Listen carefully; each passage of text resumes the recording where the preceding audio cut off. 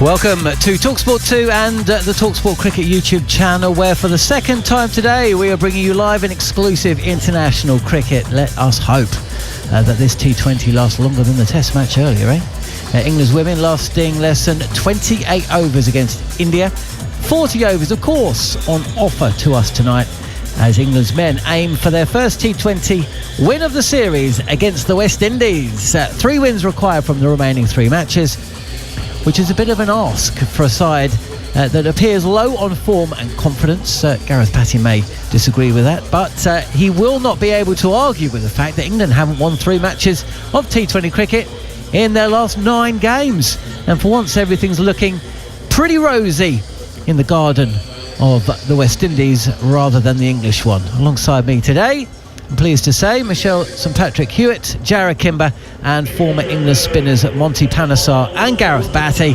Bats, I'll start with you. Melton Taff has already got in contact with us on YouTube and he says English getting spanked again. So what do England need to do today to prove Melton wrong? It's pretty simple. We need a reaction. As fans, as pundits, as anybody involved with England or cricket, you just want to see a reaction. You want to see a little bit of thought go into how we set up. Looks a little bit at the minute like we've got 11 very good players and we chuck them in the washing machine and we pull out how they're going to go about their business, who's going to bowl the first overs, who's going to bat where, and so on and so forth. I think the best teams have stability, have clarity, and I think that comes from the leadership of the group. They just need to give that clarity and just say, look lads, if we go down doing it our way. This is how we're going to go about our business. We can't play against the West Indies as they're playing at the minute on the back foot. We have to take them on.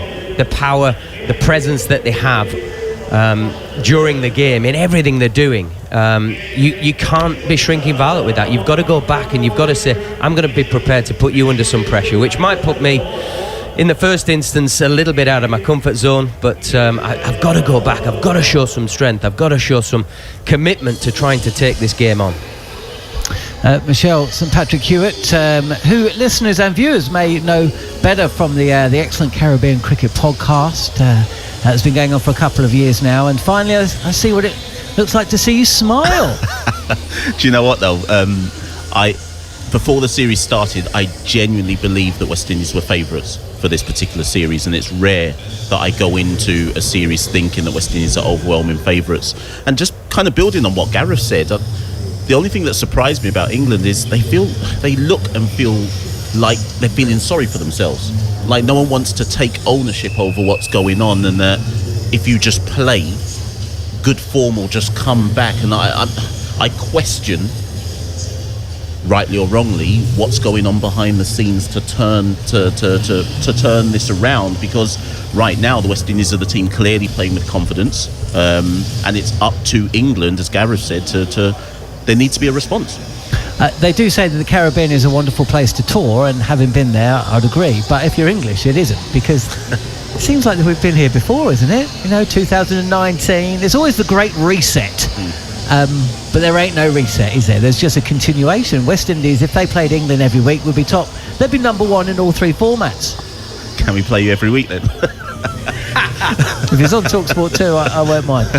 We have had the teams, we have had the toss. Let's find out exactly what's occurred. Sam Ellard is with both captains. Hi Joss, you've won the toss, going to have a chase again. What's the thought process behind that, and how are you expecting this wicket to play? Yeah, very similar to the other day. I actually think the wicket might play a little bit better. Obviously it's been a used wicket, but actually dried out and maybe feels a little bit harder. So imagine it would be a good wicket, and yeah, just to sort of capitalise on those key moments that we didn't quite nail down the other day. 2 changes today, Atkinson, Topley in for Rayan and Chris. Just tell us the thought process behind those 2 changes, and was it hard in particular maybe to leave out Rayan given how well he's gone this series, Joss? Yeah, it was. I think we were desperate to play the 2 leggies together and find out about that, and I think you can say that was a success. So that's something we've found out, which is great. Now we wanted to give exposure to Atkinson and Topley, give those guys a run. So it's nothing that the 2 guys are missing out have done, but we've got to make best use of these 5 games. Obviously, we want results and trying to win, but marry that up with finding out and giving guys exposure. And just finally, games are coming around thick and fast. Not much time in between games, but what's been the message to your players over the past 48 hours to try and turn some of those really good performances into wins, Joss? Yeah, just to recognise those key moments. When we've got the momentum, can we hold on to it for a little bit longer, keep the pressure on the opposition a bit longer, so those breaking points in the game, can we try and win those moments? Thank you as always, Joss. Cheers. And Rodman Powell's coming over, lost the toss again. Rodman, you're going to have a bat first. What would you have done if you'd won the toss? Yeah, if I won the toss, I would have bowled first, but it looks a pretty good wicket. It looks a better wicket than the last game, so hopefully it is. Any changes, and if so, why? Yeah, we have one change. Shamron Hetmeyer misses out. Rutherford comes in left-hander for left-hander. Hetmeyer been struggling just a little bit, so we decide to ease him out. Rutherford is in good form. Do you feel he's close, Hetmeyer, to maybe regaining his best form? Yeah, definitely. Sometimes when you come in the game and it not normally works out, you look back on how you prepare, and I think he's preparing well, and that is the most important thing. What would it mean to your team? Statement of intent if you win today and seal a series win over England with 2 games to play. How much confidence would that give you and your whole team? Yeah, it sends a lot of confidence through the entire team, and not just through the team, through the Caribbean. We need the Caribbean people back supporting cricket. So we're not just playing for ourselves, we're playing for the people of the Caribbean, and England is one of the best in the world, if not the best in the world. So it would be very good for us to beat them in our series. Good luck with you after the game. Thanks a lot, man. England need to win today. They need to win on Tuesday, and they need to win on Thursday to win the series. They just need to win. One man who's been very, very honest whilst they've been losing is Moeen Ali at the World Cup and here in the T20s, and he's been speaking ahead of a game. England have lost 10 of their last 14 white ball matches. They've lost 7 of their last 9 T20s, and he's been talking to TalkSport's Sam Ellard that losing, he says, is starting to become a bad habit. There's no excuse. We don't want to keep losing and say we're playing well. It's just winning is a habit, in my opinion, and so is losing. So we need to start winning. Is that what it feels like at the moment? It's just that kind of losing feel, which is kind of just going through the team in the moment. You can't shake it off. Yeah, sometimes it's a bit of belief in the side. I mean, there's been plenty of times we've been in that situation in the past and we've won. But that's the belief you have as a side, and I think we're just lacking that a little bit at the moment. And the only way to turn it around is by start winning, even if it's ugly or whatever it is. Just start winning. Yeah. Do you feel like that one win and things can then all of a sudden change very, very quickly with this England team? Well, yeah, I mean, I think it can, and we're here. We're still in the series. Obviously, it's going to be difficult now, but yeah, it's still a side that is feared, I guess. But we don't want to lose that. Where a few years ago we were really feared, and we need to get back on that, where we're just going out and taking teams on and actually just being braver, I guess, in all departments. Why do you think that's kind of gone away? Because that was, brave, fearless cricket was kind of the main reason why this team had so much success for such a long period of time. Is it almost like a confidence thing? Confidence thing. I feel a few changes which are going to happen, and I think this is quite natural, I guess. Normally, like one guy goes out and you kind of the other guy that comes in, he kind of finds his feet straight away. But I mean, we've still got like Salty's not played too much. Jaxie's come in. So there's a few changes, and it's going to happen. We're still trying to find a combination and all those kind of things for these wickets as well. Ray's come in and bowl really well generally, and I do believe it'll turn around, but we obviously need to turn it around as quick as we can. Well, they can't turn it around any later than today. Jared Kimber and Monty Panos are alongside me here for this one. Hello again, Jared. It's been a long day for you. It's been an incredible day for me. Thank you for booking me on a 24-hour rolling commentary cycle. I barely got warmed up this morning. I barely worked out who I was on with, and the game was over. It was remarkable how quickly the England women fell apart, especially against the seam bowlers as well. Like, you expected the spin. It was the quicks that went through them. Yeah, for those of you unaware, TalkSport 2 is proud to have broadcast momentarily international cricket involving England women for the first time. They played India women in a test match, and they lasted 28 overs. Yeah, less than 28 overs in second innings. So thanks for that. Well, I mean, it was more than a full session, but put it this way, they didn't make it to lunch is the best way of putting it. So look, that was great, and obviously, TalkSport are going to be doing a lot more of that. It was my first chance to commentate on a women's test match, so I was really excited for all 2 hours and 22 minutes. Brilliant stuff. Well, look, it didn't go your way, but that's Test cricket, isn't it? That's this sport. There's not much you can do about it. Attention, though, turning to a T20. England 2-0 down, of course. And on the face of it, England have made 2 changes today, with Atkinson and Topley coming in. Ahmed missing out. And another name that's momentarily escaped me, Chris Wokes, of course. Monty Panesar, before the first two T20s, certainly it didn't look like England's balance. The balance of the side looked quite right. Do you think that the balance looks slightly more understandable today? Well, I think it's an opportunity to experiment, just to see what the perfect balance is, especially in 6 months' time when the World Cup, happens in the West Indies and America. So I think they're doing the right thing. I think they, having Liam Livingstone going at 4. They started with Sam Curran at 4 as well. So they've got a opportunity to chop and change and see what's the best combination with England at the moment. So with Moeen Ali opening up as well. Yep, it's a little bit of spin. Ahmed doesn't play today. But Moeen Ali does, and immediate turn for the off spinner into Brandon King. England opened up with Moeen Ali in that second at T20. He bowled the first and the third overs, and they're seeking to replicate that. It did kind of go their way actually at the start of the innings. Tossed up again, and King's fortunate, tries to open up his body and smash this over the covers. Thick outside edge, doesn't go too far to the left of point. He'll pick up a boundary in the early stages of this over.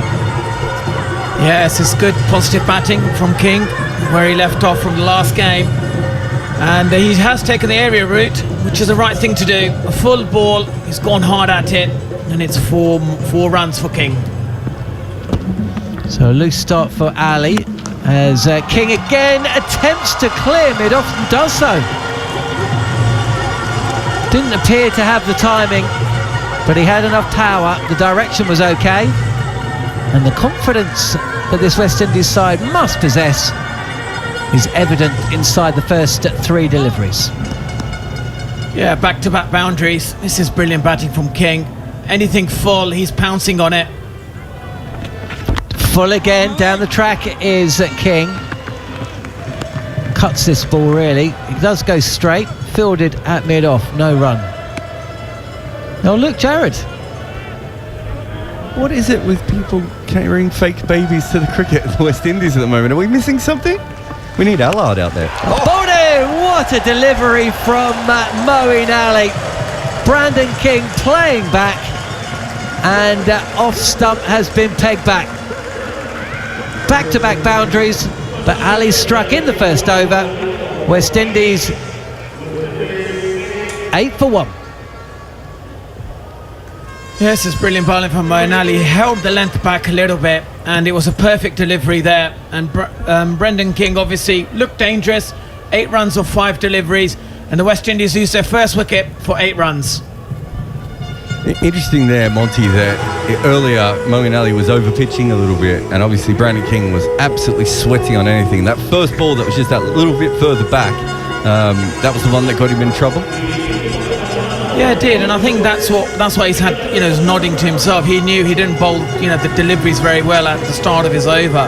That's the length he needs to bowl straight away, and it's good that he's, able to adjust quickly, because someone like, Puran, who's very dangerous, you've got to be on it straight away. I think we thought the other game that Puran came in as a matchup player, but they've got him at 3 again, and that was the right-hander that went out this time. So yeah, and maybe they've just decided to bring him up the order. Well, and he was down at 4 for the second match in a row. So interesting. It didn't pay off. It didn't work out for West Indies, did it? When they pushed him up the order last time around, he just made 5. Yeah, it's very rare for him to be in this early in a limited overs game.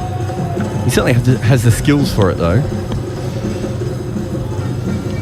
Final ball of Moeen Ali's first over, and Puran is forward, smothers a spin, and a decent over and a decent start for England, who of course need to win today to keep this series alive. 8 runs coming from it, back-to-back boundaries to balls 2 and 3, but a wicket as well. There was another moment as well. King hit the ball to Sam Curran at mid-off. Did you not think there was a single there? See, he did. I just assumed that he would have gone through for the run, but he didn't. And of course, he was out the very next ball. I've been watching the women's cricket and looking at the stats of how often they get run out. I think people run too much.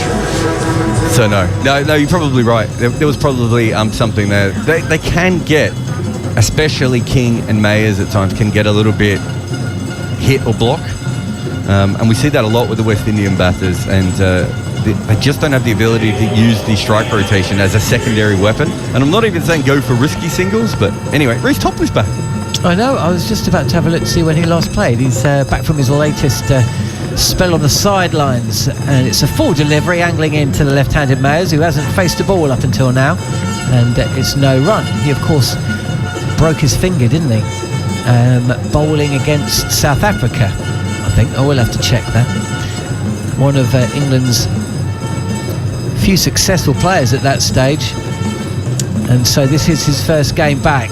50 over cricket for the World Cup, this being a T20. He sat out the first 2 matches, but he is in, left arm over the wicket, and a little bit of bounce there. Myers looks a little bit uncomfortable playing this with a cross-batted shot, but it's no run.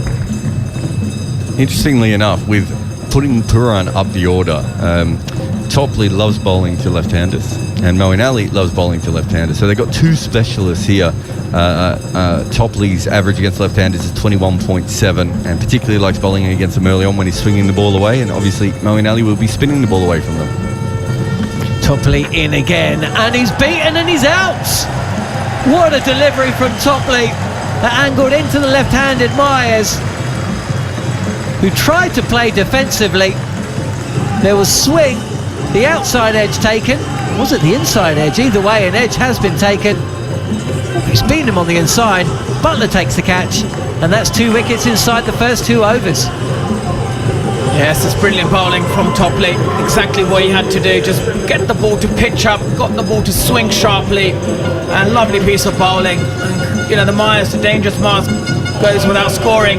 West Indies use their 2nd wicket for 8 runs. Brilliant start for England.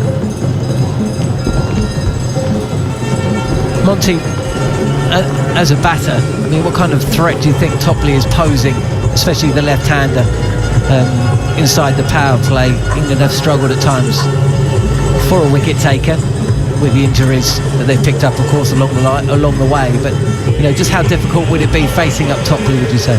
Yeah, look, I think what Topley does, because he's such a high arm bowler, that sort of good length delivery, he's going to get the ball to bounce a bit more, get a bit more of a nip on it, like we just saw there. So that's the the threat he imposes with the new delivery. So I think he is going to be a challenge for the West Indies batsmen who haven't actually faced much of him. So it's good to see him, because if he can bowl really well here, he'll be one of them. We'll be thinking, for the World Cup, should he open the bowling in 6 months' time? Okay, so 2 batters yet to get off the mark. Shai Hope, who was down at 3, is coming at 4. Pooran, who was down at 4, is coming at 3. Either way, it doesn't make a great deal of difference. But Topley, on his return to the side, with an immediate breakthrough. This is Fuller, and pushed up to Sam Curran, who fields to the left at mid-off. There is a shot at the stumps at the non-striker's end, but Pooran had been sent back.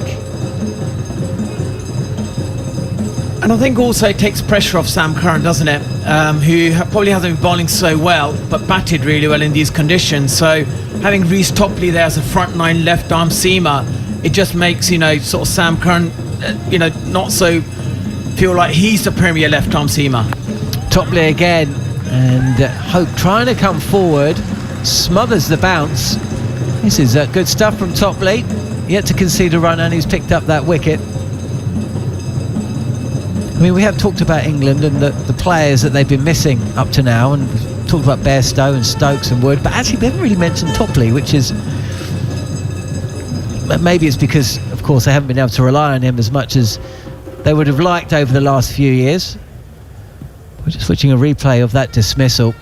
And I was trying to play that to leg, and really was a peach of a delivery. There will be runs at the back end of the over, though. Shai Hope just playing this nicely. Phil Salt at the boundary at deep square leg. 2 overs done here on TalkSport 2 via the TalkSport Cricket YouTube channel, and the West Indies 10 for 2. Yeah, I think it was quite noticeable in 50 over World Cup, wasn't it? That when Topley came in, he just looked like the adult in the room with a bunch of part-timers, which is a bit unfair to Wokes and Curran, but they weren't in the best of form at that stage. But certainly when Topley came in, he just looked a different class, and I do think it's a big problem, them not having to rely on him. But he also needs the new ball, and so when does Sam Curran bowl in that kind of situation, especially now they've gone with Moeen early on, which has already worked. So I'm assuming Moeen's going to bowl another over. Well, I'm waiting to see. Well, Moeen bowled, and he will be, yeah. Moeen bowled over number 3 in the second T20. And, of course, he picked up a wicket today already. This is given plenty of flight from Moeen, who's coming round the wicket to Nicholas Pooran, who comes forward and just pushes this comfortably enough through the covers to get off the mark. 11 for 2. England, of course, coming in today with Mills, Curran and Topley, which couldn't have happened too often. I do remember recently there was a tour when they took, I think, 4 or 5 left-armers, didn't they? The one to the West Indies and also the Netherlands, they did the same thing, didn't they? Netherlands, yeah, that's it. I think they might have had, did they have 5? Yeah, they're finding them at bus stops, bringing them over. It was incredible. I remember saying that on air, Neil Manthorpe going, but of course they're all there for their skill. And I was like, yeah, but I think when you pick 5 of them, Manners, you're just trying to see which ones are the best and second best and third best. I don't think it's really about... And fourth best and fifth best. And the bloke at home who didn't get picked, he's the really...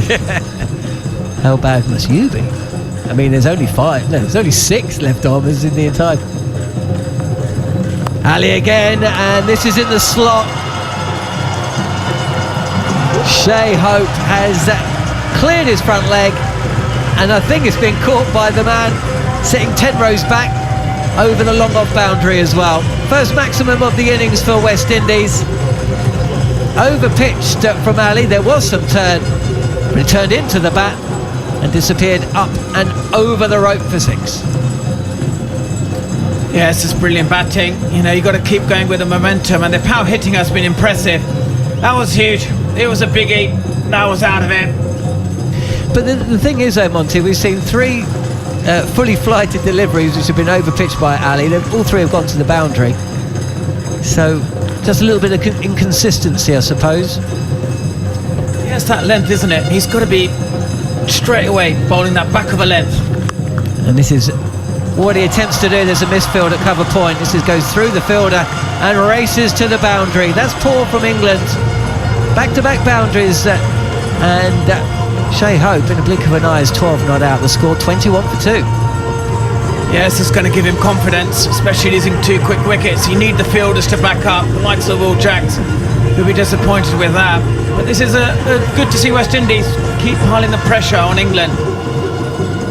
And Moeen Ali himself, obviously, you know, he's just going to try and see if he can just either get him off strike or not get that length too far. Because these West Indies, they pounce on it. Here's Ali again, and once again it's full delivery, but a fraction wider this time. Shai Hope tries to pierce the field on the offside. There's 4 men on the circle, can't get through. Down the track this time, Hope. There's big turn, isn't there? Big turn. This wraps Hope on the hip, upper thigh possibly.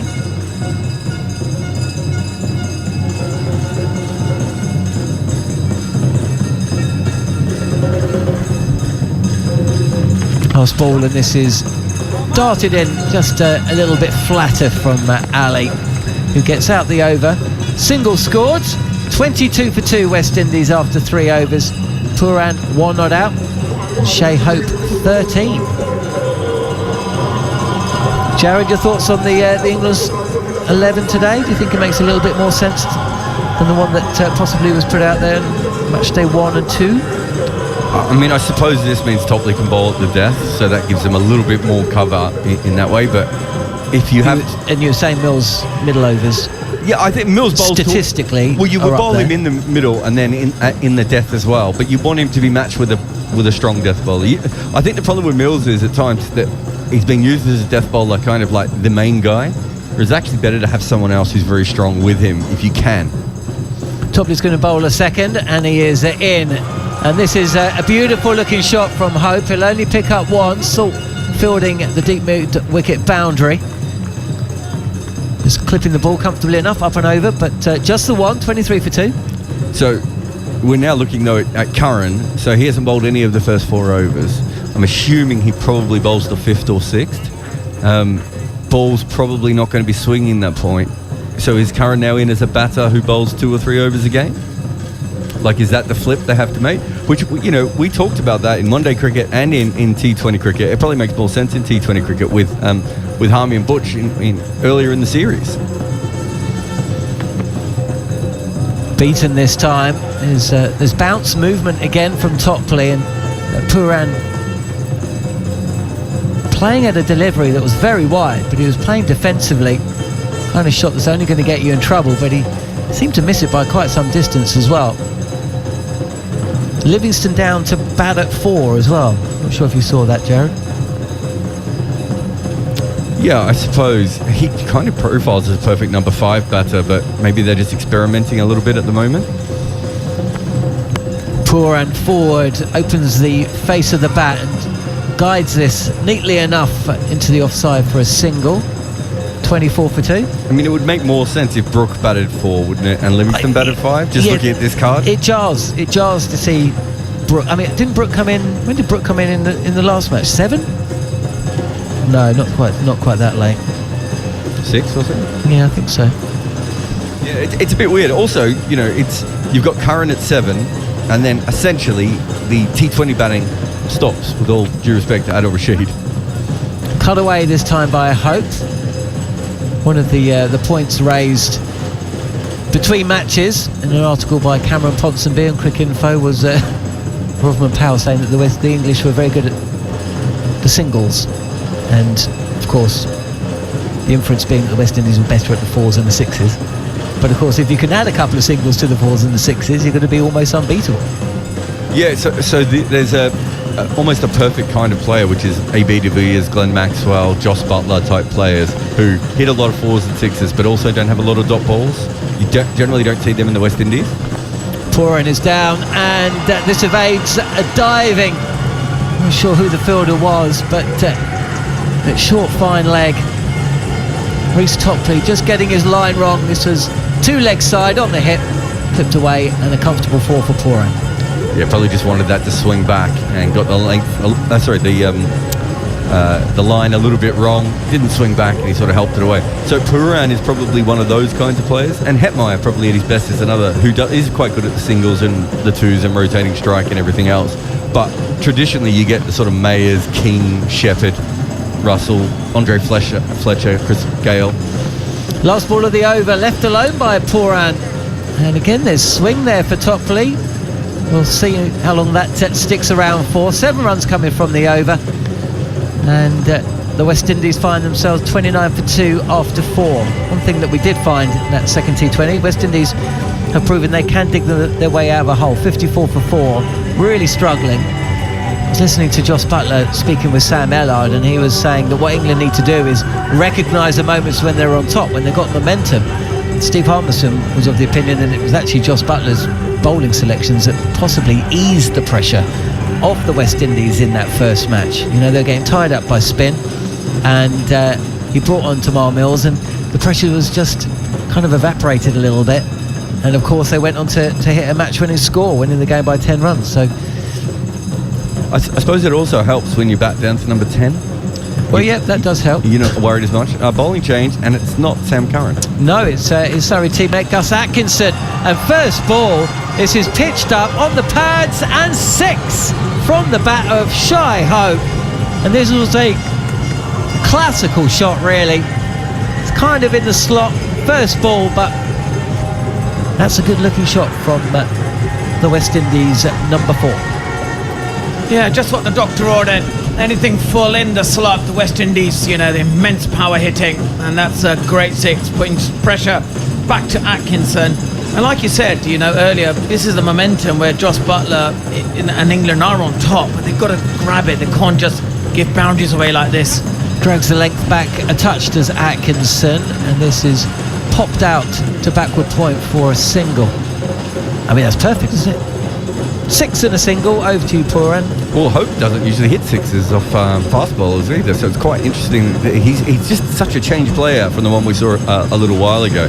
But the fact that Atkinson's come on before Curran while the ball's still swinging would suggest another micro mistake by Joss Butler, because why would you just not give the ball to the guy who can swing it? I mean, Atkinson's bowling cross seam. He's just going to damage the ball. It's just going to stop swinging quicker. So I don't really understand the point there. Well, Gareth Batty will be with us shortly. Maybe he can give us an idea. As Puran it is this time, he will pick up a 4 over the shoulder of Moeen Ali. That mid-on wasn't as graceful a shot as what we saw from Shea Hope, but with the fielders up inside the circle, limited risk really. And this is an expensive start for Atkinson. Yeah, it is indeed, and I think they've done the right thing here. They're targeting Atkinson here, and again. He's gone again. It's Puran. We know how strong he is on the leg side.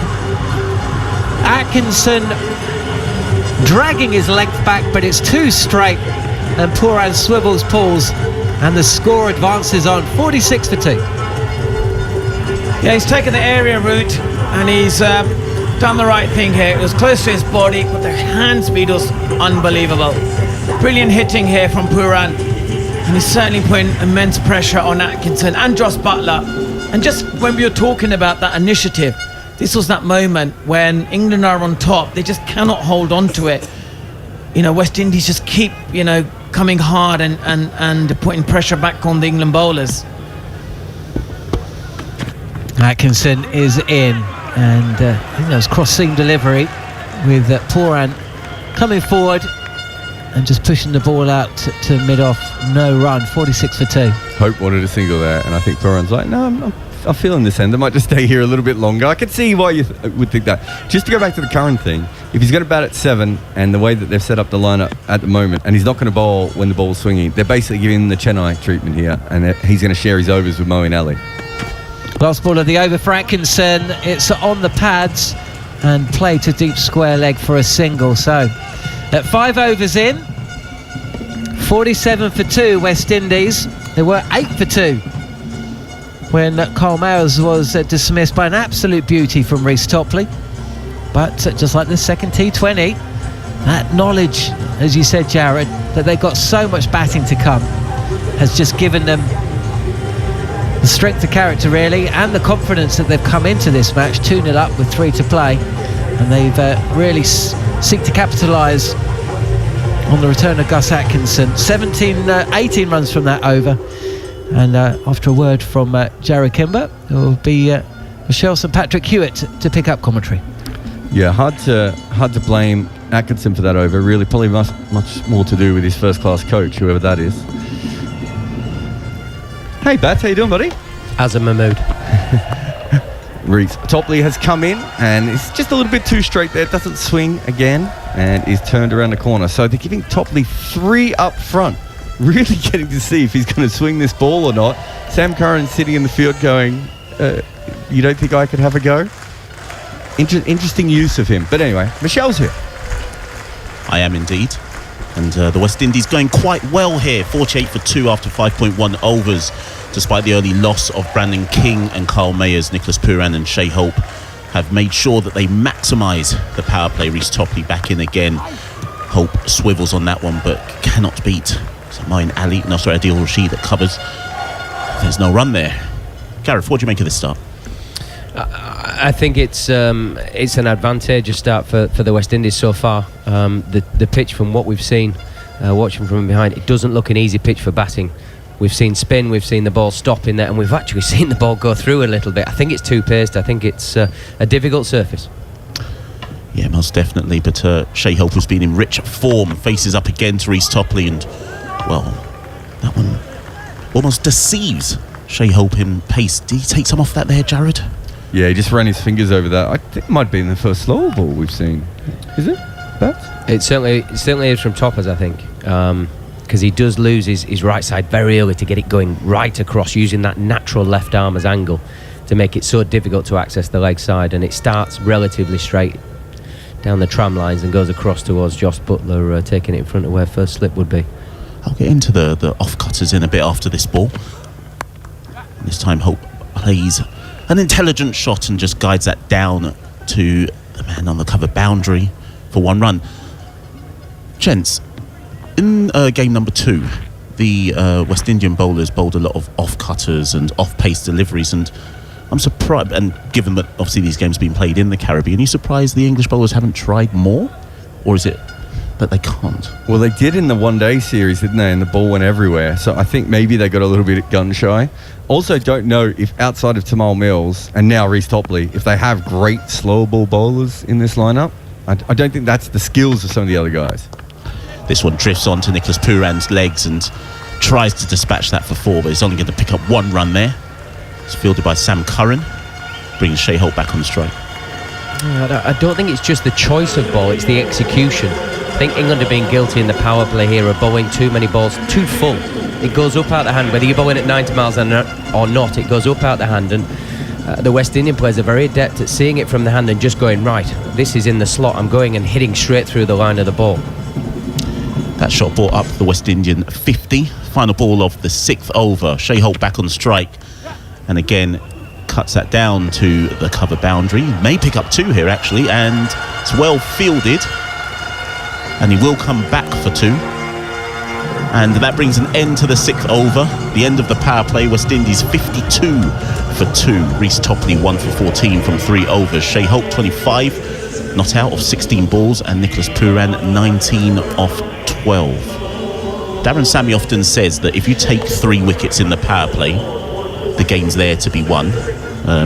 Who's on top here, if it's possible to say after 6 overs? I think Jarrod was about to say what I'm about to say. I think if you take 3 wickets in the power play, it's something like 85% chance of winning. It changes every time someone says it, but yeah, it's high, between 68 and 75 or something like that. Which that's what I found. What I was going to say is the Atkinson over was the interesting one, because they'd lost the 2 wickets and they just kept whacking it, where they didn't really have to.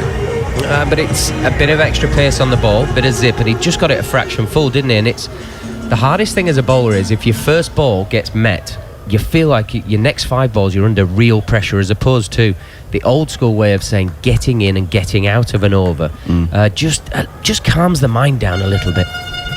It'll be Liam Livingstone to take the first over after the power play. Has him down as a right arm off break bowler, but let's see what Livingstone. He usually bowls leg spin, but he's got a left-hander here. He'll definitely bowl off spin to the left-hander, and I don't think Pooran will give him much respect. Well, lives by the sword, dies by the sword, Nicholas Pooran.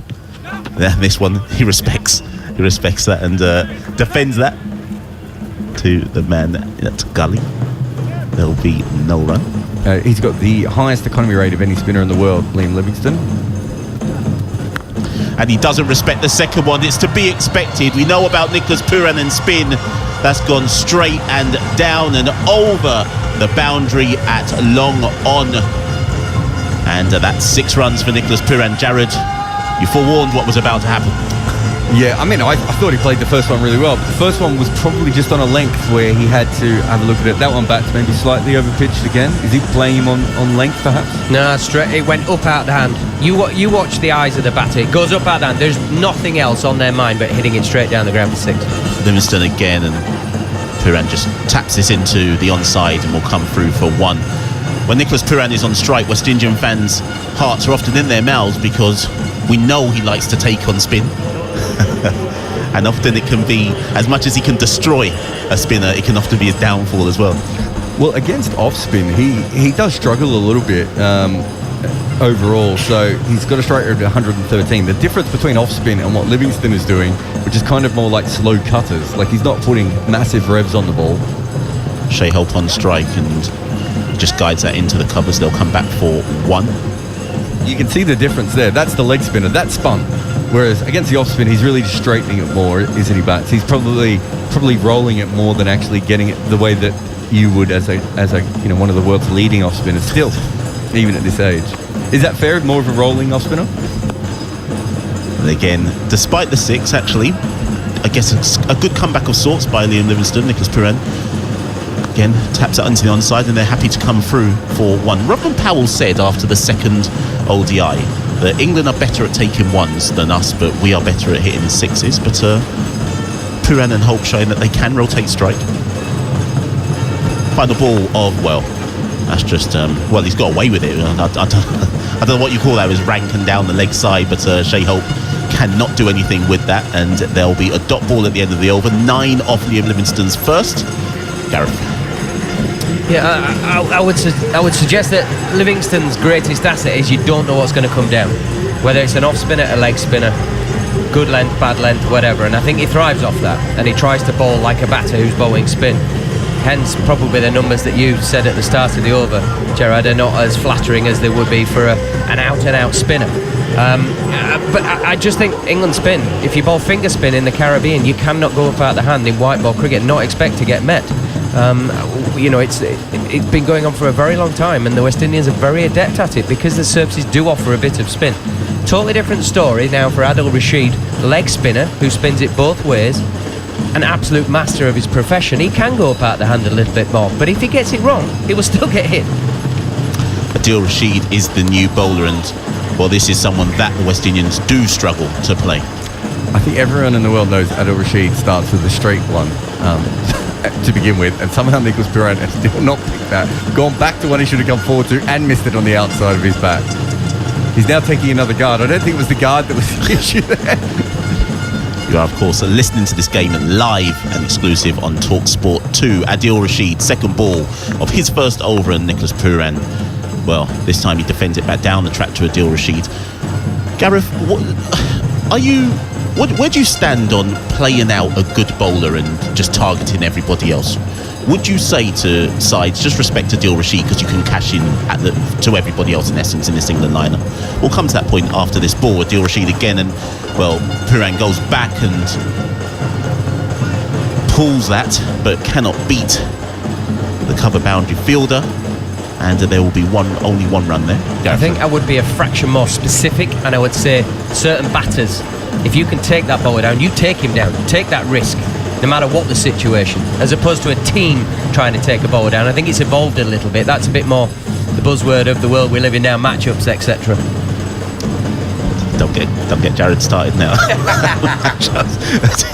Adil Rashid, and Shea Hope does take on Adil Rashid down on one knee, but he doesn't beat the fielders. Phil Salt, who's there at the long off boundary, doesn't beat Phil Salt, and Adil Rashid possibly predictably has struck in his first over. Shea Hope has to go for 26, and England have a crucial wicket here.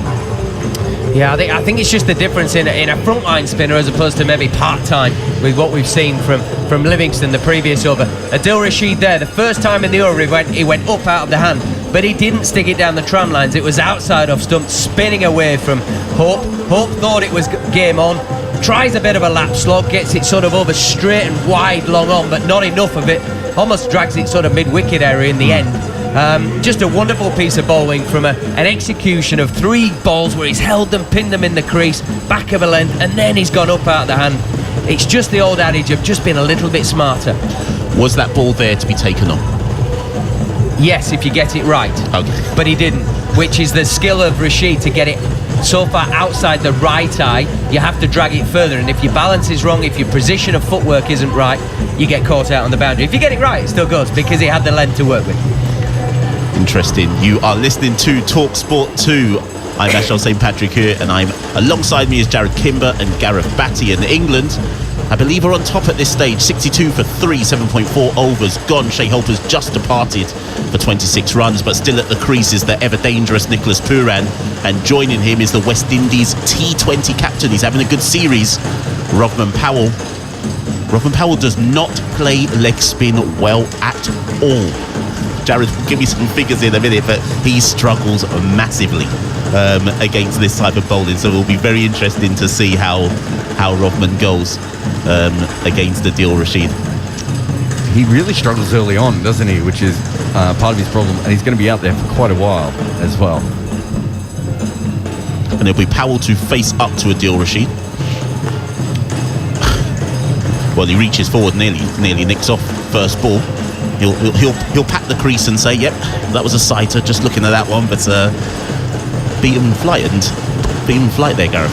Yeah, I think Rashid, you could see him at the end of his mark. He's marshalling his field. He gets to slip in for the first ball.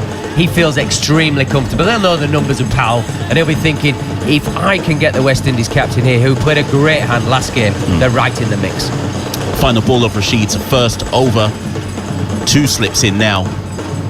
And, well, Robin Powell rocks back. Almost tries to blast that down the ground. Doesn't catch it. Adil Rashid fields off his own bowling.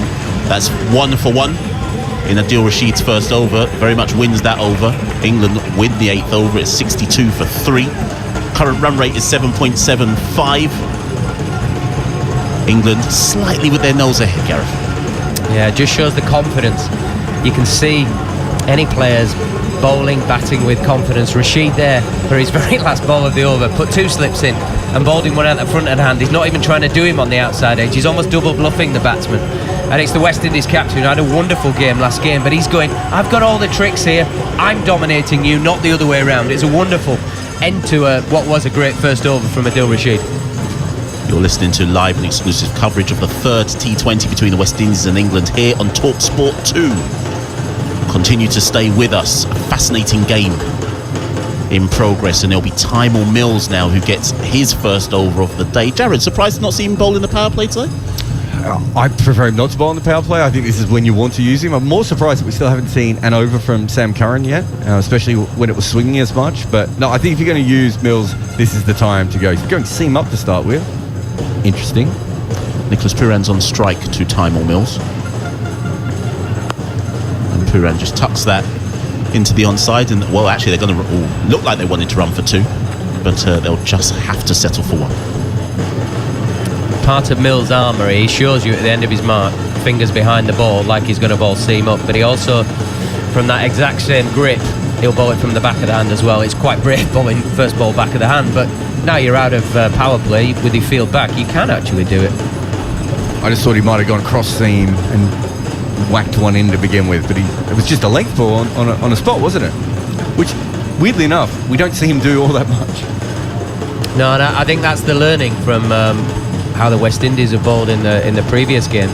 They've been crossing, they've been slower balls, as we touched on earlier. England have gone a bit more traditional seam up with then a real extreme slower ball. Mills to bowl to Powell for the first time, and again, similar to the previous ball, Powell just tucks that into onside. This time they will come back for 2. It's good running by the West Indians. A lot of fielders on the bat, well, not a lot on the boundary, but he managed to bisect the mid-wicket region. And there's the mid-wicket boundary runner who has to run him. Just proving his own point that West Indians aren't very good at running between the wickets. I mean, to be fair, Robin Powell, Nicholas Pooran, even Hetmeyer, Shai Hope, they're all actually pretty good strike rotators. It's a weird team to say that about. We've seen some teams where no one can rotate the strike for the West Indies. This isn't really it. I think it's just been such a stark contrast between England that it's a talking point that has developed in this series. Mills again, 2 Robin Powell, who took 2 from that previous ball, and this time Powell rocks and pulls for 4. There's no one going to stop that one. I'm hoping it was 4 and not 6, because I lost track of that ball completely, but it is for 4. Rodman Powell with absolute ease just rocks back and dispatched over square leg, making Mills look pedestrian in pace. I love watching this fella bat. I wish he played more cricket in more formats, because I think he's a wonderful, wonderful talent. And is this his time in his career where he actually starts fulfilling that talent and putting it into the numbers that we all recognise as being wonderful players? I'll definitely touch on that point, but I'm just going to query what happened with that 3rd ball. But in the meantime, Tymor Mills back into Robin Powell. And, well, this time he's rocked back again, pulled this up in the air, and oh, well, hold on a minute there. Looked like he'd gone for 6. So that's Gus Atkinson. Now, Gus Atkinson has managed to pull the ball back in whilst in the air. I think his feet were on the rope, but it's hard to tell. The camera was looking into the crowd. So Gus Atkinson has leapt, not touched the ropes, caught it two-handed, pushed it. Oh, it's fantastic. It's fantastic fielding. He's managed to catch it over the boundary rope. As he's leapt, he's over the boundary rope, parried it. It's a goalkeeper save and parry, and he's pushed it back in before coming back down on the rope again. And what I thought was a 6 was actually, well, they ran 1. Incredible bit of fielding from Gus Atkinson. He wouldn't have enjoyed that because he thinks he's a bit too cool for school sometimes, and he landed a bit awkward. It saved 2 runs. It was wonderful. I can't believe they ran 1 in that time. I still don't understand how they ran a 2 on the other one that we thought was a 4, and now he's run 1 when they had time to run 2. Something bizarre is going on with the score. Mills into Pooran. Slower ball, and Pooran has to wait on that one. Slaps it down to long on for 1 run. So just to clarify for those listening, the third ball which we thought Powell had pulled for 4, certainly the cameras thought Powell had pulled it for 4, appears was only for 2. I mean, he timed that one so well. I don't know how they only managed to get 2 off it. But anyway, there's a weird pattern to this over. But Mills bowling well again. I think this is why he's better suited to the middle. He can experiment a little bit more, try some different tricks. Could have almost got a wicket as well. Final ball of Time Mills' first over. Robin Powell on strike, and he's lost his line there. Full toss wide. And Powell just leans into that and smashes that for 4. The first poor ball really of that over, and he gets treatment. Yeah, it's a back of the hand slower ball by Mills. I actually think he's tried to go wide hole because he's around the wicket. He's trying to keep it out on that wide line. But wow, Powell, what a shot this is. He's kind of gone across his stumps a little bit, but he's held a beautiful sort of extra cover drive with absolute power, grace, skill. This fellow, when he gets it right, there is not many people better to watch. I don't actually think Mills has got it too wrong there. Possibly just a little bit in the length. It was a fraction full as opposed to being a fraction shorter. But had it been shorter, he's probably continued the shot, and it ends up on a cruise ship that we see in the background. He's playing so well. It's a wonderful cricket shot. Just wanted to talk about Adil Rashid before. So Nicholas Pooran against leg spin in his career averages just under 50, scoring at 9.5 runs and over. So he's pretty handy bats. Against Adil Rashid, he averages 15, scoring at 5 runs and over. Interesting. He doesn't like the slider.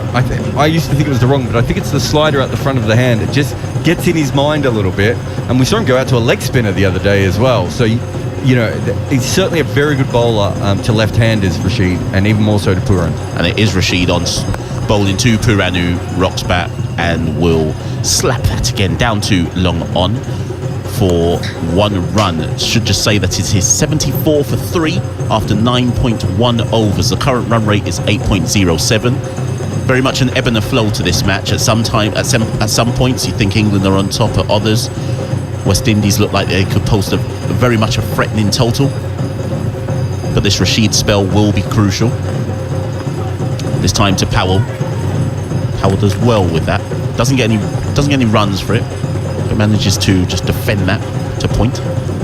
Yeah, you can tell ideally he's 1 confident and 2 bowling well. He's getting that nice in drift now, and he squares up Powell on that one, thick outside edge to backward point. I am predicting that Powell will struggle to survive this spell, and he and as I say that, Powell goes with a big heave hole at the inside edge, takes it just past his leg stump, and he'll run through for 1 grateful run to get himself off strike. Adil very much on top of his game here. On the second ODI, I believe he went for 1 for 11 in his 4 overs. I'll have to double check my numbers and my figures, but he had a fantastic spell. In the second ODI, second T20, Nicholas Pooran back on strike, and he tucks that into the onside for 1 run. Yeah, I think with Robin Powell, he's definitely improved against spin, because when we first saw him play MASH, he couldn't actually hit it at all. Yeah, he couldn't at all. He's averaging around 20 against leg spin at the moment. 42% of his runs are from sixes, which is, it shows you the way he goes about it. But he is one of the best players in the world against the left arm seam, which we also saw last over. He's certainly a much better player of seam than he is spin. Rashid to Powell. Each ball looks like an over, and Powell decides to take him on down on 1 knee, and well, that's just a good shot. He's picked it down on 1 knee, and he beats the mid-wicket boundary rider for 4 runs. Yeah, I think this is the thing with a player like Powell. I think it's just a wideish sort of square spin leg spinner. It could have been a top spinner wrong, but I don't think it was. I'm not entirely sure from the camera angles we're getting, but he drops down to a knee. It's kind of that lap slog again. Goes to his favourite power shot and smacks it hard through that straight mid-wicket region. Final ball of the 10th over. Adil Rashid to Robin Powell. Bit full there from Adil Rashid, and Robin Powell's easily taps that down to long on for 1 run, and that will bring an end, and a drinks break. He'll bring an end to the 10th over. West Indies are 81 for 3. Nicholas Pooran 32 of 23 balls. Rodman Powell 15 of 10. I know you guys are going to go, but I'll fill the air while you change seats. But I was just going to say that both of these batters have a weakness against off spin, and so I think if Owen Morgan was the captain now, Moeen Ali would be bowling.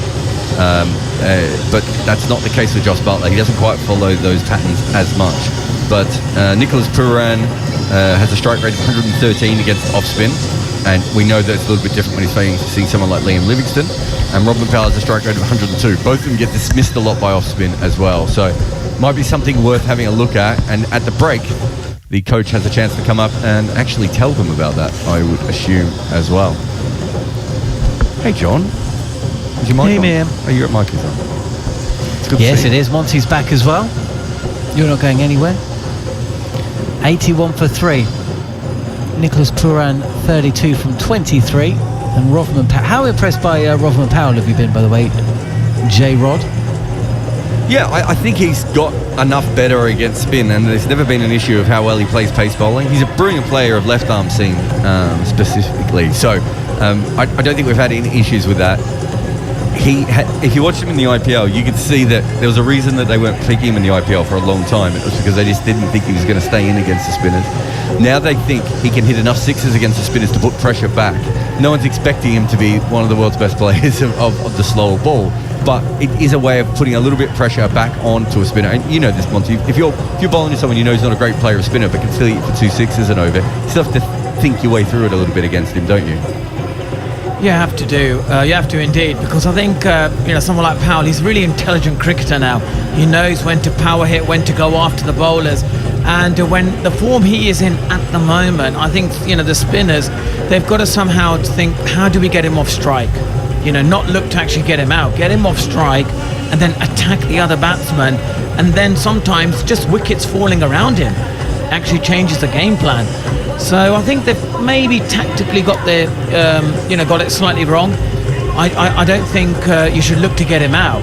I think you should look to bowl sort of defensively and think, right, let's just give him one and see how how Pooran or the others come in bat, because the power hitting he has at the moment, jeez, he is batting really, really well at the moment, and it's intelligent, it's with force, strength.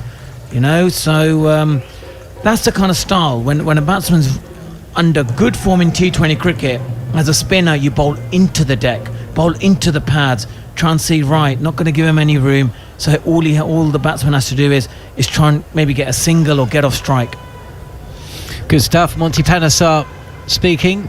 We've heard from Gareth Batty, Jarrod Kimber alongside myself, John Norman. It's Rodman Powell facing up, and Gus Atkinson's going to bowl his second over. He's dug it in, and Rodman Powell said, thank you very much. He has dispatched that over square leg for 6. 87 for 3. Yeah, this was short, anything into his body, and that just went like a tracer bullet. It was in the air, and that's his beautiful hitting.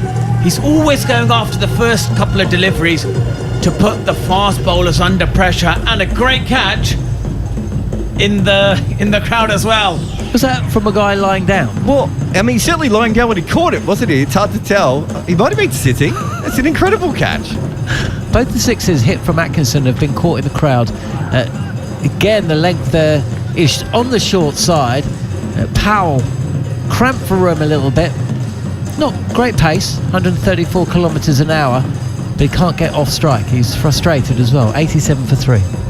So England keep deciding that Atkinson is like a new Plunkett type of bowler, and they keep using him in the middle. But if you look at when he bowls in T20 games, generally when he's playing for Surrey, it's at the start and it's at the end. It's interesting that they're trying to create him into something he isn't. Well, he's not as fast as what we've seen at times either. This is speared into the pads. Powell does get off strike at 1 run, 88 for 3.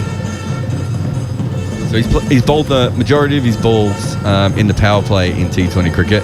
Bowls a little bit at the death. and he, hasn't been particularly good in the middle. In fact, he has a higher runs per over in the middle than he does in the power play, but he can take wickets there, but he just hasn't spent as much time. It's interesting that they've decided that this is definitely the role for him. I suppose they have so many new ball bowlers in the team. Short again, and Pooran this time seizes upon the length. It's no great pace, that's the problem.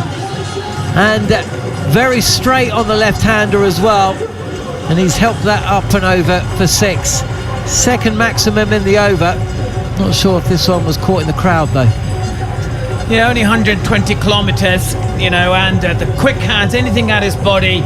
This was brilliant hitting, and that's what they're really good at, the West Indian batsmen. Already 6 sixes, and that was a biggie. Atkinson is in and gets away with one, which is on the pads of Pooran. Big swing of the bat, but he misses. Comes through for a leg bye. Camera picks up Sam Curran, who still hasn't bowled.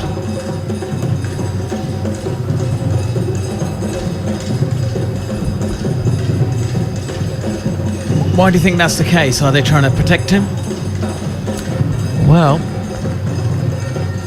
I think we're all a little surprised that he hasn't bowled. I think that we were feeling that he should really have bowled in the power play. Certainly when the ball was swinging in the first 4 or 5 overs. Yorker length from Atkinson, and Powell wants 2 here. He's going to have to dash, but the throw isn't brilliant from mid-wicket, and he comes through comfortably. So 16 runs from Gus Atkinson's second over, 33 runs from the 2, and that's not playing out the way that England would have wanted. Powell 24, Pooran 38. Decent partnership this. For the second T20 in a row, West Indies were in trouble. 8 for 2. Match day 2, they were 54 for 4, but they do bat deep. Hussain down to come in at 10, and England will remember Bridgetown last year. He can bat for sure.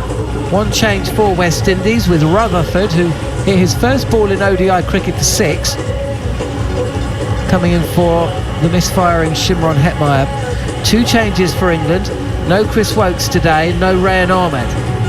Reece Topley playing his first game since picking up that unfortunate finger injury against South Africa in the World Cup.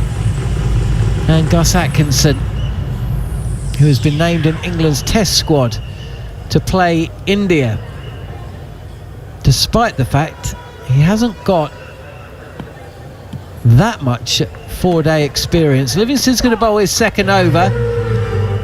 This is on the pads of Pooran, who will take 1 run, and he moves to 39. The score 98 for 3. We're in the 12th over, and we've had plenty of chat on the chat facility on YouTube, and there's a lot of West Indies fans who do not think that England will be able to chase down anything over 170. I think they take 170 from here. Do you want some stats on the sixes? Yeah. Thought you might. England in the last 2 years of T20 cricket have hit a 6 every 18 balls, and West Indies is every 13 balls. What about 4s? I didn't look that up yet. Tossed up by Livingston, and that's in Rodman Powell's arc. He's smashed this. This has got miles over long on. 100 up for the Windies. They're 104 for 3 in the 12th. What about 4s, John? What about 4s? I mean, that was a 9, wasn't it? Well, the reason I ask is because Gary Morgan, our scorer, did send through some stats looking at the power play. I'll get them in a second. And whilst the West Indies in the power play in this series have outscored England on the 6 count, 8 sixes to England's 3, they've again is tossed up by Livingston. Well, he doesn't learn. This has gone even further by Rodman Powell. That is a massive 6. No catching that. That's hit the roof. Yeah, that's huge. This is impressive batting, and you can see this is absolutely poor bowling. Someone like him, you shouldn't be bowling like this. And it's 105 metres as well. Into the deck, get him off strike. you can't be throwing the ball up. You shouldn't be looking to take wickets. It's about, bowling defensively because of the form that Powell's in. This is impressive batting. The strike rate he's at the moment is over 200, and as a captain, he is really, really. Well, again, it's tossed up, but there is turn. Attempted cut shot, but there's too much turn, and Livingston will have to play that bowl that one again. Yeah, as a captain, he's really, thriving. Again, this is turn, and again it's a wide. Problems starting to mount now for England. 112 for 3, and Windies are going at 10 and over. Yeah, they are indeed, and I think this is where Liam Livingstone needs to find a way of. This is at width again, and Powell is throwing his bat big top edge, which does go over the covers but bounces safely enough. 113 for 3, and that's the partnership. That's the 50-run partnership as well. Yeah, they've been batting really well, but they've been getting balls in the slot as well, and with the impressive 6 hitting, going to keep going round the wicket this time, and Pooran will take a single. He moves to 40. Powell 37 from 17. So just looking at the fours, so England hit a 4 every 8.2 balls, and the West Indies is every 10.4 balls. So they're still well ahead when it comes to boundaries overall. Width again, and Livingstone is trying to hide the ball, really. He doesn't want it anywhere near the swinging arc of Rovman Powell, but it's still a risky tactic. Gets away with it though. 3 singles to end an expensive over. Windies 115 for 3 from 12. Love how quickly he picked up his cap there and walked off. As if to say, I'm not bowling another over, I can tell you that. So England, a boundary every 8.2 balls. Australia, South Africa and India all around 7.5 balls. So they're the elite teams when it comes to fours. West Indies, as I said, a 6 every 12 balls. Bangladesh, a 6 every 28 balls. And Namibia hit a 6 every 29 balls and a 4 every 10 balls. And if you've ever seen Namibia play, you'll know that there's almost no boundaries all the way through until David Visa comes in at the end and suddenly they get a couple.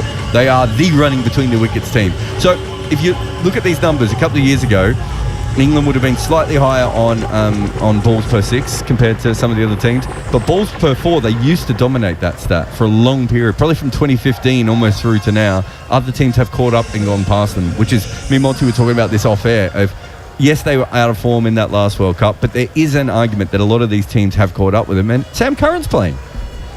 34 runs from the last 2 overs. Jos Buttler calls upon Sam Curran. And he's in left arm over the wicket, and this is pushed by Powell into the covers for a single. So Sam Curran brought into the attack for the 13th over. Now Atkinson has been very expensive. Livingstone's last over equally so. We've got 1 over left from Reece Topley, 3 still to come from Tamar Mills. So if you look at this, it feels like they decided that today Sam Curran would be break case in case of emergency. I got that wrong, but you knew where I was going with it, John. Yep, I've got you. Yeah, and that's exactly what's happened, right? I don't think they were planning on bowling him by the look of this lineup so far, and it's just got to the point where they're not really feeling that comfortable with anyone who isn't Adil Rashid at the moment. Will you imagine possibly Topley and Mills to bowl the final 3? As this is a glorious shot actually from Pooran. We know he's leg side dominant, but this is on a 6th or 7th stump line.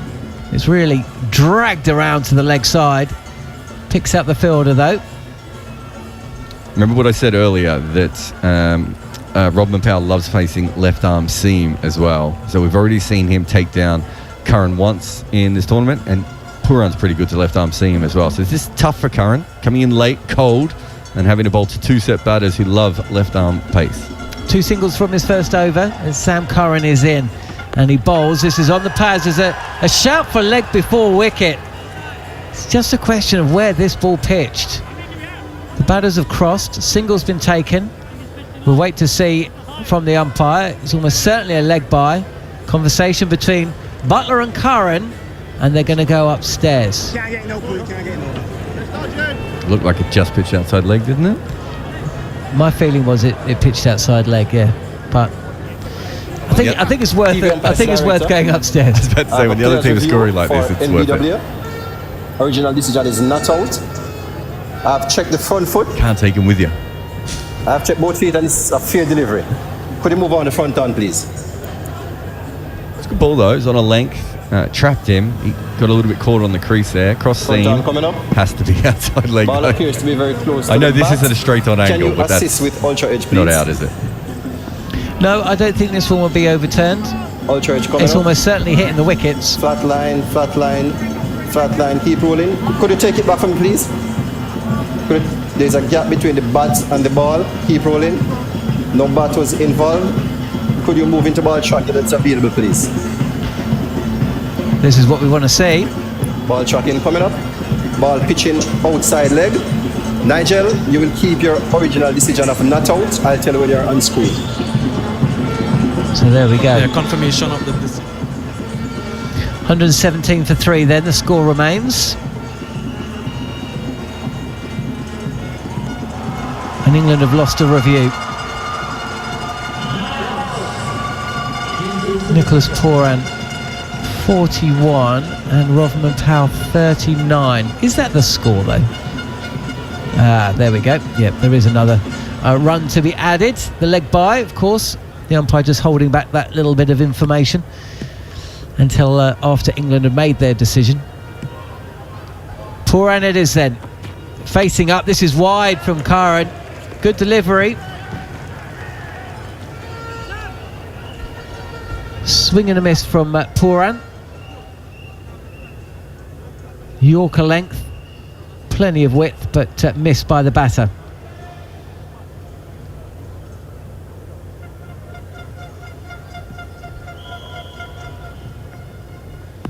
I can hear Gareth Batty and Michelle St Patrick Hewitt just discussing the bowling order off mic, so it'll be fascinating to see us wide, and we'll have to be bowled again this time by Curran.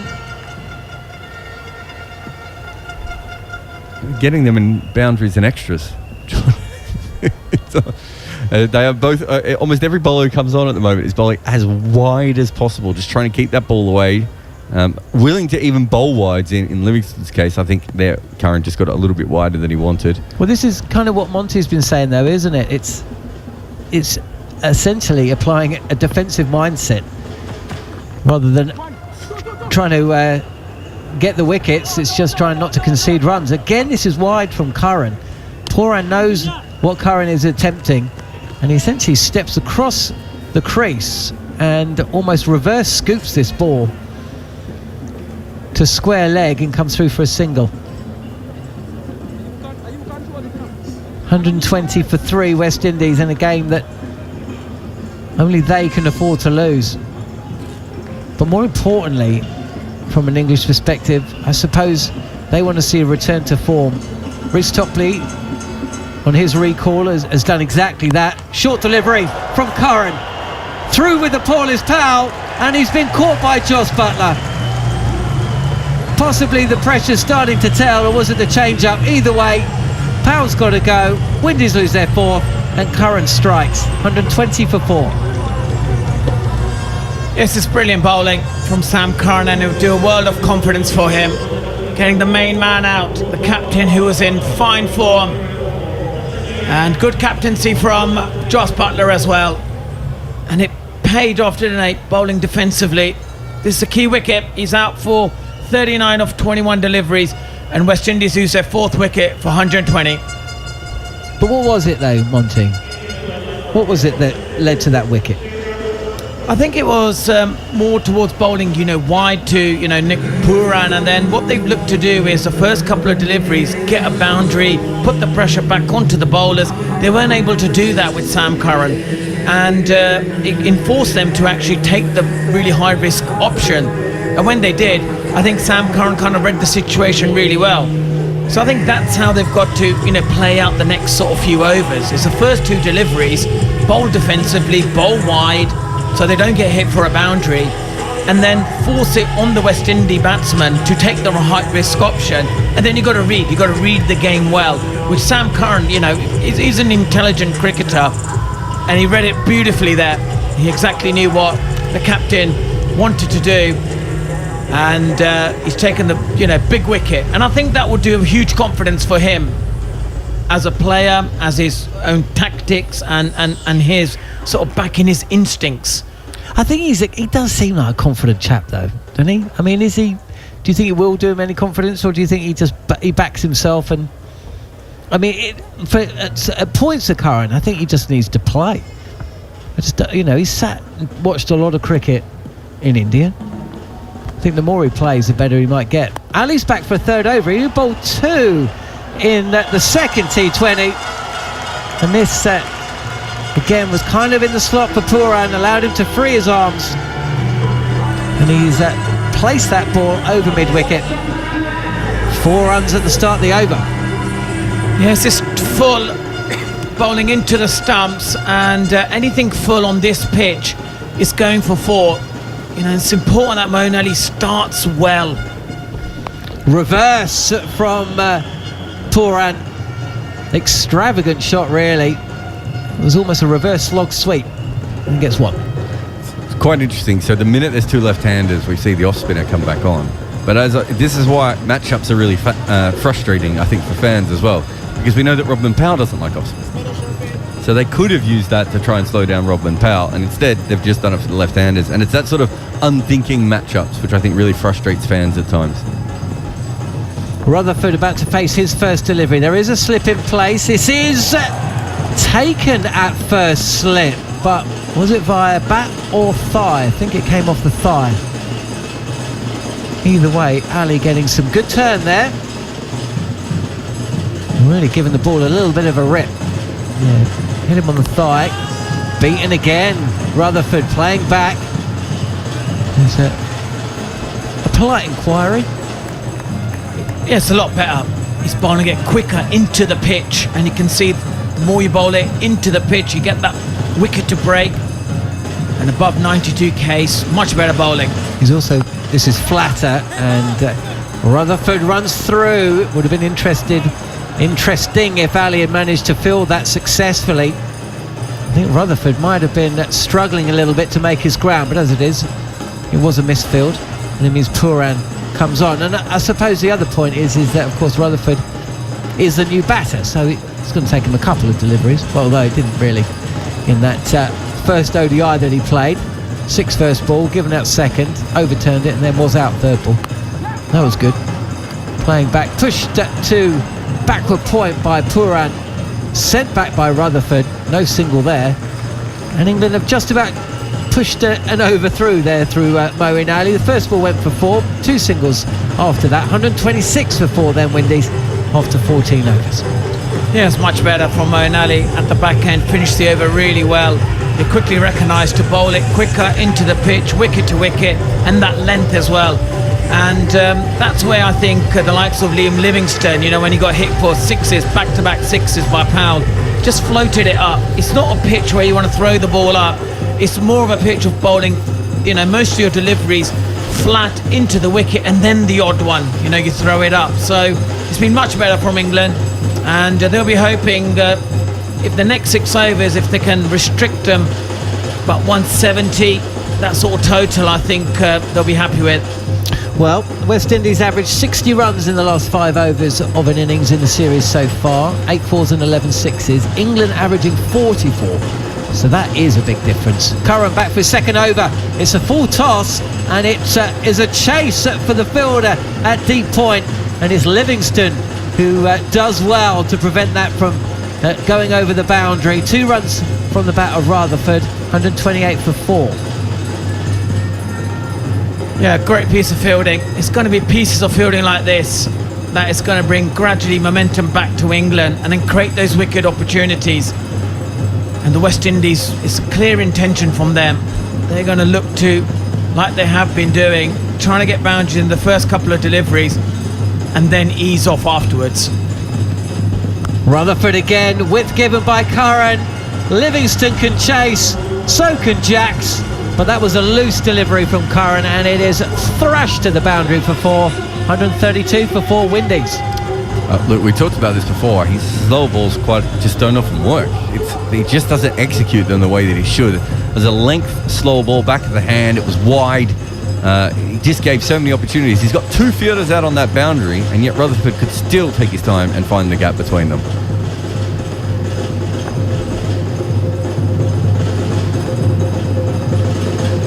Rutherford readies himself. Little movement to the offside, but this is a good Yorker from Curran. Single taken though, so 7 runs from the over. Rutherford off strike, and Pooran back on, 3 shy of 50.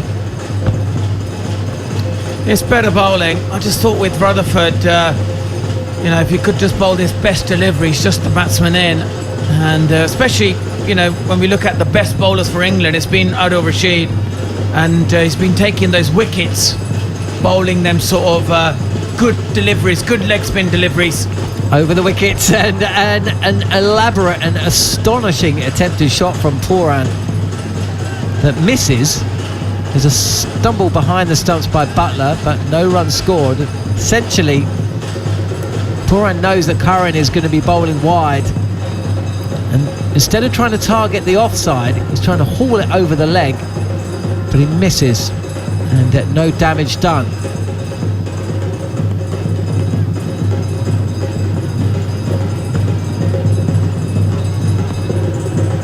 How many has Rashid bowled today? Wide and left alone, dragged down by Curran. 134 for 4. He's just been a little bit predictable here, isn't he? Bowling wide, the slower deliveries. And with Rashid, still 2 to go.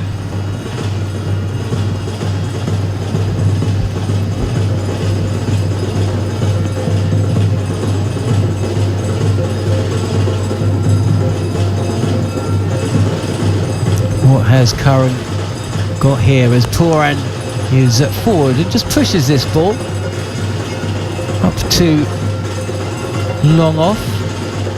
1 run added, 48 from 35. Rutherford in for Shimron Hetmeyer today. Michelle St Patrick Hewitt, who will be picking up comms in a couple of deliveries, seemed relatively happy with that decision when it was announced at the toss. Hetmeyer has just been finding ways of getting himself out, it seems, at times in this series. No real score of note. What can Rutherford do? Curran, who's already picked up 1 wicket, 1 ball left of his second, and he nearly picks up a second. No foot movement at all from Rutherford on the cut with the inside edge going back past the stumps. No run then. 15 overs in, 135 for 4 the West Indies. Gary Morgan, our scorer, saying that they average over 60 from the final 5 overs. If they get that, England will be facing a chase in and around 200. To see whether they get that far over the next 5 overs, it'll be the returning Gareth Batty, and after a word from Jarrod Kimber, it'll be Michelle St Patrick Hewitt.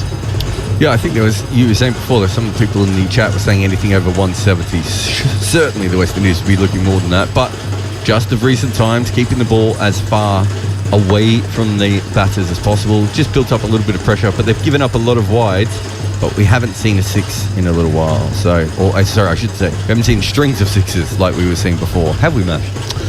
We haven't. West Indies definitely will be targeting 200 here minimum, but Adil Rashid has other ideas. Nicholas Pooran rocks back onto that first ball of the 16th over, and that is fielded just shy, wide-ish of long on for 1 run.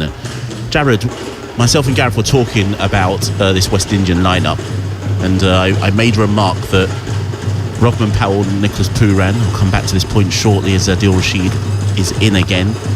This one's wide and is given the, well, I thought it was given the treatment, but actually Rutherford does not connect well to that and is only able to get 1 run. Rodman Powell, Nicholas Pooran, Shafane Rutherford will never play a test match for the West Indies, Jarrod. And when fans of other teams see the talent on show, they often wonder why. Adil Rashid again. Oh, and that's just a fine little cut there from Nicholas Pooran. It's intelligent cricket, and he gets a 4, and that will be his 50 He moves on to 53 not out of 37 balls. Nicholas Pooran is one of the world's greatest talents, and as I was just saying, he may never play a test match for the West Indies, but certainly when it comes to this format of cricket, you can see why so many franchise teams often want him. He picked the wrong one there. He plays the wrong one better than he does the straight one from Rashid. It opened the face, probably gave Gareth Batty flashbacks to bowling to Lara. That was such a great shot. But sorry, Pat. Rashid again, and this time Pooran tries to reverse it. Actually seems to catch the leading edge somewhat. Didn't go where he wanted it to. Does get one off the over. West Indies move to 142-4. Well, look, Pooran is the weirdest story, isn't he? Because he's used as the story of, oh, look, they don't play Test cricket anymore. But obviously Pooran had a falling out with Trinidad and Tobago quite early on. Him and Gus Logie, I believe, don't get along particularly well, if I remember the stories. Rashid again. This time Rutherford on straight. There's big LBW shout. Not out. Is the call. Very, very close. They're going to have a review here.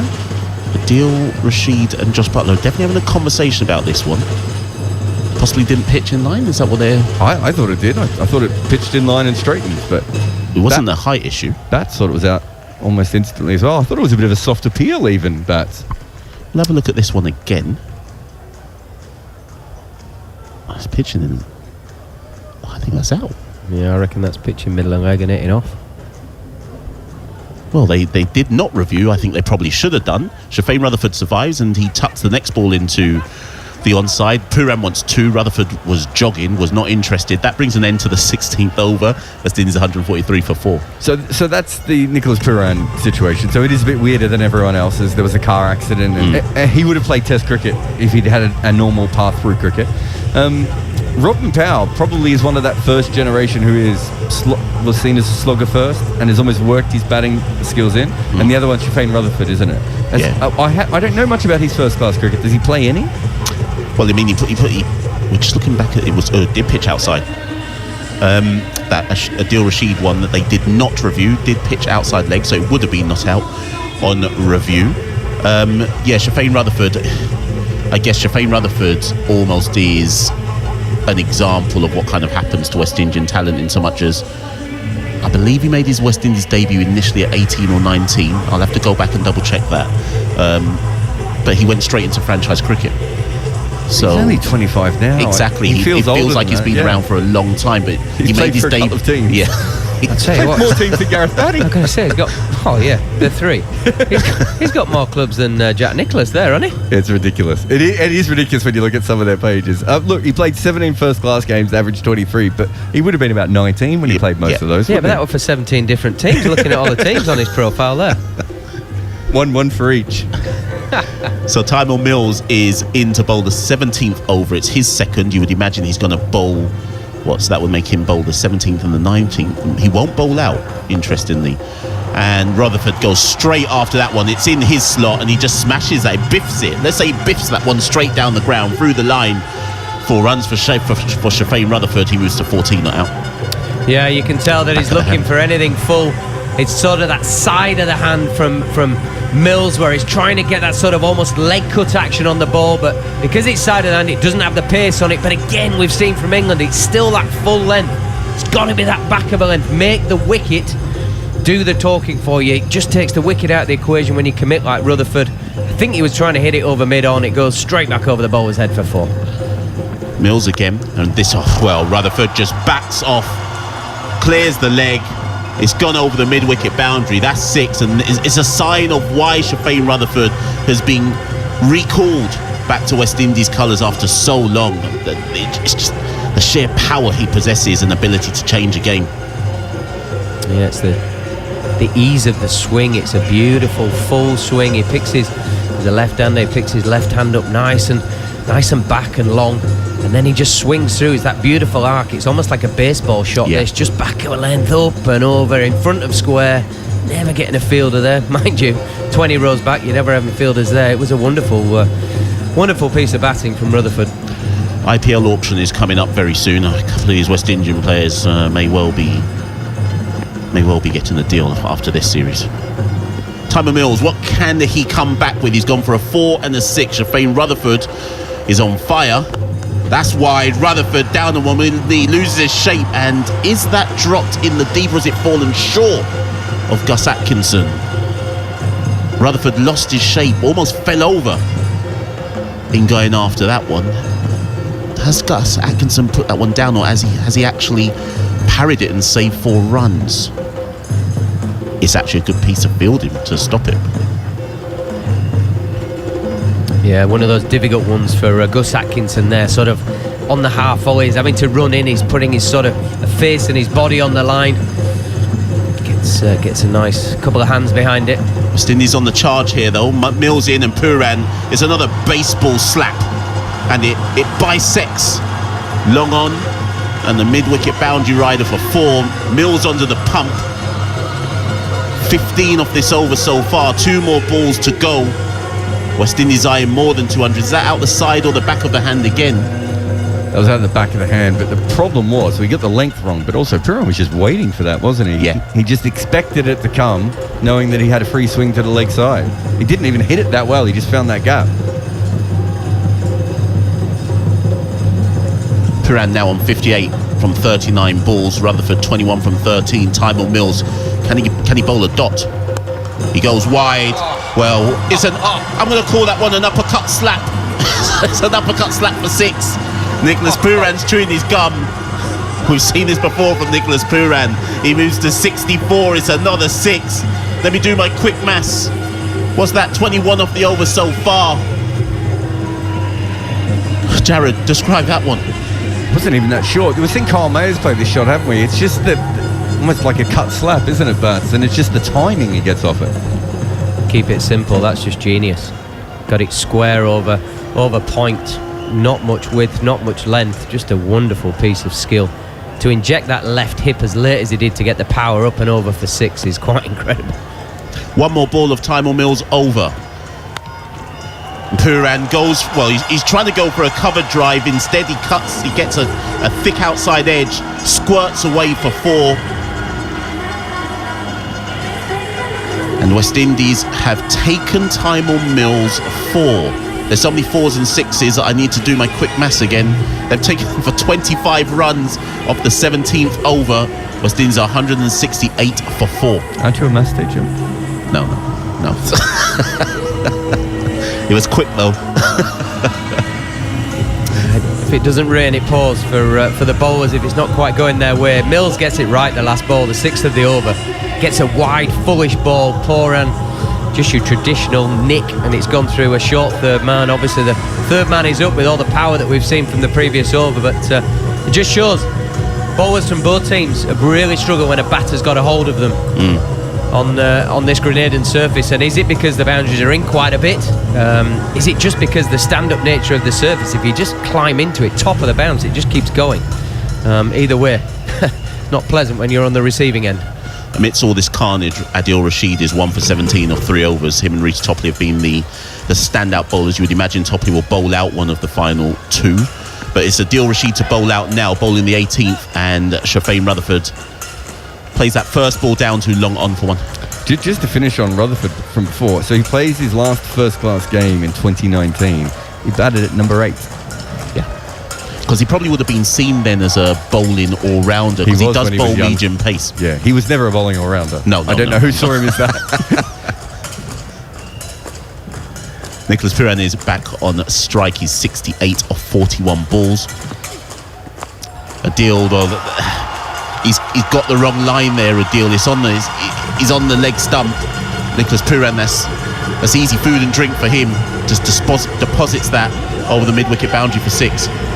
Yeah, it's the wrong one from Adil Rashid, and because it pitches outside leg stump, Pooran gets his right leg down leg stump, so he's got a natural force going into the spin, and hits it in front of square, hard and flat, into the carry bottle that's blown up into the stands. Brilliant piece of batting from Pooran. We see this from Nicholas Pooran when he just is on fire. Everything just goes. This one, he's fine and content to dab it into me, and they'll come back for 2. It was 1. Good running. Pooran called 2. Rutherford was up to the task this time. Adil Rashid's been taken for 9 off 3. Nicholas Pooran moves to 76 off 43 balls. The run rate goes over 10 for the first time in the match. This partnership, 57 of 28 balls. Pooran has contributed 34 of those. Shafane Rutherford 22. Adil Rashid still has 3 balls left of this 18 overs. He's on the leg stump again. Pooran down on one knee. It's the same shot again. Oh, but well, I thought it was going to go way back, but actually it just clears Gus Atkinson, who's tipped it over the crossbar, but over the boundary rope at the same time for 6. Pooran moves to 82. Almost carbon copy from a ball or two earlier, but this time it goes behind square, straight at Gus Atkinson. We saw him earlier in the game having a wonderful sort of tap it back into play moment. Not this time. There's just too much height, too much power, fingertips, and it goes over for 6. Great batting from Pooran. Adil Rashid taking tap here, but he's still got 2 balls to bowl in this over. Oh well, how do you describe that one? Nicholas Pooran gone. It looked like for all money it was gone for 6, but actually Adil Rashid, the cameraman thought it had gone for 6, but Adil Rashid has actually won the battle after going for 15 runs. Yeah, it's just a leg spinner just outside off stump. Pooran tries to hit that mid-wicket area with a sort of a lap slog stroke, just sort of hit it into the stand type shot. The bat turns in his hand, loses the power. Adil loves it. You don't see much emotion from Adil Rashid. He showed a lot of emotion there, which, got to be honest, I love to see. I think that's really nice to see your senior players showing a bit of care that it's not quite gone our way here in the last 4 or 5 overs, and he really shows that that's a big wicket for us. So Nicholas Pooran goes for 82 of 45 balls. Bit of a letdown now, only Andre Russell coming out. And yes, it'll be Andre Russell who comes to the crease at the fall of the 5th wicket. There'll be one more ball of Adil Rashid to face, I would assume, if it's not in Russell's arc or slot, that he will treat this with respect and they will target the final 2 overs. West Indies 183 for 5. He does do a lot of surprise defending, don't you find? Especially if he does very straight defence as well. Yeah, like he would have been such a good first-class player himself. I know he did. That's when I first saw him, was when he was playing for West Indies A, and he was playing over here, and he made runs and took wickets, and I was like, this guy's going to be incredible one day as a Test cricketer, but not so much. But he can defend very, very well. Just out of nowhere, he'll defend one with a big forward step. Let's see if I'm right. Final ball of Adil Rashid's over, and then it's the straight back and defended down the ground. I got the forward step wrong, Bats, but it's weird because you don't think of it, but he really picks the right balls, and he's thinking, well, it's first ball against a leg spinner. Chances I'm going to hit straight up in the air. I'll block this, and I'll get to the other end, and then I'll swing at everything. So an eventful over there. Nicholas Pooran went after Adil Rashid, but he went 1 time too many. I think Pooran will feel good that he's going up against someone he generally doesn't do very well against, and he took him down. I don't think he's going to be upset that he didn't hit that one. Well, I mean, he is upset. Just seeing it the replay. I don't think he's going to be upset that he went out to Rashid, because he's finally scored some runs and looked a little bit more confident against him, and that's an important thing for him. Yeah, I think if there's a learning for him from there, actually wait until the ball is within his stumps, within his body line, so he generates power out of the shot. Rashid is very good at taking the pace off the ball without going up out of the hand all the time. So as soon as it gets outside the stumps, you need that ground force to get it up and out of the ground. It's not an easy thing to do. I think Pooran probably was just guilty there of, once he thinks he's on fire, so to speak, as far as he's concerned, everything's in his slot. And we've seen him do that successfully before. But Adil Rashid had the final laugh. It will be Sam Curran to bowl the 19th. He's gone for 1 for 13 off 2. He's into Shafane Rutherford, and that, well, I'm sorry to say that was village cricket all round there. Sam Curran bowls a wide ball, wide slower ball. Josh Buttler it's almost like he thought Josh closed his legs at the final moment. Almost, it's gone for his legs. He's been nutmegged, but it's village cricket. It was just, the hands were the laziest bit there. I know it went through his legs, but he just took that so easy. He's very disappointed in himself. But it's for Curran, that's terrible, because that should be 1 run, and it makes his figures look so much worse. He'll have to reload the ball after that wide, and Shafane Rutherford takes that off middle stump. Didn't look comfortable with it. Does get 1 down to long on. You bought a shirt from the shirt auction yet, Mash? I'm waiting to see whose shirt is the cheapest, and then I will definitely get involved in the shirt auction. And the last time I checked, Shimron Hetmeyer's was going for the highest bid. How much? It was 300 and something last I checked. So I won't be getting involved in that shirt, but I'll wait to see whose hasn't been raised. Sam Curran, anyways, in for his second ball of the over to Andre Russell. And Russell he plays that, down to long off for another run, and they will rotate strike again. When they had the crick toes, do you remember the crick toes? I do remember. When the ICC were selling NFTs for cricket, I went on looking for the cheapest one, and there was like a Tamal Mills dot ball, $6. I had my eye on that for a long time, Bats, but I wasn't sure what I was going to do with Tamal Mills' dot ball, other than perhaps gift it to him one day. Would you like to own your own dot ball? I'm very surprised it wasn't me for a penny or something that you were just about to bring up. No. Couldn't find any of yours. Shafane Rutherford back on strike, and it's a carbon copy of the first ball. It's a wide. This time Josh Butler does close his legs, and Sam Curran will have to reload that one. So we've gone wide, 5 wides, 1 wide. Bit of a messy 19th over at the moment. No, I disagree. I actually feel like he's trying to bowl it down the wide line. The first one for me went straight down the wide line. Now that's down to umpire interpretation. As long as he's consistent, that's absolutely fine. That one, again, you're better off bowling the wide than getting it inside and getting launched out of the ground. I'll come back to that point, actually. And Shafane Rutherford does well. He goes after the wide one this time, and he does get launched outside the ground. In the ground, but outside, over the boundary rope, I should say. But that doesn't disprove your point, Bats, in so much as I could see what Sam was going for there. And the point I wanted to raise there is that Dwayne Bravo is a big proponent of that. He says rather bowl a wide than go for a 6. Yeah, I mean, what's the greater evil? The 1 run or a maximum? And I think if we were being hypercritical, that's 6 inches inside the wide line because he's been wided twice. I actually think he went down the barrel of the wide line previous to. See what Sam Curran throws up this time. Well, that's into the ground and short. I don't know if Rutherford's got enough on that, and he is caught down at long on. And Rutherford will go for a spectacular 29 of 17, but I think Gareth Batty said 2 balls ago that he thought Sam Curran actually bowled a good over, and I make you right. Yeah, I think it's fine margins, isn't it? If that first ball doesn't go through Joss's legs, all of a sudden you're saying pretty good over. Anything under 9s and 10s in this position, I reckon West Indies are already 20 runs above par. It is tax-free for them now. It would be anyway, but even more so tax-free because there is nothing riding on it from their point of view. They're already ahead of the game. And I think it just shows that Sam put in the right slots in the game, looked after appropriately. He's quite a smart cricketer. We saw it in the World Cup that he gets man of the match in the World Cup before the 50 overs, and you kind of like just try and get people in the right slots. And he's been really smart there. That's an off-cut to slower ball into the surface, high and hard, and gets top of the bat from Rutherford. Caught long on, but Rutherford nonetheless played a very nice hand there.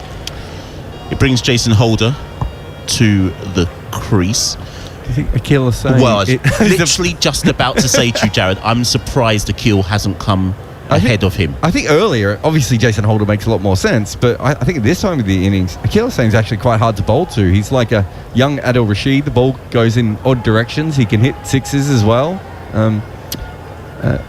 Holder obviously has power. He'll probably hit 4 6s now and make me look silly, but I would have thought this sort of madness time it'd be good to have Akil Hussain in.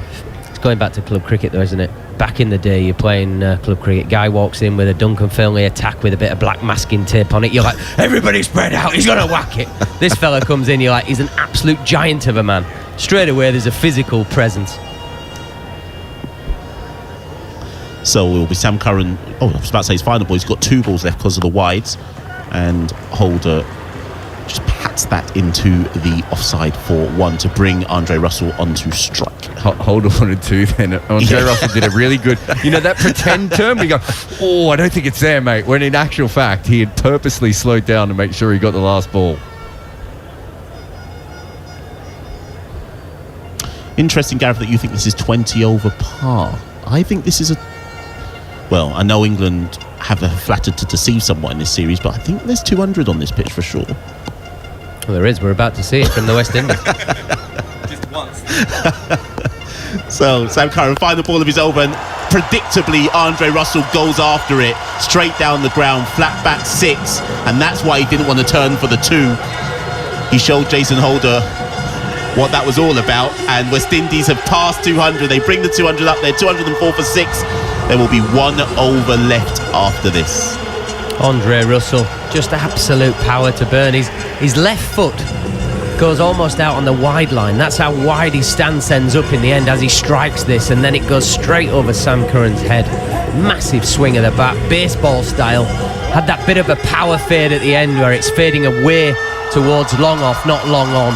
It's a bit of a slice on it, I suppose. Wonderful, wonderful batting, and he knew, he was like, if this is in my slot, this is gone. That's why I didn't go for the second. The West Indies have hit 14 sixes in this match so far. Jared, where do you stand on this notion that the side that wins the most sixes will always win the game? Do you think that's now outdated, or do you think that still holds sway? If you look right across the game, like, there are teams that hit a lot of boundaries. So India hit a lot of 4s and still win. So there are teams that can do it that way. I don't like, there's never one stat that tells you who's going to win a game. Reece Topley will bowl the final over. Holder shifted his movement there, trying to predict what Topley would do, and he only gets 1 run there, fielded at the mid-wicket boundary. Holder's 2 off 2 anyway. Not saying Akira should have come in. So I remember when I was in Scotland, they were asking about this, and I said, look, well, here's what happens if you hit the most sixes, but here's also what happens if you hit the most singles, and you still win a lot of games. Right. So there's never one way of doing it. And as you know, the West Indies play a very different format of T20. So I don't know if you were listening before, bats are like this as well, actually. England hit a 6 every 18 balls, but they hit a boundary every 8 balls. A 4 every 8 balls, I should say. West Indies hit a 6 every 12 balls, which is leading the world, but hit a 4 every 10 balls. So they're actually hitting less 4s on purpose, but they're maximising those with 6s. Topley to Russell, first ball, full toss, no run. Russell cannot get on top of that, checks the toe end of his bat, blaming the bat, and he will actually ask for the bat to be changed. It was fielded by Adil Rashid at extra cover. There was no run there.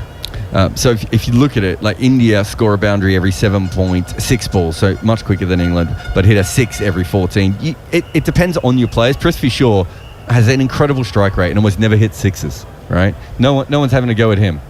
And it also depends on the surfaces you play, the ground size. There's an awful lot to it. You could actually feasibly go the other way now in international cricket and pull the boundaries back and say, right, we're going to score more 2s than you, because you just want to hit it out the ground if you're playing against the West Indies. Make it so big they can't do that. Famously why we struggled in the 2021 World Cup. Reece Topley, full toss again. And will he be called on that? Was that over waist high? I don't think so. But Russell again struggles to take advantage of the mistimed delivery by Reece Topley, and there's only 1 there. Yeah, I mean, the MCG is a perfect example of that. The Melbourne Stars are very good at the MCG by bowling short because the wide boundaries at the MCG, and then their players are very good at getting 2. So even someone like Glenn Maxwell will get a lot of 2. So all these things play in. I think the best runner between the wickets in the world is David Warner, and it's because he plays on Australian grounds that are bigger than everyone else's, so he gets more chance to run than anyone else. It's also part of his game plan, is it? It gets him back on strike. If you're getting 2s, you're striking at 200 without taking a risk. But it's hard to do that in Eden Park, isn't it? Yeah, it is. 4th ball of the over. Jason Holder on strike again. Moves. Well, you can see why he moved before the ball was bowled. He leaned straight into it for 6. I guess that's why he came ahead of Akil Hussain. He's striking 8 off 3. He's doing his job at the back end. Using those long levers to full effect. Straight back over Reece Topley's head, straight back down the ground. Can't get out there. Yeah, 97 metres. I mean, that's just a colossal strike. I'm not sure Reece Topley did a huge amount wrong. And again, well, actually, that's a brilliant cricket shot. He manages to. I almost say it's a dink. It's not even necessarily a booming mid-wicket drive there, but he manages to dink it over mid-wicket and then dissect the long-on boundary fielder and the mid-wicket boundary fielder for 4. Yeah, Yorker missed it by like 6 inches, just jammed it out because of the force of the levers that Holder has. It flies over straight mid. Final ball, and this time he goes over cover. It's another 6-4-6 to end the innings. The West Indies end on 2-2-2 for 6 off their 20 overs. They hit 14 fours, 16 sixes. Andre Russell ends on 8 not out from 5. Jason Holder 18 not out from 5. And this is going to take some getting. It's a big total, so they were massively in front in all the win predictors, even coming in, coming into the last 3 or 4 overs, and they've certainly done that. But imagine how many more runs they would have scored if Akil Hussain had come out. Hey, you stole my line. I was going to have your badge for that. I could see your face, but I was working up to that joke. That's what you want Holder to do. We don't see it as much. I think he's a much better batter in the middle overs than he is at the end. But that's exactly what you want the big guy to do. I think the most important one for me was the chip off his toes. That's an incredible shot. Most definitely. So just running through that card, Brandon King was first to go for 8. Carl Mayers for a duck. Sorry, King bowled Moeen. Mayers bowled Topley, caught Butler. Shea Hope then went for 26, bowled Rashid, caught Phil Salt, followed by Rodman Powell after a great partnership with Nicholas Pooran, who went for 39 of 21 balls. Sam Curran, the bowler, Josh Butler took that catch. And then Nicholas Pooran launched an onslaught. He eventually departed for 82 of 45 balls before being followed by Shafane Rutherford. And you've just heard the fireworks at the back end, and the West Indians end on 2-2-2 for 6. Well, here we are then. If England are going to chase down a score that will keep them in the series, they're going to have to do it in entertaining, attacking, aggressive style.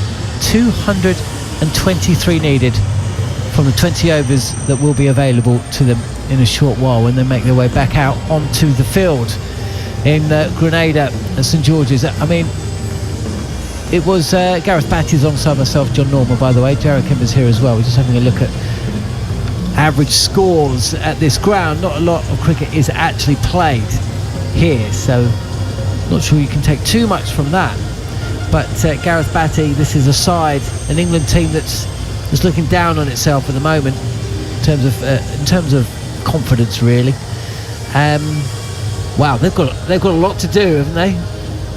I would say that in the last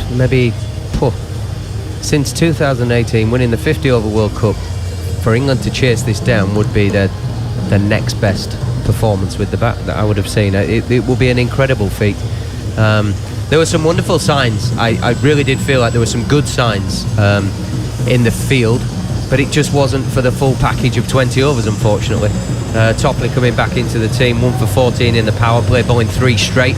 That was a great effort when we were under some fire. Rashid was great up until his last over, and then Pooran took a bit of a liking. Well, he was taking a liking to anybody, that's a bit harsh. And then obviously, some young players who were finding their way, had a difficult day, but we've also got to take into consideration the last game at this ground. A very fine 2020 player in Dre Russ had his worst ever international T20 bowling figure. So look, we've got to take things in a rational manner, and this is a slightly rebuilding group. Sack everyone, you're saying? No, I'm saying this is a slightly rebuilding group, and we're finding who are going to take over the last 4 or 5 years of dominance in white ball cricket, not just 2020 cricket, and we have to take a proper view on it. There were some decent glimpses there really were, but I've also got to flip it on its head and say I think the West Indies look powerful, frighteningly powerful, but powerful with skill. Some of the skill on the show were quite brilliant. Well, the highest score here before was 208 by Ireland, so they went well beyond the highest score. The highest chase here is 161, but as John said, there's only been 7 games, but on average you get about 171 runs scored at this ground, so it's not particularly a fast batting surface or anything like that. I thought when they bowled spin well, England, they certainly put some pressure on, and when Reece Topley moved the ball around, Sam Curran actually bowled well. No one looking at these figures is ever going to believe that, and I know the 5 wides didn't help, but even beyond that, he still went for a lot of runs, but I thought he bowled quite well. But in general, I'm not sure England really were on top of their game when it came to their bowling. So if West Indies have a poor day as well, things could happen, but a couple of good spinners here. Probably, it looks like a wicket where you need 2 frontline spinners, and But they certainly have two specialists. Well, they do, don't they? And they've got Moti, who was almost unplayable in that second T20. I'm not sure if you saw a lot of that game. Yeah, I did. Yeah, I watched it. Bats, but there was some talk in the press following that game that England allowed Moti to bowl them. In fact, Moeen Ali, I think, was said that as well as he bowled figures to hand. Did he go 1 for 9? 1 for 9, something like that from his 4. That's not acceptable. Essentially, that England were a little bit cowed, and they should have tried to get on top of him a little bit better than they did. It's so easy to say that, though, isn't it? It's that fine line of saying the guy that takes the big risk in his 3rd or 4th ball is reckless, but if he doesn't take it there and he waits till his 10th or 11th, he's probably telling himself in his head, oh, it's a bit late now, I don't want to get out and play a bad shot. There's a very fine line that you play in your brain as to what is right and what is wrong. And I think sometimes if you can play with a freedom that you're a good natural striker, which you look at the West Indian lineup, they bat right down to 9 and 10, where they're all natural strikers, there's less thought required. You miss, they hit. And I think England have to be a bit smarter on these sorts of surfaces where the ball does stay in it a little bit. We saw a little bit of grip. We saw the slower balls gripping, definitely. And we saw when we were smart with the ball, it wasn't easy to hit. We definitely had periods where we strangled them. And without getting too carried away, I thought Sam showed some really good signs there. You take the 5 wides out of it, he's gone at well under 10s, bowling at the hardest sort of period in the game. So it's going to be a very difficult chase for England. England used 7 bowlers today, Jared, and West Indies used 5 in the second T20, and they used 5 in the first T20, and they left Andre Russell to bowl the final 2 as well 18 and 20, even though he'd been expensive. So they're quite set in their ways, aren't they? England, we're asking so many questions about why is this guy bowling, why isn't this guy bowling, and blah blah blah blah blah. West Indies, we've got a 5, they're going to bowl 4, that's it. And again, that just shows a difference in the kind of mindset between the two sides.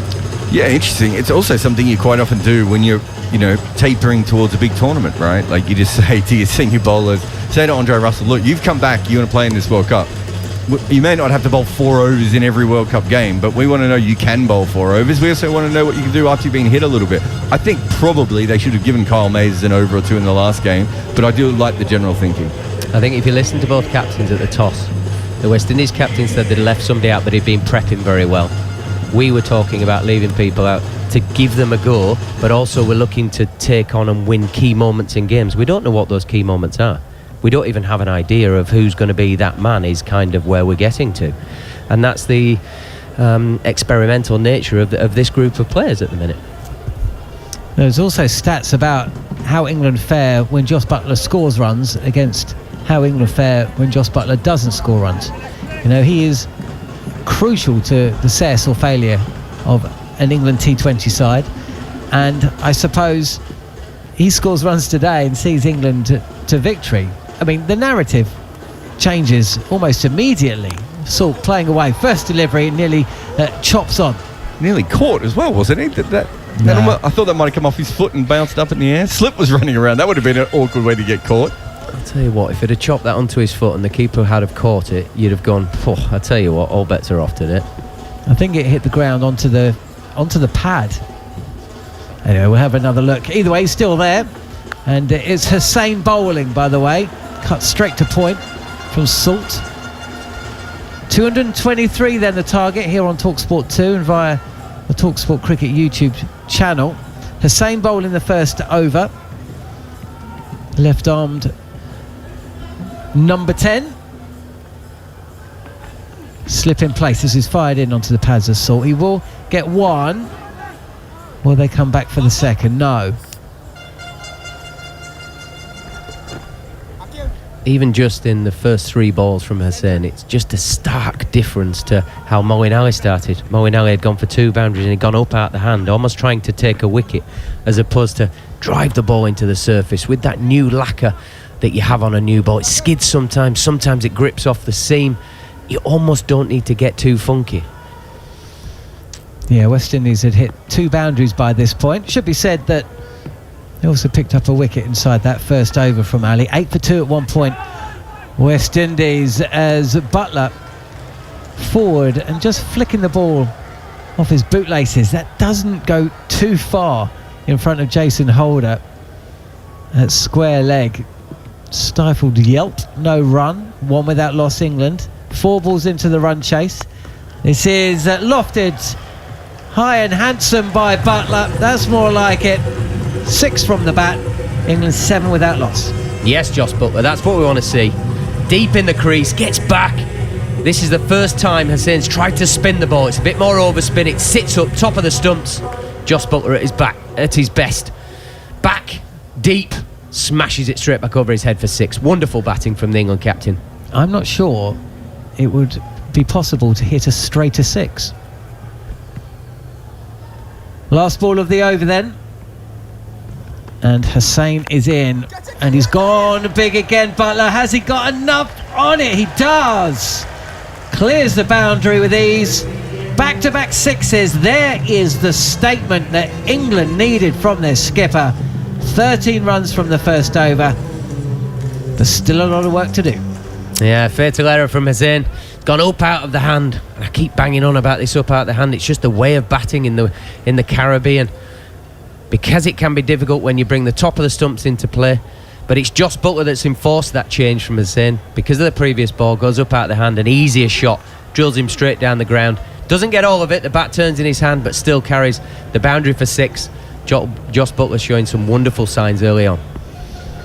Jason Holder is going to bowl over number 2, as he did in the second at T20 and the third. So West Indies sticking to the script. 13 runs from the first over on the pads of Phil Salt. Helps this round the corner, but will only take a single. 14 without loss. All eyes on Josh Butler.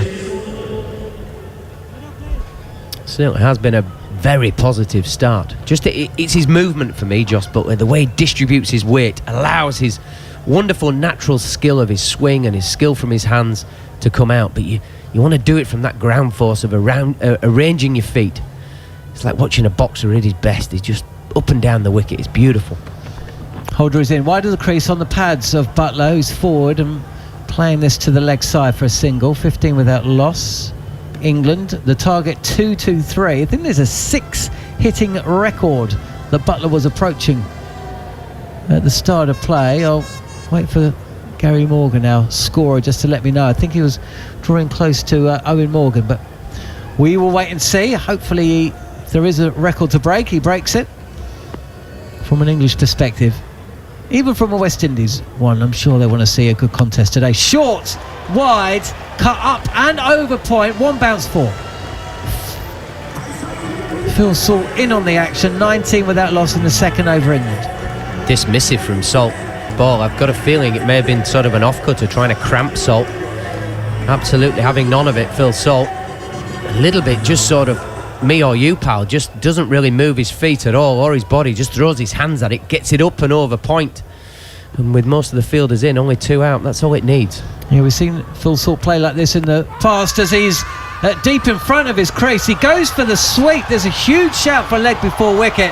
And I think the West Indies will look at this. Also a chance for a run out. Josh Butler's halfway down the track. There's a shot at the stumps. And then I think that actually the West Indies had another opportunity for the run out. It is all going on. The original decision of... They were so worried about the LBW, they missed the second run-out opportunity on that ball. Players review for LBW. I think Holder was still trying to appeal while the ball was in play. That's out. I've checked the bowler's feet and it's a fair delivery. Could you move on the front end, please?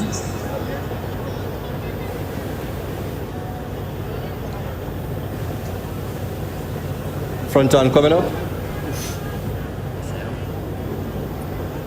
Ball appears to be close to the glove. Could you assist me with ultra edge, please? Let's wait in on ultra edge.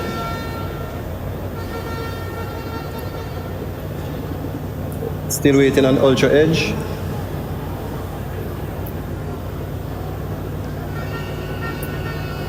Ultra edge coming up. Keep rolling for me. Flat line, flat line, flat line. As the ball passes the bat and the gloves. I'm satisfied no bat or glove was involved. could you move into ball tracking as soon as it's available? Ball tracking coming up. Pitching outside, impact in line, and umpire's call. Les, you'll keep your...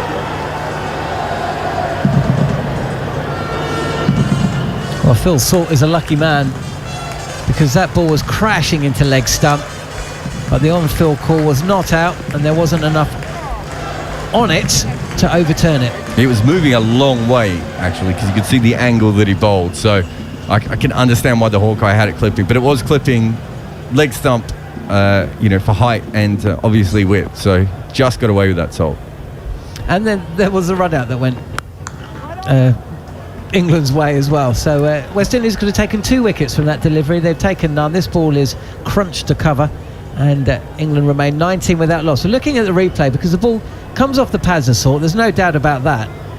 And Alzari Joseph at short fine hurls the ball back at the striker's end, I think. It's then fielded again, and Jos Buttler's miles away. But West Indies do not affect the run out. Wow, I tell you what, Phil Salt's playing golf here.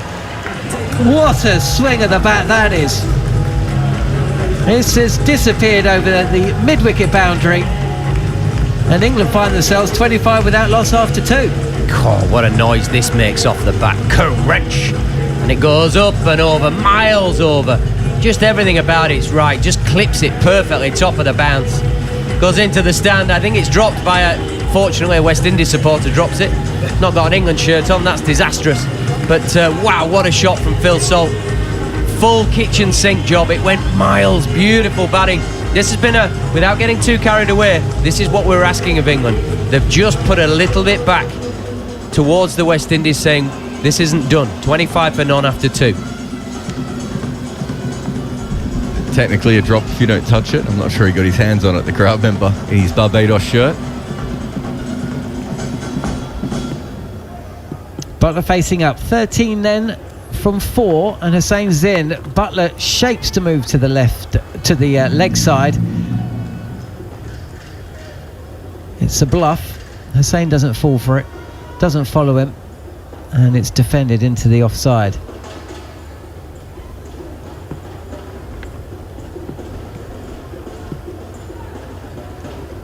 Second ball of the over, and Buttler hauls this past a despairing, sluggish mid-off fielder. Hussain can't believe that. There should have been 1 run, but 1 has become 4. 29 without loss England. Pressure being put back on West Indies. Yeah, Hussain not doing a lot wrong here. He's gone back of a length into middle and leg stump. A despairing dive from Andre Russell there. You would suggest that normally a very good fielding outfit that wouldn't have gone for the boundary. This is pushed past the backward point, actually. Come back for 2. It's Moti who's motoring to stop the ball reaching the boundary, but deft touch play from Jos Buttler there to go with some of this aggression. 6 runs from 2 deliveries. Target 223 if you're just joining us here on TalkSport 2. Nicholas Pooran top scoring with 82 as the West Indies really set upon England towards the back end of the innings. But England off to a decent start as Buttler playing back again, and he will take 1 more run.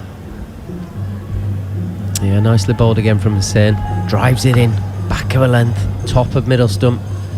England captain up to it, goes back deep in the crease and drills it down to mid-off. In a strange way, I'm getting a bit of a sense this pitch looks a bit better than I originally thought in these first 3 overs. It's come onto the bat nicely. That ball just ran off the face the previous, off Buttler for 2. Here is Hussain. This is aerial for a second and another misfield. So Joseph at mid-off. Just for a second, possibly thinking that there was a catch. Maybe that distracted him. The ball did land well short of the fast bowler, but it's the second time in the over that there's been a misfield, and it's costing the West Indies a few runs. Last ball of the over. Hussain is in. This is turning away from Buttler, and the third misfield of the over. Mayers this time and England will come back for a second. 35 then from the first 3, 10 wickets in hand, and England showing what happens when you do apply a little bit of pressure on the fielding side. Yeah, absolutely right, John. A good over there from England. What was it off it? We were 10 off it. It wasn't a bad over from Hussain's point of view. He's bowled relatively nicely, held the stumps in play, but I think the proactive nature of what England have tried that over. They're looking to get deep in the crease. They're looking to do different things. It's certainly not reckless, but they're still scoring at 10 and over. And the overriding thing that you take from that over, there's been 3 misfields. That's the thing, you're trying to disrupt the opposition. And England, it is very much at the infant stage of this innings. But you just feel like they're disrupting the West Indian team. We didn't see any of that for long periods of time with the ball in hand from England. Let's hope they can extend this period of time, what Josh Butler talked about, and identify this has been key areas to really ram it home. Andre Russell, expensive in the second T20. He's in, and this is a length delivery, and another misfield, this time from Jason Holder, and he would just about prevent the 4 using his boot, but essentially not getting down to field the ball at mid-off.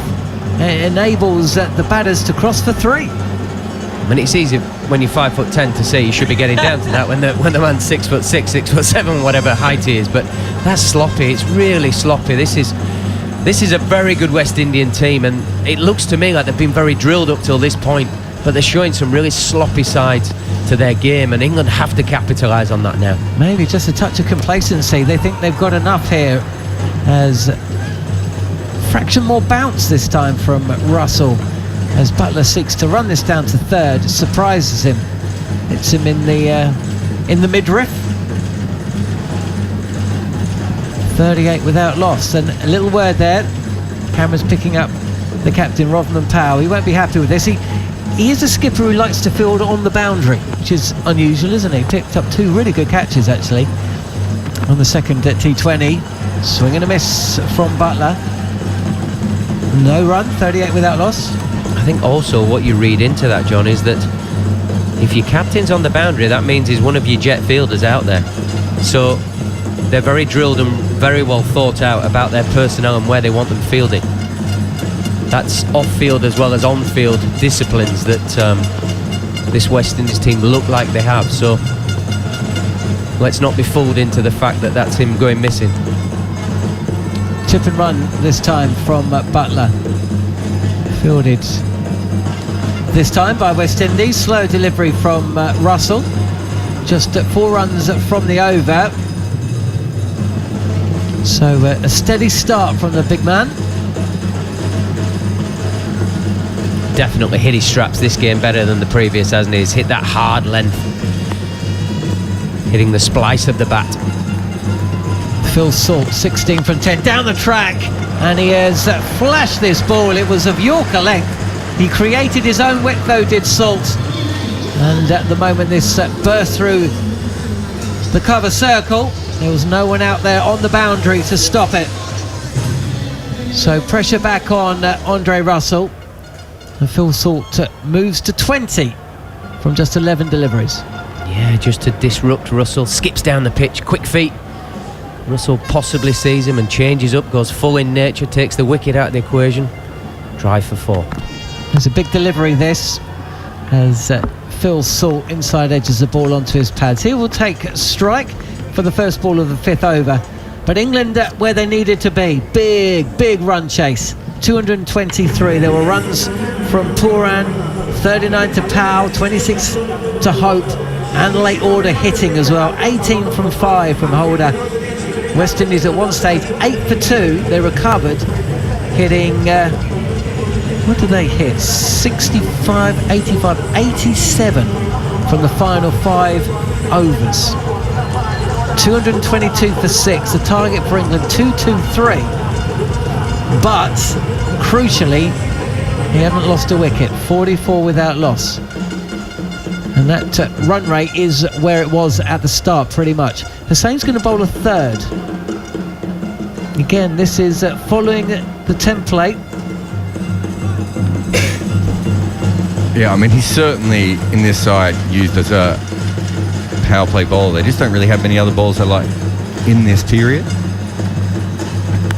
Salt playing back, and that one bounce to Alzari Joseph on the circle at mid-off. A bit like what we said about Sam Curran, that Kilosane's actually bowled pretty well here. Yeah, his figures are not really backing that up at all. His is more misfields again. I suppose so was Curran's. Down the track it is Salt, and he gets it over mid-on. Couple of bounces, 4 runs. Yeah, definitely a case of fortune favours the brave here for Salt. Hussain's been pinning him back, pinning him on that back foot, skips down the wicket, gets close to it, almost skims it at mid-on, but on this occasion has enough foresight, enough skill to drill it wide of Andre Russell at mid-on. Great batting from Salt. Yeah, there's plenty to like about Salt, isn't there? This time he plays back and into the offside. Can't beat Myers on the cover bound inside the circle. I mean, they're different batters, Phil Salt and Jason Roy, but quite similar in the fact that it doesn't matter what the score is or what's happening there. They've just got the foot on the accelerator at the start of the innings. That's how they have to play. There's plenty of risk there, but it's what the team needs, it's what the game needs. Butler on the reverse, premeditated, and that is a beautiful shot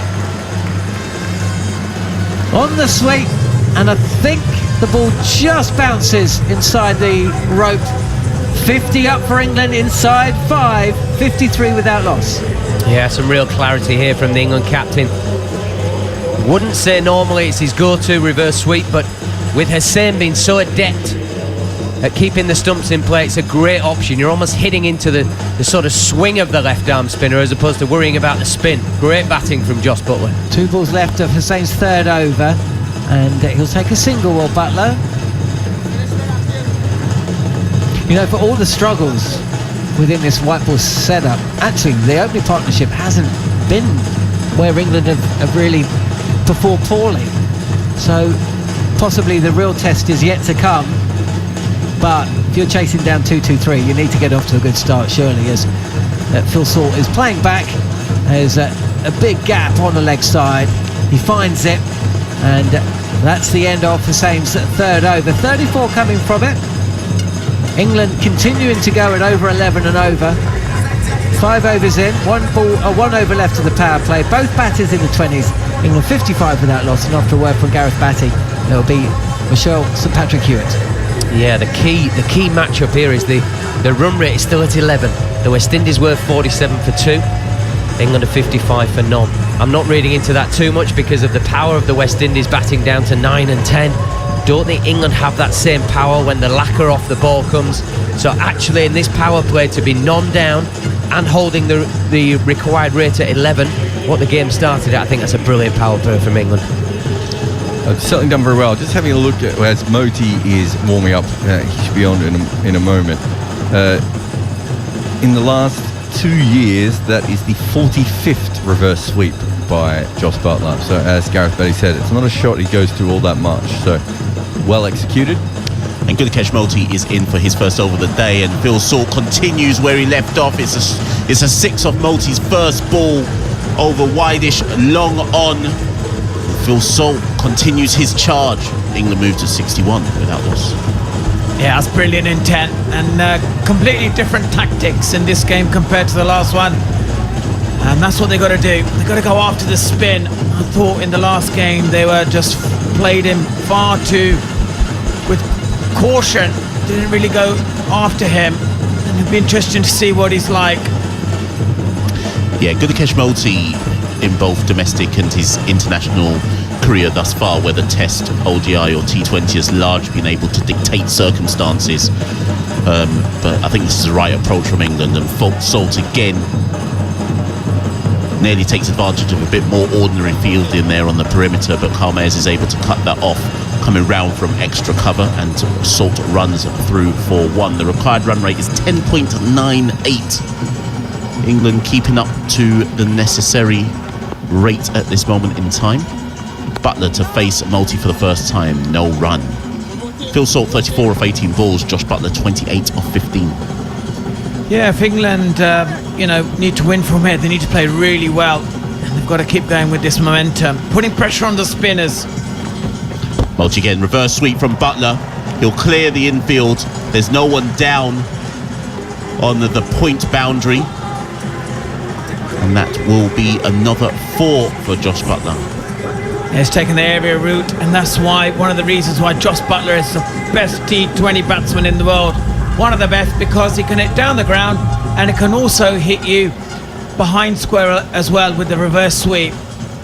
Very difficult to set a field when he's batting like this. Multi under pressure, 11 of 4 balls so far. Josh Butler, that's really good cricket there. Josh Butler pushes that wide of Multi, who tries to field off his own bowling, and he comes with 1. Moti's now gone for more runs than he did in the previous game. Not quite finished his first over yet. Yeah, I don't think Gudakesh is used to pressure like this. Maybe 1 or 2 overs spells in CPL that I can remember. He got smashed by Imad Wasim and Fabian Allen in a game against the Tallywallahs, where they took 52 off him. And that last ball of his first over is dispatched again, just over the long on or deep mid-wicket boundary for 6, and England's power play, well, that's quite something. 73 without loss at the end of that power play. Phil Salt moves to 40 of 19 balls, Josh Butler 33 of 17, and they've gone some way to taking a chunk out of this target, Bunty. Yep, just what the doctor ordered, and I think that's what they needed. They needed a very positive power play. This has been the best of the lot since the T20 series, and they've got to be ahead of the rate because West Indies had a phenomenal 16 to 20 overs. If they're ahead of the rate by the 15th over, they've got a chance here. But this has been brilliant from England. This is what we see in England of the past, and finally we're seeing England, they still got it in them. Yeah, we said in the first innings, I stated that I thought there was 200 in this. Obviously West Indies made 222. I do think England can get 200 plus here, but obviously we're now outside the power play. The field will spread. Let's see how and if they can carry the momentum and the ball striking. And interestingly, West Indies did not bowl who technically is their gun bowler, Alzari Joseph, inside the power play. They've opted to turn to him outside of the power play. What approach will he go for here as he runs into Josh Butler, who is on strike? No slips, and Butler just swivels on that one. Well, he just swiveled on that one, but it's wide. It's wide with the cover boundary. Fielder, I think it's Carl Mayers down there, and that's 4. Easy as you like. I thought somebody would cut that one off, but actually it's just pure timing. Yep, the firepower continues, and this is you can see the immense power he has. Brilliant batting, just held it, went with the pace, and hit the ball in front of square. And that's what's been impressive over the last 6 overs. The first couple of deliveries are going for boundaries. They're putting the West Indies bowlers under pressure.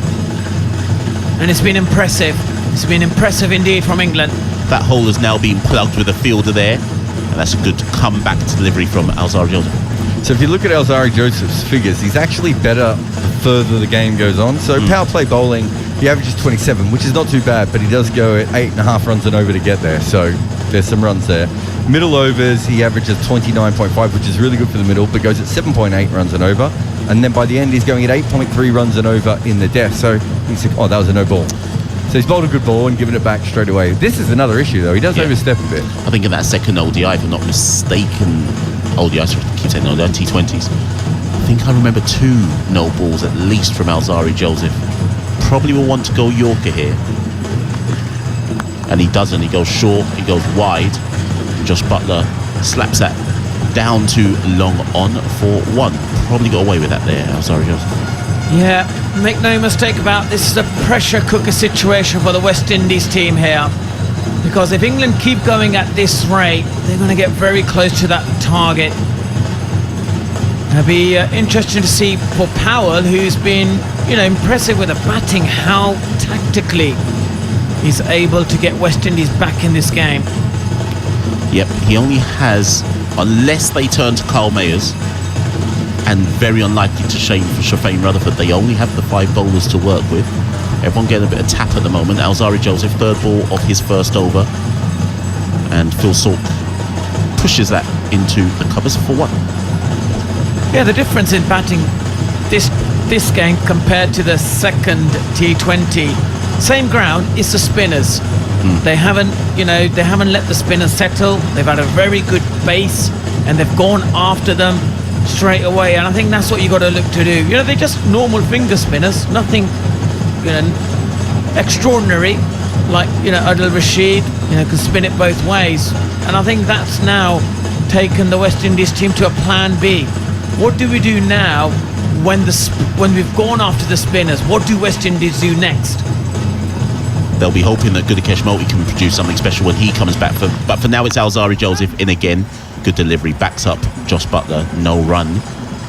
Yeah, you're right, Monty. They'll be hoping that one of Motie or Hussain, if not both, to be fair, can bring the game back. But as you say, Salt and Buttler have taken them out of their stride. And I think for Motie and Hussain, they're so used to, in Caribbean conditions, being able to dictate terms. Spin, as Jared knows, takes a lot of wickets in the Caribbean. And Alzari will have to pull out of that particular delivery. Josh Buttler, someone's in his eye line. Current run rate 10.72. Yeah, it's been brilliant batting. And what's been impressive is how they're able to make room for themselves against the spinners, move around the crease. Joseph in again to Buttler, catches a bit of the outside edge there, or false shot possibly from Buttler. Was it a false shot, Jared? Feels like a bit of a false shot there by Josh Buttler. Yeah, it's how you get him out a lot in T20 cricket. Generally, though, teams have been bouncing him recently, and it's interesting that they haven't gone for anything there with Buttler so far. But yeah, he plays a bit of an angled push at some of those balls. There's a bit of an edge, flew away, but safe enough. He certainly bashed away any chance of West Indies having a slip in at this point. Yeah, most certainly. Remember, you are listening to live and exclusive coverage of the third T20 between the West Indies and England here on Talk Sport 2. Don't go anywhere. And that's an inside edge by Phil Salt. He wanted one. It was fumbled in the field, not for the first time. And actually, after going for a 4 and bowling a no ball in his second delivery, Alzari Joseph only goes for 8 off that over. Came back well. And that's probably a rare victory in an over there for the West Indies. They'll be hoping Alzari Joseph can continue like that. Yeah, he's been impressive, and in the last 2 games he's bowled really well, and I assume Paolo will be looking towards his seamers, where England, I thought in the back end, in the death overs, they just bowled too many balls in the slots. Sam Curran became a little bit predictable, with that back of a hand, which was good at the start of the overs, but then he kept on bowling it over and over again, and in T20 cricket you've got to be unpredictable. But I think for England, they've got a chance here. Look, 81 without loss. This is the best start we've seen for England for a long time. In the last 14 games, we haven't seen the best of England. But this last 7 overs has been the very best. Surprisingly, they take Motie out of the attack. It's Jason Holder who comes back. Tries to bowl. Maybe that's the first piece of good fielding we've actually seen in this West Indies innings. Phil Salt tries to almost guide that past Gully, or was it Josh Buttler, who was on strike there, and Brandon King pulls out a full stretch dive and restricts England to 1 run. Yeah, it's noticeable to see West Indies finally turning up with the fielding. During the power play I thought they were a little bit sort of switched off, maybe with a huge target. Holder to Salt, slower ball. They want 2 here and they do come back for 2, so they follow up one piece of good fielding with what looks like some slow running in the outfield by Rothman Powell. Maybe had to come off a long way off the boundary, but either way, England pick up 2. Phil Salt moves to 43, not out. Yeah, this just feels like the England of old. The England that we've been wanting to see during the World Cup. We finally see in here in the West Indies, in Grenada. It's good delivery there from Holder, actually. Goes for the... Phil Salt thinks it's a wide. I'm not convinced by that. He moved a long way across his stumps, and I think Holder followed the fact that Phil, not followed him, but aimed for the leg stumps, seeing Phil Salt move. Sorry, Jared. No, I think what the umpire is saying is if you were standing in normal position, that would hit you on the toes. You walked across the stumps. So, yeah, it was probably a full toss in the end, but it was the angle that he got right there, Holder. Rare dot, Holder in for his 4th of the over, and this time Phil Salt does swivel on that, and he is going to get another 4, moves to 47, beats point boundary, not point boundary, mid-wicket boundary for 4, and Phil Salt continues his charge. Yeah, he's taken the aerial route and he's taken the right option, behind square, using that slower pace bump up, coming down the wicket. And you can see Phil Salt, when he's in this sort of mood, you know, he is an impressive cricketer. Just want to see more consistent performances like this from him. 47 of 24 deliveries. He's been highly, highly impressive. Yeah, I'll come back to Phil Salt after that, Monty. I think a very important point you've made there. Jason Holder in again to Salt, and again Salt goes to the onside, but this plugs in the outfield. Rodman Powell is in quickly, but Phil Salt is quicker. Comes back for 2. That's 9 off the over. One more ball to go for Jason Holder. Yeah, it's an interesting one, Monty, because Phil Salt, every innings on this tour, both in the 50 over, in the ODIs and T20s, always looks like he's going to play a big one, and starts well, but then doesn't quite seemingly go on to play the big one. Now, as things stand, he looks like he's about to get a 50. He's 49 off 25, but intrigued to know what the potential block might be there.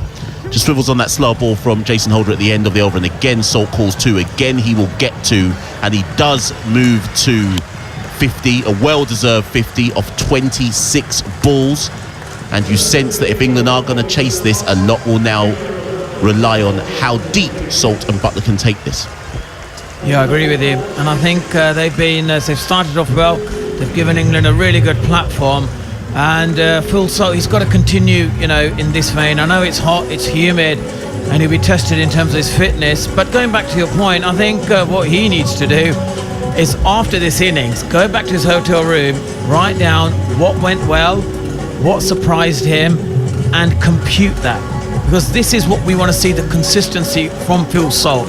And we haven't seen before. Only he knows what has triggered really well for his innings. And I believe it's the early boundaries. I believe that when he has a clarity of thought, he exactly knows from each bowler where his boundary option is, and he needs to get it in early. Once he gets his boundaries in early during the power play, he's settled. He's like, right, I've got my boundary in early. Now I'm a bit more settled. Now I can think about what I need to do next. That's the key to his batting. When he doesn't get that, he feels a bit flustered. He's a bit agitated. He's looking to get back on ball. Early boundaries is key, and then we see the best of Phil Salt. Is there an obvious weakness, Jared, to Phil Salt's game? High pace. Andre Russell, when he had cartilage in his knees, would be a very good matchup for Phil Salt. So it's the one thing that he struggles with, especially against right-arm bowlers. Multi back in, he went for 18 off his first over. Rodman Powell will be hoping Multi can bring back the level of restriction that they expect. And that first ball, Buttler is able to push out into, or just past, I should say, point for 1. So the advantage they have here is, now, especially now he's got his 50, they could say to Salt, and especially with the captain out there, just go wild for the next 20 balls, because if you score 40... And that one is pushed back down to long off for 1. They rotate strike again. If you score 40 or 50 off them, you might break this chase down, get it down to just beneath 10 and over at the moment. It'd be interesting to see what the thought process is, because they're both set. Buttler pulls out the reverse sweep, doesn't really time it. I mean, he'll come through for 1 all the same. The field is back. Everyone's on the edge of the perimeter, so there are ones out there. But I don't think West Indies will mind that necessarily at this stage. They won't mind that at all, and it's been quite impressive with Moti as well, that the variation of pace, he's bowling it a lot quicker now, a lot more into the pitch, where in the second ODI when he made his debut, he wasn't challenged. He could just kind of, was able to bowl his best delivery, mix up the pace. But here, he's got to think on his feet. He's got to think, how do I stop Salt and Buttler from hitting boundaries? Well, as things stand right now, this is an over that Gudakesh Motie is winning, and as Monty has excellently broken down there, there's been pace variation. He's now only gone for 4 off the first 5 balls. 1 ball to go of his second over, and he's now getting into his work. He'll obviously want to back this up. More likely that Robin Powell changed his ends, incidentally. And that final ball is pushed into the covers, and there's only 5 off it. That's a win for West Indies in the context of the game. Required run rate, moves back up to over 11. England currently in 11.45, 97 for none. Yeah, they've got to just keep up with the rate. That's all it is. They can't not panic, even if they go at 10s, 9s. Just to stay with the rate. That's what they've got to do in the next sort of phase now, and not kind of chase the game and think we need to do anything drastic. The key is not to lose wickets in clusters. If they suddenly just lose 3 or 4 wickets, they're going to be behind the 8 ball. Keep the wickets in hand. Keep going at possibly 10s or 11s, that sort of range, and by the 15th over, and then they've got the power. They've got immense power in their batting lineup, and they can really explode, because we've seen the West Indies do it in the last 4 overs where they scored over 90 runs. England can do the same. I was wondering when they'd try and bowl out Akil Hussain, and it will be now. He comes in for the 10th over. First ball is tucked fine, and Josh Buttler gets one. I think the belief at the moment is they have 1 good over. If Akil Hussain can get another over for 6 or 7 runs, they can just build a little bit of pressure, so these guys will have to explode again. Yeah. Phil Salt back on strike. That one sits up for Phil Salt. Shouts to catch it, but no one's catching that. It's gone way over Longoff's head for 6. That was too short, sat up, and Phil Salt gave it the treatment. Yeah, that was lovely batting here. You can see how he got deep into the crease, became a bit predictable, and that was huge, and that was big, and that's out of it. Did he try to bowl that quicker? Yeah, he did that. So that ball, they've waited for that twice. Josh Buttler hit a 6 off that as well. They have done their homework a little bit more against him. How will Akil Hussain follow this up? Just got taken down for 6, pushes that one in. That's his stop delivery, Akil Hussain. Pushes that one to Phil Salt, and there'll be a dot there. Well, he's hard to get down to. So what they're trying to do is they're saying we can almost hit through the line, almost back foot drives off him, which is like a Kieran Pollard type shot. Again, tries to repeat it again, and doesn't really give Phil Salt much room to work with, as Jared says, and Salt can only get 1. Yeah, because I think what it is that you can sit in deep into the crease and then hit through the line of the delivery, because he's bowling it quick, slightly like a medium pacer, and also he's bowling from the same position, so then it makes it very easy for the batsman to line up the delivery. Goes leg side, and they run through for a leg by. I think Buttler will feel he missed out there. That was deflects off the pads, and Robin Powell picks it up at fine leg for 1 run for Buttler. So there's only been 9 off this particular over. 1 more ball left of the 10th. England 106 without loss, and again similar delivery once more, and Salt can only tuck that into the onside for 1. So 10 off the 10th. We will have a drinks break. England are somewhat keeping up with the required run rate. It is currently 11.6, but crucially, they have lost no wickets. Phil Salt 61 off 32 balls. Josh Buttler 45 off 29. Gareth Batty is next to me. England's game or not, Gareth? Still to go, but if you were giving me 107 for none at drinks at the halfway point, I would have absolutely snapped your hand off. And there's a bit of me, do you dare to think this is going to happen from an England point of view? I know I should be impartial, but there's just something in me going, come on, this would be, I stand by it. I think take the 18 World Cup final, I think this would be England's greatest run chase I've seen in that period of time. It will be phenomenal, but it's all set up. The captain is there. Gerard, who's gone out for his Nando's already and left us to scrap out the commentary here, talked about it. England only perform well when he gets runs. He's not quite where we want him to finish the innings, but it's beautifully poised for him. 45 off 29. He's moved beautifully. He's in a great place. Salt is still being explosive, striking at the best part of 200. You're not going to be a million miles away if you can extend even this partnership for 2 overs, and then one other player strikes at 200 for 10 balls. All you need is somebody else then to nick one through fine leg, nick one through the... All of a sudden, you're not a million miles away, and you dare to believe at that point that this is on, and this would be an incredible chase from an England point of view. Yeah, and so this is why I was saying at the kind of closing section of the West Indies innings that I thought there was 200 in this at least for England. I think the key for me is when one wicket inevitably does fall, it's how quickly the next batter in, and I wonder if they'll change the order potentially depending on how it goes, but how quickly the next batter in can get to grips with what is required rather than what Salt and Buttler are doing right now. Yeah, I've got to be honest, I genuinely thought the pitch was a bit worse than what it's shown in this innings.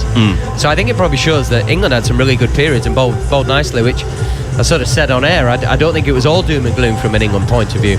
I do believe there's a twist somewhere in that it will not just continue to be that we managed to score 11 and over for the rest of the 10 overs. I feel like there's something in there, but when you look at the players that we have, Brooks had a wonderful year. You've still got Jackson, Livingston, who are very dynamic. There's plenty of ammunition.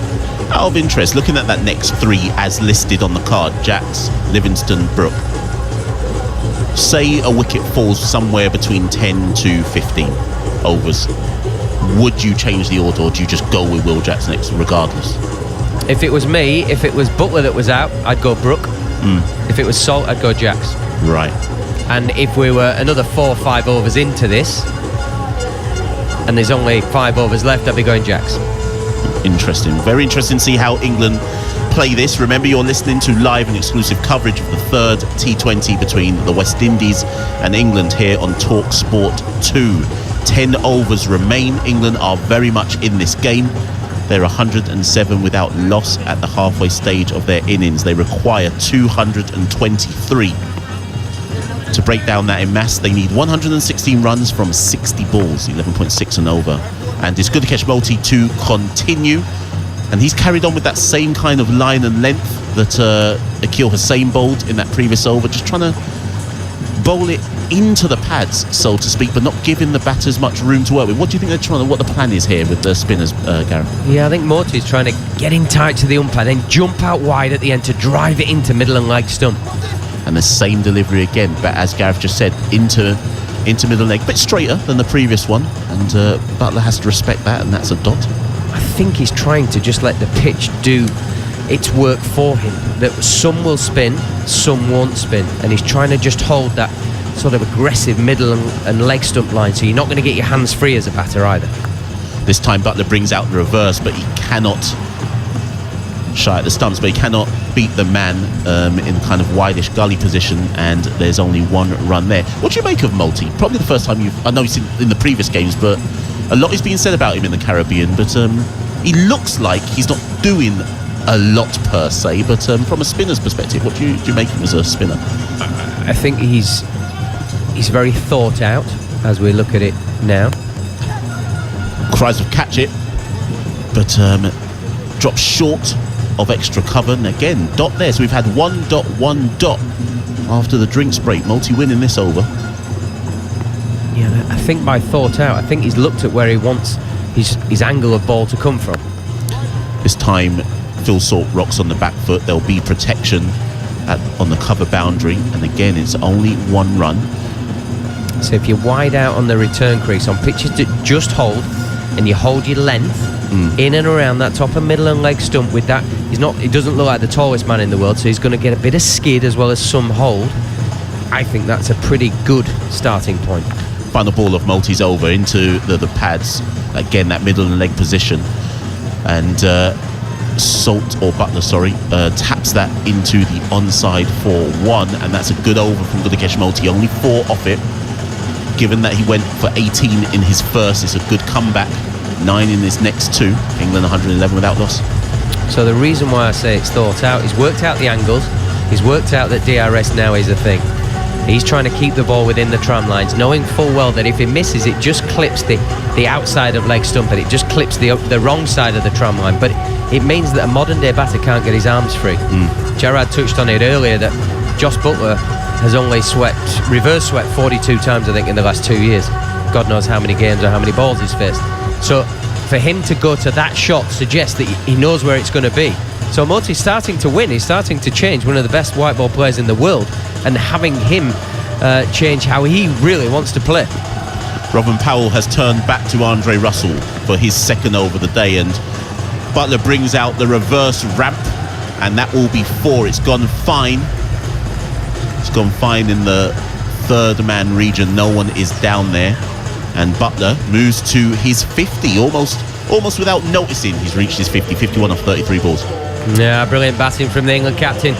It's such a difficult and dangerous shot. Andre Russell sort of fingers down the side, a little bit down the back, slower ball, and he's squared himself up, chest down the wicket to get his hands and flip it over that vacant short third man area. Brilliant batting, brilliant innings so far. Pressure on the bowler. Russell follows up with a into the pitch. It's a bouncer, but I think he's got him. He's got him. It's fantastic fielding down there. Given the camera angle, it looked like Akil Hussain had caught it on the mid-wicket boundary and gone over the ropes with the ball, but they're going to check it. I thought he'd gone over the ropes with the ball, Gareth. No, Hussain's running around, and we know when you're sort of tracking that boundary board, the rope on the edge, he's just momentum-wise taking him over. So he takes the catch, looks at his mate, who's Joseph, down at fine leg, throws the ball before he crosses the whitewash. No contact on the floor. Beautiful, beautiful piece of thought process more than anything. To have the presence of mind to look out for your mate, and he's made him work. He's made him work. It's right above his head. He's put a bit of power in it, but that's a massive wicket in the context of the game. Josh Butler, 51, played beautifully well, but Andre Russell, slower ball followed up with a quick bouncer, gets the top edge. Any different day, it could have been 6. Unfortunately, from an England point of view, and Josh Butler, brilliant piece of fielding from Hussain. And then to Joseph. Unfortunately for him, Josh Butler's out. Yeah, Akil Hussain has made it look nonchalant in that piece of fielding, but as Gareth says, Joseph had to leap full stretch to catch the relay from Akil Hussain. But it's weird, Gareth, like that fielding on the boundary rope where a player catches it, releases it, it's now just common. We now take it for granted, but it's still a spectacular piece of fielding. Yeah, I mean, it is practiced. I'm not sure it's practiced as much as lots of other commentary likes to say, but it's definitely practiced now. It's definitely part of your thought process. So I think that the normal thing would be for people, they're trying to steady themselves before the catch is taken, so you do have that moment of clarity as you take the ball. Is momentum taking me right? I know my mate's there and I chuck it to him. This occasion it was fractionally different because he's on the move, but luckily he's heading towards his mate and his mate's running towards him, so it does make it easier. And the practice piece, obviously just the fact they're both running towards each other makes it easier to pull off the great catch there. So Andre Russell with the key wicket. Prior to this over, Gareth and I had discussed what would happen if a wicket fell between 10 and 15. So Will Jacks does come in, and probably that's the right thing to do given this is only the 12th over. But this is now the stage of the game where England are in somewhat of a pickle. Wickets fallen, momentum needs to maintain. Russell into the pitch again. Jacks is new to the crease, and it shows in that first shot. Can't get it off the square. Dot ball. Yeah, the only reason why I said Brook for Butler and Jacks for Salt was just to try and give the guys that are playing longer format cricket a bit more time at the crease, as opposed to making them go harder. It's not as difficult for somebody like Jacks, but Jacks is the best player in the country who wasn't at the World Cup, the 50 over World Cup. How he wasn't there is beyond me. He's a wonderful player, can play all forms, and he bowls and he catches. It's a nice man to have that out from an England point of view. The required run rate is up to 12, just a dip under 13, 12.71 required. England 115 for 1 off 11.3 overs. Andre Russell into Will Jacks. And again, Jacks wants to whip that one to mid-wicket, but doesn't quite time that, and is back down the poppy crease to Andre Russell. Yeah, this will be the difficult thing now from an England point of view with any batter coming in. The wicket's gone, and already the rate is almost at 13. It's shot up almost 2 runs just from losing the wicket, which is very strange. It doesn't normally happen like that when you're halfway through the game, or only just over half. It's just keeping your composure, keeping strength of balance, play strong shots initially. Gun barrel straight there from Andre Russell, and Will Jacks isn't able to get anything of any real purchase on that. And again, it's a dot. But this, I wouldn't. Yes, it reads Will Jacks none of 3, but there's nothing wrong with seeing what the pitch is saying. You don't have to go from ball 1. Granted, the rate is 13.22. Yeah, I think it's nigh on impossible to go from ball 1 when you're still looking at scoring another 100 runs plus.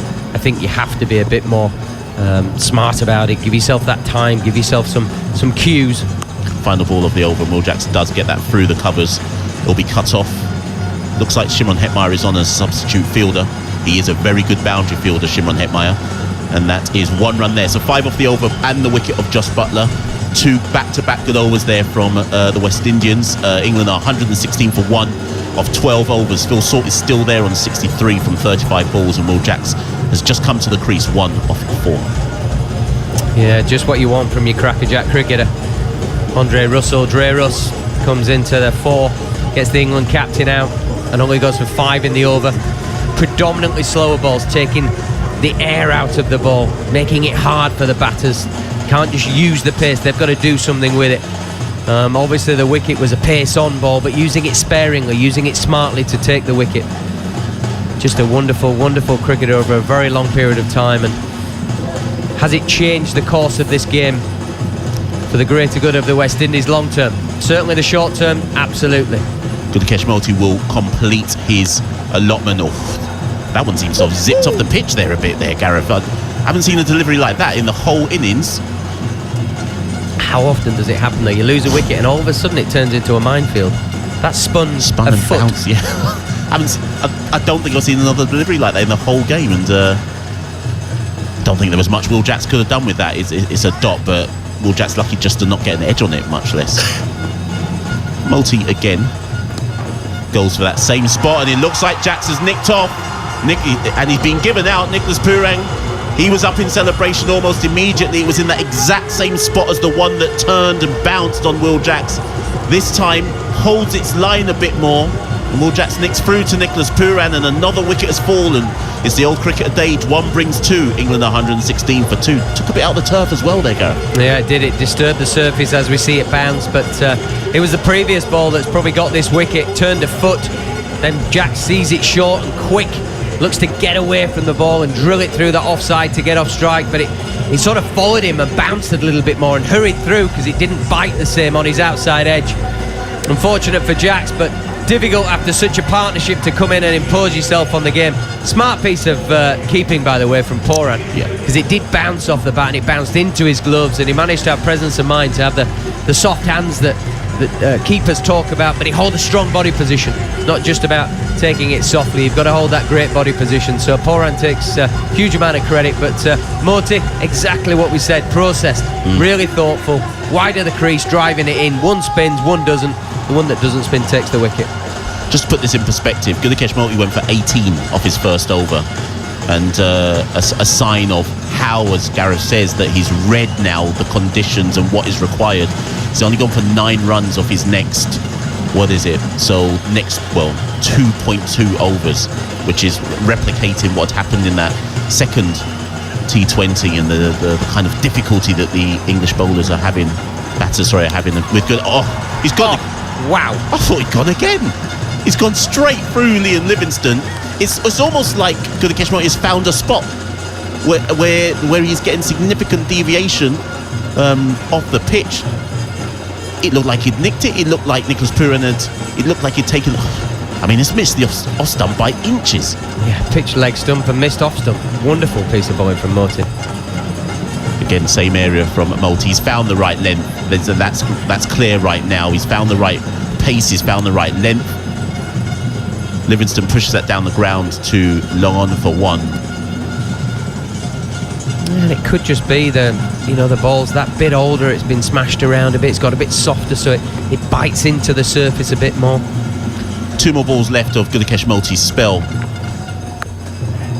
Phil Salt plays into the covers. He runs a quick one. That is Nicholas Piran reckons he's gone. I'm not convinced by that. It's a sharp throw by Andre Russell. They're going to go upstairs and have a look at it. It was an interesting run there by Phil Salt. I don't think one was on, but maybe that's a sign of the pressure that they feel they're under. Yeah, I feel like Salt has looked up and seen Dre Russ, and he's had a couple of let's say poor parts of his fielding today. He's not moved quite as well, but this time not having any of it. Moved to his left, picked up and threw him one bounce, and Livingston was a little bit laboured, but nicely passed. It did look in on first reflections, and Livingston is well in, but he needed the full dive to make sure he was well in. And we will continue. Last ball of Gudikeshmoti's spell, 1 for 29. He's only gone for 2 off this over and the wicket of Will Jacks. And Livingston has to respect that and pushes that down to long off. Is a good spell. I don't want to say a great spell by Gudikeshmoti. I mean, he went for 18 off that first one, but to only go for 12 off 3, 1 for 12 off the next 3, and he's possibly won this game for the West Indies with that comeback spell. Yeah, I mean, there's an awful lot of talk about you've got to take the wickets and so on and so forth, and we forget what Morty's just done there. He's bowled 3 overs for 12. That's nothing in the grand scheme of things. Those balls that haven't been scored off create huge amounts of pressure for the batters. I don't believe it makes it harder for the guys bowling at the end because they've got more runs to play with. So there's a real interesting change and thought process. I think the West Indians with the bat go hard and think we're going to hit more sixes than you, but when they bowl they're looking to get hit for no boundaries and try and squeeze the opposition. I like the process personally. England require 104 runs from 42 balls. Jason Holder is back for his 3rd over. And again, you can see the plan of attack now by the West Indians. Again, he's taken pace off the ball. I think they're going for the off-cutters into the pitch. I think they have potentially, Gareth, read the conditions now. England read it well up front and possibly lost their way a bit, whereas West Indies seem to have read the conditions at the back end now of this game. Yeah, or did England get too funky? Too many different slower balls when a certain slower ball was working, and then maybe a Yorker and then wide haul. When England were really processed going for the wide line, it was very difficult for the West Indians. And it was only when we had a different change-up did we then get clattered. So that first ball was a dot by Jason Holder. Liam Livingstone went for a bit of a heave-hole, got nothing on it. That one's full into the leg stump, and that's just easy pickings for Liam Livingstone, and he carts that away for 6 in the mid-wicket region. And don't think that England are out of this. They still, Livingstone's one of the most explosive batters in the world. It will take some extraordinary batting, but he is capable of that, and Phil Salt, of course, is still there.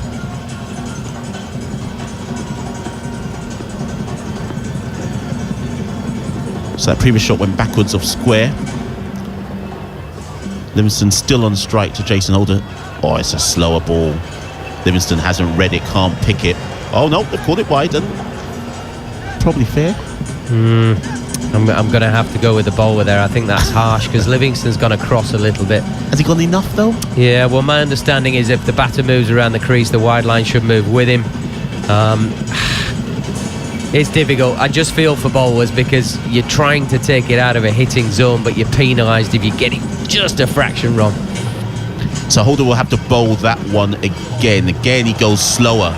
Every ball has been off pace, apart from that 6 where he lost his line and length. Every ball has been, that's really off pace, 95. It's not just slower, it's slower and slower. It's almost like he's taken all the air out of the ball. Liam Livingstone swung so hard he nearly swung himself off his feet. But back of the hand slower ball, wasn't it? He was through that shot before the ball had even reached him. Clever bowling by Jason Holder. Still 3 to go though. 6 off this over thus far. Again, pace off. We've seen a lot of pace off deliveries. Brandon King comes in off the long on boundary.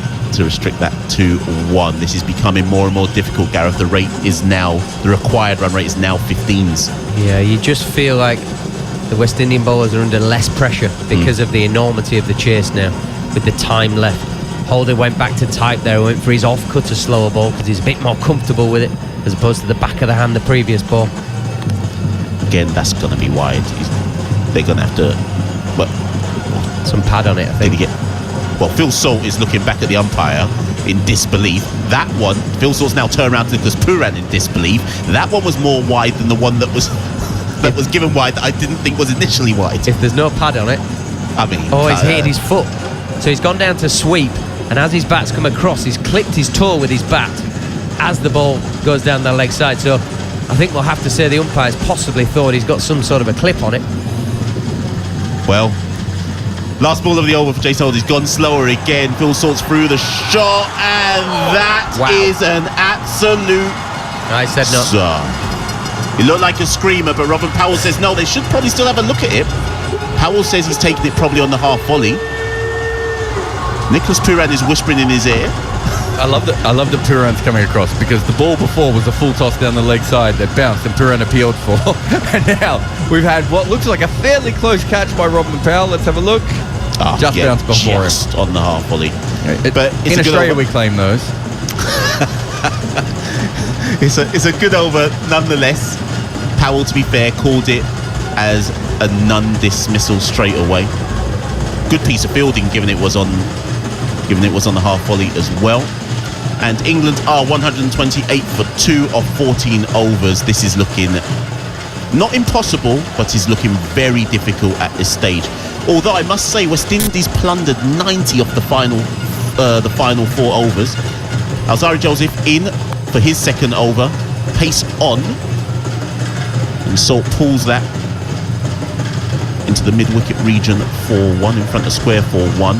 But England need boundaries now, and quite a few of them. The required run rate is 16s. Phil Salt has slowed down. He feels like he's been in the 60s for a while. Yeah, I feel like I was just about to say before that ball, I just feel like he's trying to overhit the ball now. Feels like he's trying to hit the ball for 12 instead of just 6. Just losing his shape a little bit, losing his feet. So by that I mean he's losing ground contact, he's losing force, as opposed to staying still and hitting and getting energy from the ground into his swing. He's losing it because he's off balance a little bit. So Phil Salt 66 off 39, Liam Livingstone 9 of 7. It's Livingstone who's on strike to Alzarri Joseph. Alzarri Joseph goes straight and full. Livingstone's got nothing to work with there and can only play that down to long on for 1 run. West Indies getting well on top of the game here. Plus, how many balls since... No, we had that 6 from Livingstone, but I think it's only 1 boundary in the last... Jared will double check for me. I think since it's 1 boundary in the last 3-4 overs. Yeah. Since give or take Butler was out, wasn't it? It's sort of dried up since then, about the 10th or 11th. Now, interestingly enough, at this stage of the game, at this stage of the game for West Indies, the scores are pretty much level pegging, which shows just how ballistic the West Indies went in the back end of the innings. Full toss there by Alzarri Joseph, but again, doesn't give Salt much to work with in terms of getting his levers out, and again, it's a 1. And I go back to Gareth's point about, is Salt trying to do too much? I also think, and I'm only speculating here, the straight fielders for the West Indies have been very smart. When they get drilled at mid-on and mid-off, they're throwing it back into the keeper's end, so they're trying to scuff that ball in. They're trying to, one bounce it into the keep, so they're trying to scuff the ball on the square. There's 2 pitches either side of this one where it'll just make it that little bit hard. It might get a bit of shape on the ball or soften it just a fraction. Joseph Livingstone, is he going to get away with that? He does not get away with that. Was that inside the trap? Referee. Was inside the trap? Some dubious wides being called here and none wides. I thought that was... No, that was definitely inside the line. Inside the line, and that's where it becomes very difficult for bowlers. We saw it with Sam Curran. He hit straight down the line twice, both called wides. Josh Butler missed one as well, and all of a sudden your margin for error, you bring it in 6 inches, which you shouldn't have to, and you get banged out of the ground. Yeah. I think that was a harsh one there on Alzarri Joseph. He will have to reload it. Let's see if he over adjusts or goes back to the tram line again to test it.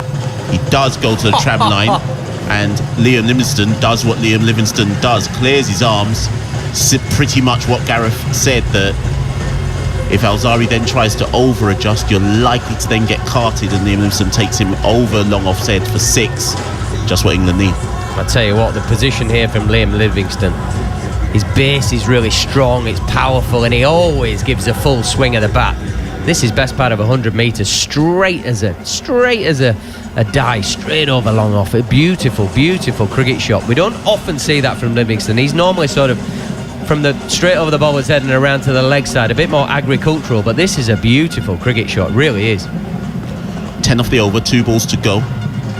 Livingstone 16 off 9. How will Alzari Joseph respond to that booming 6? He goes straight, doesn't give Livingstone room. Brandon King comes round at long off to restrict that to 1. England require 84 from 31 balls. You will be joined by John Norman shortly. Why did I say slowly? Shortly. He doesn't move very quick, does he? Quite slow as well. to see out the rest of this game, and of course Monty Padasar as well. One more ball of the 15th over to go.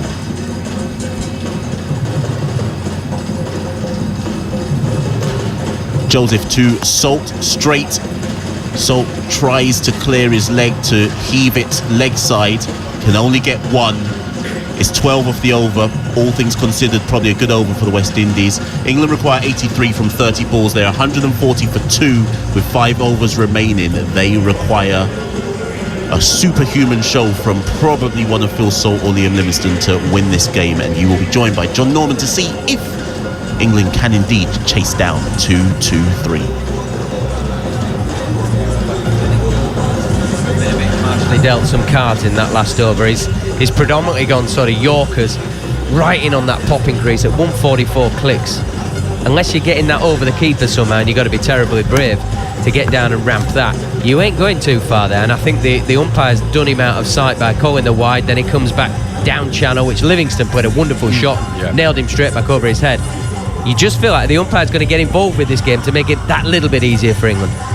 Yeah, no, it's definitely interesting with the wide calls that we've seen so far today. The line has belonged to the wide rather than to the bowler. I think that's probably fair to say.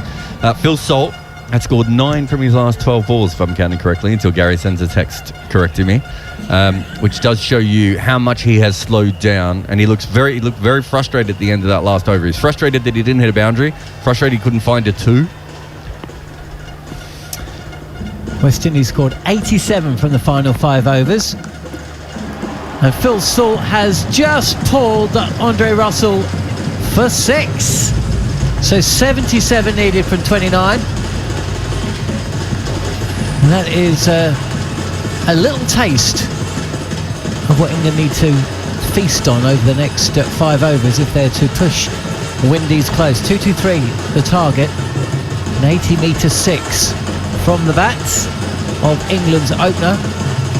He moves to 74. This is quite some knock. Pressure on the bowler. Russell dug out Yorker from Salt. Played up to long on for a single. So Salt moves to 75. Liam Livingstone 17 from 10. Well, it's like a New Year's sale, Monty. Everything must go. Oh, I'm glad you like that. Yeah, I agree. Cracking up over there. I agree with you. You can come more often. Yeah, everything must go. 100%. In fact, West Indies were 135 for 4 during this same period, so they're ahead of the rate. It's gone big again, has Livingstone, but this skims the surface of the outfield. Rodman Powell fielding at long off. He fires the ball back to Poran behind the stumps, and the keeper fumbles, and it means that Salt comes through. I think Salt might have been ball watching. It was Livingstone that called him back through for the second. So a little bit of frustration there for the West Indies. Just looking at who they're going to go up against, they've got 9 more balls from Andre Russell. They probably need 25 to 30 runs from those 9 balls, because he is the loosest bowler they're going to face. Well, here is one of those deliveries. Yorker length again by Russell. Does the trick. Livingston can only play this to mid-wicket for another single. 150 up for England. The incessant noise in the background.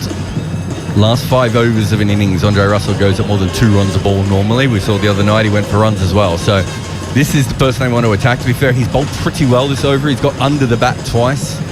Shimron Hetmeyer is out on the field as well. Yeah, they need to go 3 and over really, don't they, from Russell, if your maths is correct. I'm sure it is. 75 from Salt. Again, this is good stuff from Andre Russell. He's fired in 4 Yorkers now. Should have gone for 4 singles. And there was a quickly run at 2 after a mistake behind the stumps. But, I mean, this is where experience lies. A clear, defined game plan. A been there, done it kind of approach. And really, every single time a single is taken, the required run rate goes up 1. 17 and over now. This would be quite something if England were to reach 200, let alone 223. Last ball of the over, it's got to go. And Russell is in. He goes short, and Livingston pulls this straight to Jason Holder at long on. And despite the fact that 12 runs came from it, that's a good over for West Indies. It's weird, isn't it? It's all about context. But yeah, Andre Russell, probably that first ball didn't get exactly where he wanted. Next 5, even that last one, that was the slow ball and was dragged down to long on. So very, very good comeback over from him. And yeah, West Indies would take that. 71 from 24 balls still seems like a reach. Yeah, it does indeed. You know, you look at where West Indies were and England are right now. They, like I said earlier, they're much, they're ahead of the game. But it's the last 4 overs. How do West Indies bowl from here would dictate the game. They seem to be in cruise control of the game at the moment. But I must admit, England did bowl very poorly during the death. Joseph is in, and this is a poor delivery from Joseph. He's searched out the Yorker. It's a full toss on the pads, and Livingston makes no mistake, smashing this ball over square leg. 158 for 2 England, chasing 2-2-3 in the 16th over. Yeah, knee-high full toss on the leg stump. All you really want then is for the batter to get under it, and certainly Liam Livingstone did that, and he sort of swatted it away, and that's covered the ground by a long way. If New Zealand, who are we playing? There's West Indies and England are the 2 teams. Yes. If the West Indies really bowl 15 good balls from here, that's probably enough to win this game. And that last one was not a good ball. No, but it does show how difficult it is to bowl a Yorker, because of course, with this huge run chase, you just think to yourself, well, when these bowl 4 overs of Yorkers, England don't get close. But of course, it's not quite that easy. It is a good Yorker though. It's played out to long off for a single. Oh, it's I tell you what, Livingston fancied a second there again. Brandon King possibly a little bit slow to get the ball back, but not slow enough from an English perspective. 1 run from that delivery, 7 from the over. And possibly, this is where England could learn. I felt they bowled too many slower deliveries rather than bowling, just fast Yorkers, even the wide Yorker. And, Powell himself, he's been tested as a captain. And he's responded really well, but this will be unbelievable. If England can win from this position, it'll be one of their best victories in T20 cricket. Well, the series is on the line, of course, as Joseph is in, Yorker again, just another single. Well, maybe 2, no. Actually, no, it was 2, was it? No, it was just 1.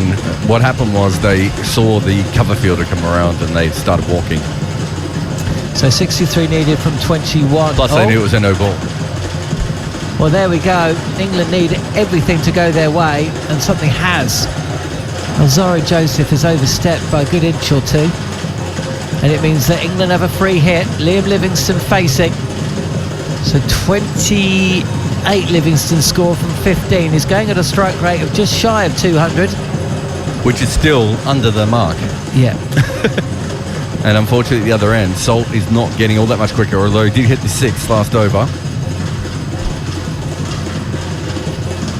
Opportunity for England. The game at 10 and over. Joseph is in. It's a slower delivery, which is hauled up to the fielder, Rodman Powell. It's caught by the skipper just inside the boundary at long on. But of course, it was a free hit, so just 1 run scored. And Livingston would be disappointed, but I think that was a good delivery from Joseph. I just think this ball's getting really soft, and I don't know how much this is the West Indies throwing it into the ground over and over again, but it just looks a little bit harder to hit sixes unless you absolutely hit it right out of the middle of the screws, and the more you take the pace off, although, to be fair, Andre Russell just bowled a bunch of Yorkers the overs before, but partnership's 46 off 28. They still have to get a lot quicker than that. Yeah, it's. I think the wicket's broken up a little bit more as well, so it makes it difficult to hit the ball. Joseph again, and this is driven powerfully past Alzari Joseph. And I tell you what, that is a superb bit of fielding by Brandon King, running across from wide-ish long off. He's put in a dive and actually almost affected a run out as well at both ends. Well, it wasn't just a dive, it was a full-body dive, but he picked it up cleanly and then sprung out of that position and threw it up. And as you said, he then threw it back from his knees, I think, didn't he? And if Alzari Joseph was almost shocked by it as much as anyone else, if it was a little bit straighter, I think he would have been out. I think Phil Salt might have been struggling a bit as well, the strikers there, because the ball passed the stumps, and not sure that Salt realised it was potentially going his way. Fuller again from Joseph. He's just trying to pick out these Yorkers, and he's successful. 2 runs, that is not enough for England. They need boundaries. Salt moves to 81. 1 ball left of Joseph's 3rd over. England 166 for 2. It's boundaries, boundaries, boundaries, and they're just not coming. Well, the way that modern cricketers do this, they'll be looking at the amount of balls left, which is 18? Was that the end of the over? 19. 19, yeah. So they'll be looking at that and going, well, that's 10 sixes in 19 balls. And that is the way that modern cricketers look at that. But Phil Salt looks absolutely gassed. We know that there's going to be a couple of slower balls that are going to be tough to get away. But the 2s are keeping them in it. The problem is it does look harder to hit down the ground than earlier on today. Square leg still looks kind of juicy when it's on the pads, but last ball of the over then, it's a full toss, and Salt goes towards mid-wicket. Has he got enough on it? He has! Wow, England needed that. It was a loose delivery from Joseph. It was in the arc, and whilst he didn't climb into it and get full connection, there was enough on the ball, and England finished the over as they started it with a 6. Look, Alzari Joseph bowled a very good over, but in that was a free hit and 2 full tosses, and England didn't take full account of the free hit, but they did both the full tosses, and because of that, you know, England have just bounced back a little bit. It's still 51 runs off 18 balls. It's still, you know, tough, but it's certainly within reach, especially with 2 set batters at the crease. 1 good over for West Indies wins it. England need 3 good overs. Right? I mean, who are West Indies going to call upon here? 51 needed then from 18 deliveries, and it's Jason Holder. Yeah, Russell will probably bowl the last over now, would be my guess. Try and get your best bowlers in. Make sure that when Russell's bowling that they need, you know, somewhere around 25, 28 runs, which is unlikely. And that is exactly what was needed in the last game, wasn't it? Russell started bowling with 28 to defend. First ball went for 6, but closed out victory comfortably enough.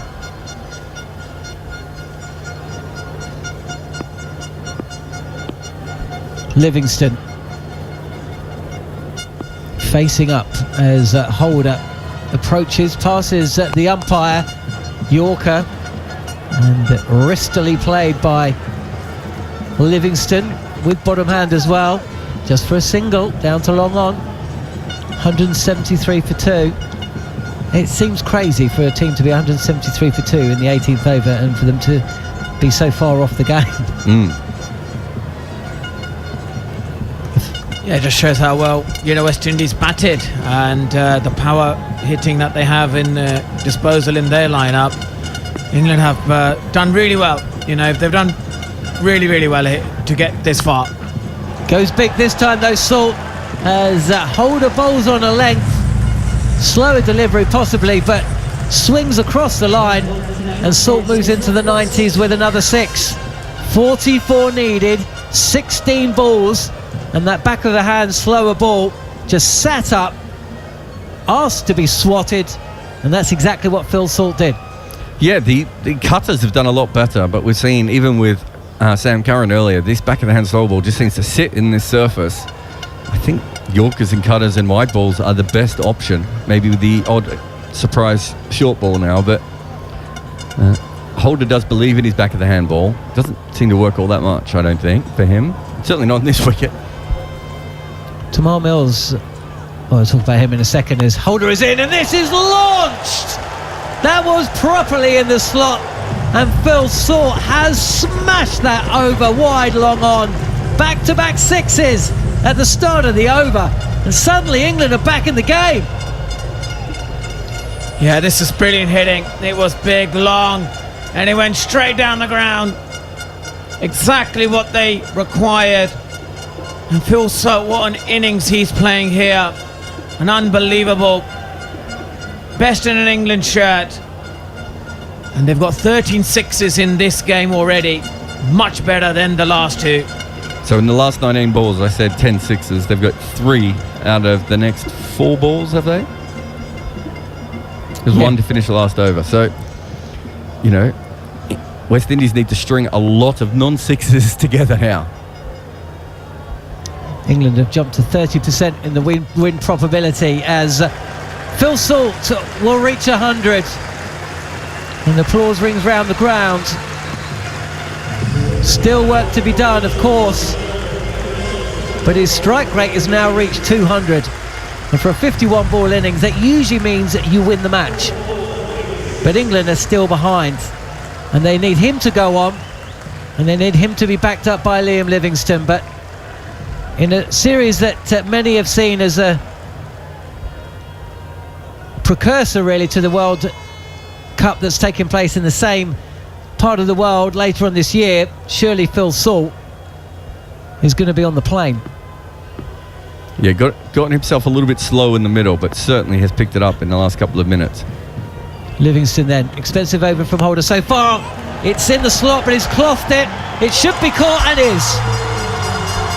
Rodman Powell running in from the long on boundary. Holder strikes back. Livingstone's got to go. England 186 for 3, and they still need 37 runs, and they've got 2.1 overs to get them in. Yeah, this was the right option. I think Liam Livingstone had to just take the aerial route, but unfortunately for England, it went straight down to the man, and he made it look easy. And he's done his job. 30 runs of 18 deliveries, and England 186 for 3. They're still in the game. Yeah, a little bit shorter than he wanted. It got a little bit close to him and hit high up on the bat as well. There's no doubt that Jason Holder struggles to keep the runs down at the death, and he has for a very, very long time. But his average at the death is always remarkable. Sometimes for a couple of years there, it was around like 9 or 10 runs per wicket. It's gone up a little bit since then for him, but he still takes a lot of wickets at the death, despite the fact he goes at around 11 runs and over while doing so. But England still have power to come. It doesn't look to me, though, now like this is going to be an easy wicket to come in and hit 4s and 6s straight away. So Brook might have to play the support role, and Salt does look a bit gassed at this point. But having said that, he just hit 3 6s while being gassed, so... Well, I suppose if you're going to want anyone to come in within this side, Joss Buttler aside, it is actually Harry Brook, isn't it? He doesn't actually have a great recent record in white ball cricket. 1 ball to face in the over then. And Brook goes big first time, and he's going to hit that for 6! What an incredible ball. What an incredible shot. And Harry Brook is going at a strike rate of 600. Just over pitch there. It probably was the ideal ball. Also, it was the last ball of the over, so it was almost like a free hit the way that he took it on. I think Holder had to go into the pitch again then. He had to bowl. That was the kind of ball I thought that Brook might struggle to get away, which is what happened with Livingstone. Taking the pace on of it, hitting the pitch. Instead, he went for the Yorker, and he's just missed it. To be fair, though, Harry Brook just capitalised on that incredibly. That is a absolutely world-class strike of a ball. Yeah, it's brilliant striking, and I think this is, while we talk about role clarity, that England have struggled, this is simple now. They know that they've just got to swing and hit boundaries down the ground, good base, watch the ball. 31 runs off 12 deliveries, very much England's game to win now. Azari Joseph is in, and an inside edge skirts through to Nicholas Pooran behind the stumps, no run. Yeah, I think that's what they need to do down. Off cutters into the surface with the odd Yorker and then occasionally go wide. I just don't think they can worry about anything else. Although having a look, that was the off cutter that holder ball, but it's just too full. He just missed his line. Yeah, he was going for the Yorker. Sorry. Yeah, he was going for the Yorker. He really had to be into the pitch on that one. And that's what Joseph has done on this next ball. 11 balls left of this high intensity and entertaining T20, but if Windies win, the series is done. This is on the pads. Joseph hasn't quite got this right, but he's going to get away with what at the moment looked like a catch to Rutherford at deep square leg, but in the end Rutherford almost caught between coming in to try and claim the catch or staying back to field the ball. Probably actually chose the right decision and has just about got away with it, and it's just another run in the scorebook. Yeah, it looked like a bear trying to stop a moth. Just the way he got his feet in all the wrong position, somehow ended up knocking the ball back in front of himself, luckily. But that was awkward, but that gets him ahead on the run rate. Salt did come back for a second. Yorker, and this is drilled to backward point. No chance of a run there. Well, the Windies, I said, needed to win one over of the three that remained. And halfway through this, 6 balls from Azari Joseph, they're winning it. Yeah, they got away with the one ball that could have been hit for 4 and was almost misfielded for 4, but they've had a really good slow ball and a really good Yorker. Joseph has to keep his foot behind the line. They're just having a chat now. Be interesting to see if this is when they try the wide outside off stump. Salt looks absolutely cooked, doesn't he? Yep, he does. I can't see him subbing himself off though, can you? Okay, let's have a look to see what Joseph has for us as he's in. It's actually a length delivery. It's a cutter again, I think. And Phil Salt has muscled this over wide long off for 6. Yeah, this is a brilliant strike. Down the ground, exactly what he needs to do. And the key was the base. He got his feet apart. And he went deep into the crease and hit it straight down the ground. And that went like a tracer bullet. This is brilliant batting from Phil Salt. I'm not sure, actually, Jared. You mentioned the fact that Azari Joseph needs to watch out that he doesn't overstep. He was miles behind the line there. Yeah. I don't know if that's actually on his mind and it's just affected his length slightly there. Well, we've seen a couple of times when they bowled this slow ball, it's at its absolute best when it's into the pitch. Again, that was just a little bit too full. Gave him an up and under swing at the ball. Joseph begins his run up. And he's in now. Salt readies himself. And this is on the pads again. He's targeting deep mid-wicket. He's got to come back for a second, but decides not to. And that's probably the right decision, actually. It leaves 1 ball to Harry Brook. 7 balls remaining, 22 runs to get them in. And as you said, Jared, at this stage of the innings, final ball over this late in the 20. Harry Brook is not going to die wandering here. No, Harry Brook might end up with 12 off 2, for being honest here. But realistically, Joseph has to keep this down to at minimum a 2. A maximum of 2, I should say. Because I just don't think Andre Russell's going to want to bowl at anything under. He's certainly not going to want to bowl at 16. 16 really gives England a chance then. 2 boundaries puts a lot of pressure back on Andre Russell. He bowled a great last over, but this is really important from Joseph. Here is Brook. He's ready. It's a full toss, but Brook hasn't got hold of it at all. And Brandon King's going to run in. And it was just a single from the final delivery. Wow, you wonder if Brook had been in for a little bit longer. He could have capitalised on that, but he hasn't. It's just a single. and Andre Russell has to defend 21 from the final 6. 20, of course, would see us go to a super over. That's a perfect example of when you're looking at this later, people are going to say, oh, well done to Alzari Joseph, but that probably should have gone. In fact, the one thing I think was in his favour there, Monty, was the fact it was an off-stump full toss, not a leg stump full toss, because we've seen those flicked away. And Harry Brook had to force that back down the ground a little bit. But there's no doubt that is not the ball he was trying to bowl. He went for the Yorker. Now, Andre Russell, last over, we saw him go for a lot of Yorkers. He probably needs 2 good slower balls as well into the surface, try and take the pace off. And what you don't want to do is miss the Yorker again and float anything up to Harry Brook, because if he extends his arms, Monty, it's going to disappear. Yeah, absolutely. And I think Brook, all he's got to do is, just like he did, that first delivery when he hit it for 6. He's got to just keep doing that, because 21 deliveries from 6 balls, the first 2 or 3 deliveries, they've got to get a boundary. And, this will be a famous win if England can do this. In the last over of T20 games, Andre Russell goes at 14.1 runs and over, and he's taken 8 wickets in 20 tries as well. So a wicket here early on would change things quite a lot as well. Do you think it was a mistake that Brook took the single? Yes, but I'm not sure I would have, it's a weird one, isn't it? It also depends on Salt, doesn't it? I probably would have said stay there no matter what. I think that's what Salt was saying between overs. Russell is in, it is Yorker length, and it is played off his toes from Harry Brook. The fielder was up inside the circle at fine leg, and the fielder at square leg couldn't cut the ball off, and so that is the boundary at the start of the over that England needed. Yeah, just what the doctor ordered, and they needed a boundary off the first delivery, and that's 4 runs to England. Yeah, he's just gone for the Yorker, missed it, it's a half volley on leg stump. But good work from Harry Brook, because he's thinking, I'm going to bash this down the ground. It was good to actually exploit that ball and take the boundary. Russell again, second ball of the over, 17 from 5 needed. He's in, and that was in the slot, and Harry Brook has laced that up and over the cover boundary for 6. Last over, kept going for Yorkers, kept hitting him. This over, he's missed them twice, and England have made him play. It was clever batting the first time from Harry Brook. This is just swinging through the line. Beautiful strike.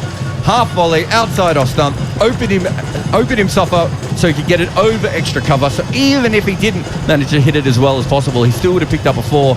Instead, he doesn't need to worry about that, because that's gone 86 metres over extra cover. And it's gone 86 metres flat. That would have gone through my 3rd floor flat window back in the day. Oof.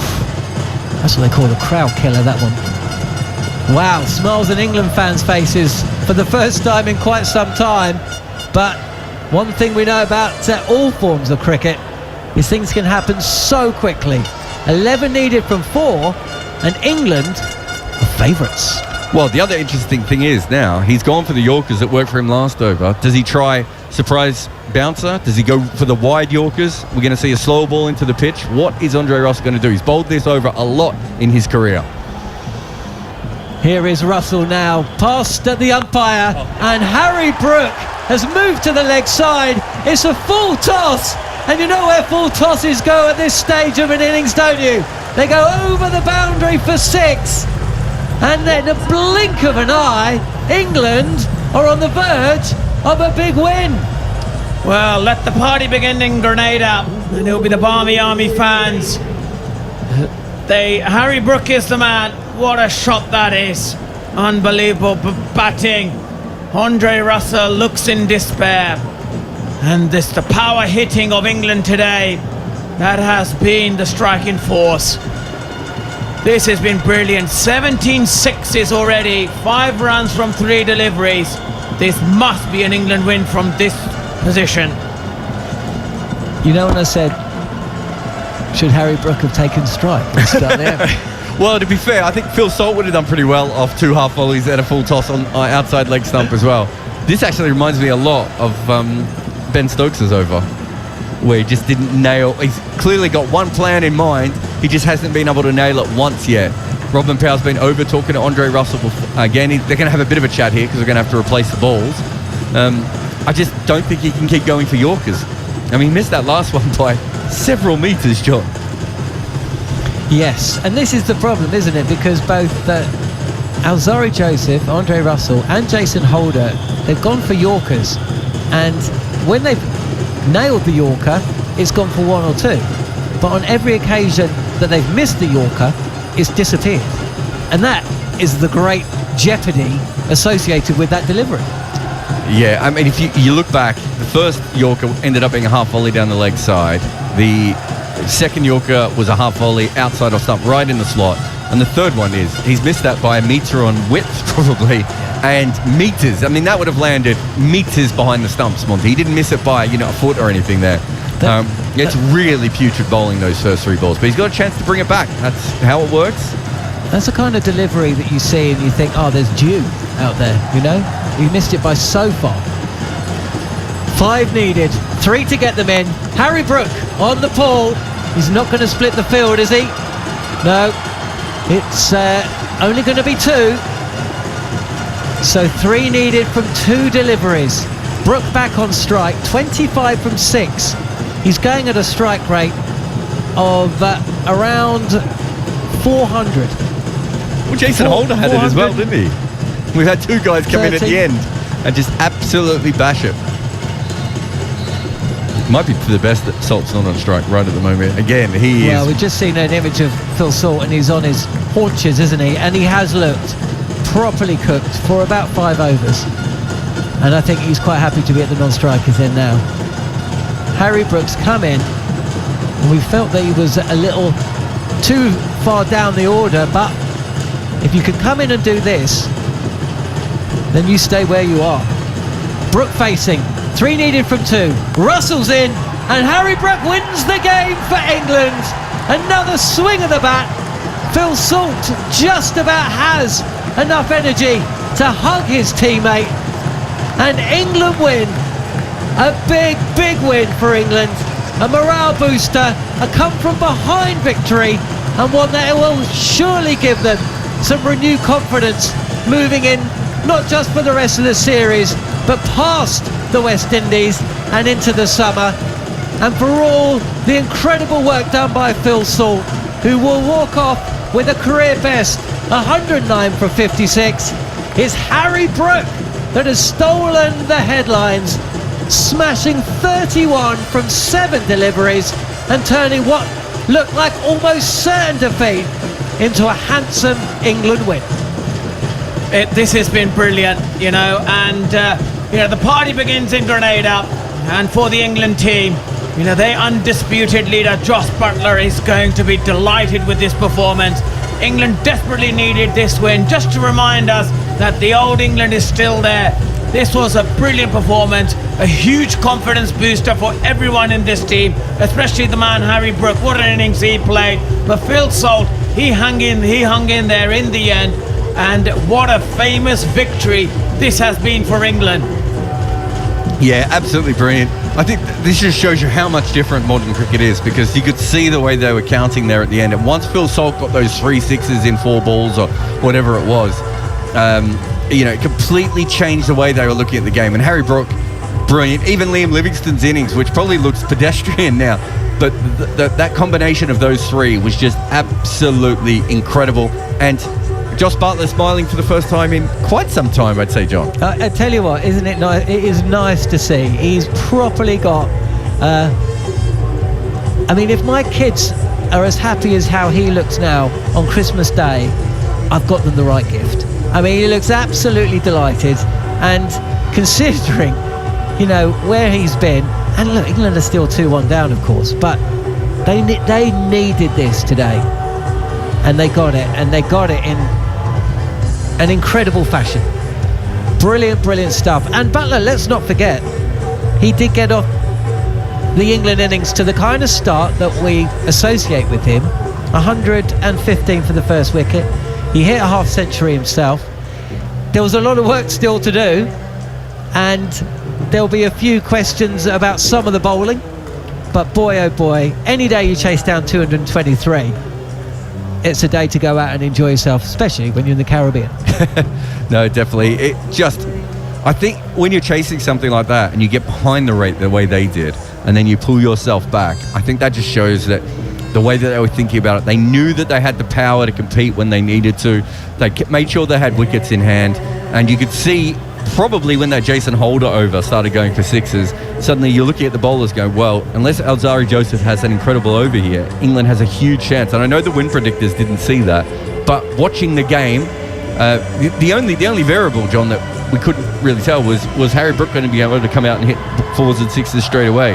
That didn't seem to be an issue for him at all, and that was the thing that really got them home. 31 off 7, to back up, and everyone except for Will Jacks really did their job today.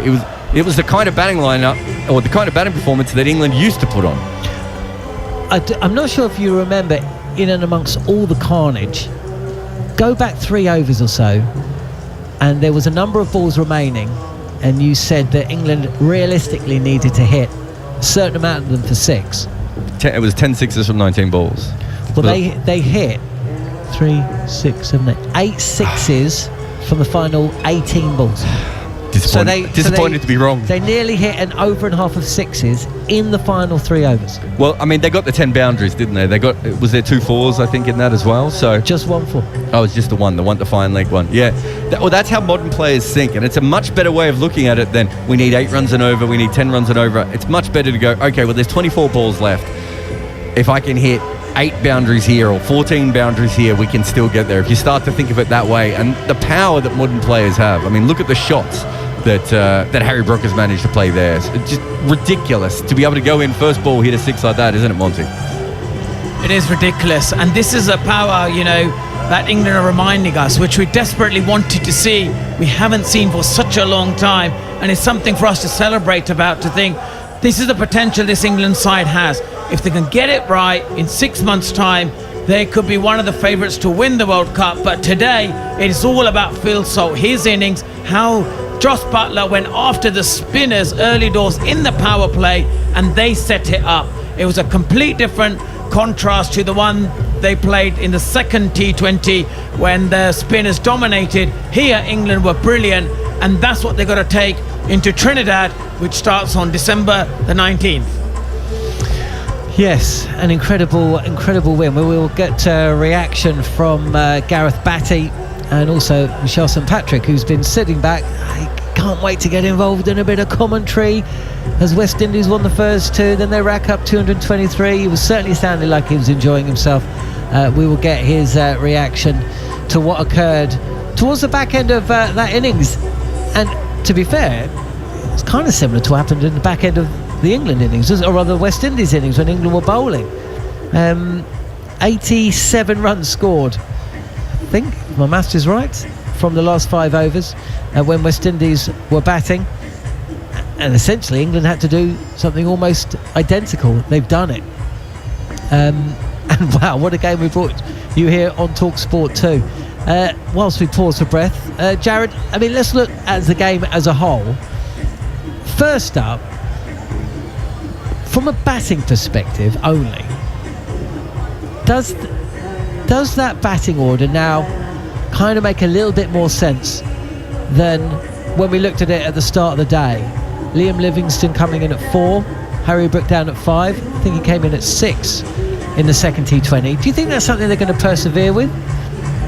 No, I don't think they believe in batting orders as much as cricket fans probably currently do. I think they'll look at matchups, they'll look at pitches, they'll look at ground size, all these different things and weigh it up. But they also want to know that Harry Brook can play that innings, right? And I think that's a really, really important one because, it's all well and good to say Harry Brook's got a lot of power, but there's a big difference between that and being able to hit 31 off 7 and win a game, isn't there, Monty? Yeah, it is. And I think earlier I said, the spinners, that they went after the spinners, which made it difficult for Powell. He had to then go to plan B, plan C, put pressure. The pressure was on the seamers, and then in the end it was very simple task. So I think that clarity, they knew that we just got to hit the boundaries, and that's what they did, and that's something that they've got to bring into their game now. They've got to have that confidence into Trinidad that actually, guys, we can compete, we can play to the level that we once did, and they can keep going that way. It can be forgotten, it was forgotten, during the World Cup and over the last few games. But this is a reminder that England are one of the best T20 teams in the world, and they can continue in this form, and hopefully we'll see, more of this in the next 2 games in Trinidad. The West Indies lost the toss. They had to bat first. 8 for 2 at one stage, England on top. But as the innings progressed, so did the West Indies batters. 26 in quick time from Hope, 39 from 21 from Powell. Rutherford weighed in with 4 boundaries in his 17-ball innings, but it was 82 from Nicholas Pooran from 45 and 18 from 5 that saw West Indies propel themselves to 222 for 6. Expensive bowling figures abound, really, but Adil Rashid once again stood out, and Reece Topley was threatening with the new ball. When England came out to bat, you felt they needed something special, and they needed runs at the top of the order. They got both. Jos Buttler with 51, 100-run partnership for the first wicket. But the run rate was always high, and when Buttler, followed by Jacks, went, boundaries started to become more difficult to come by.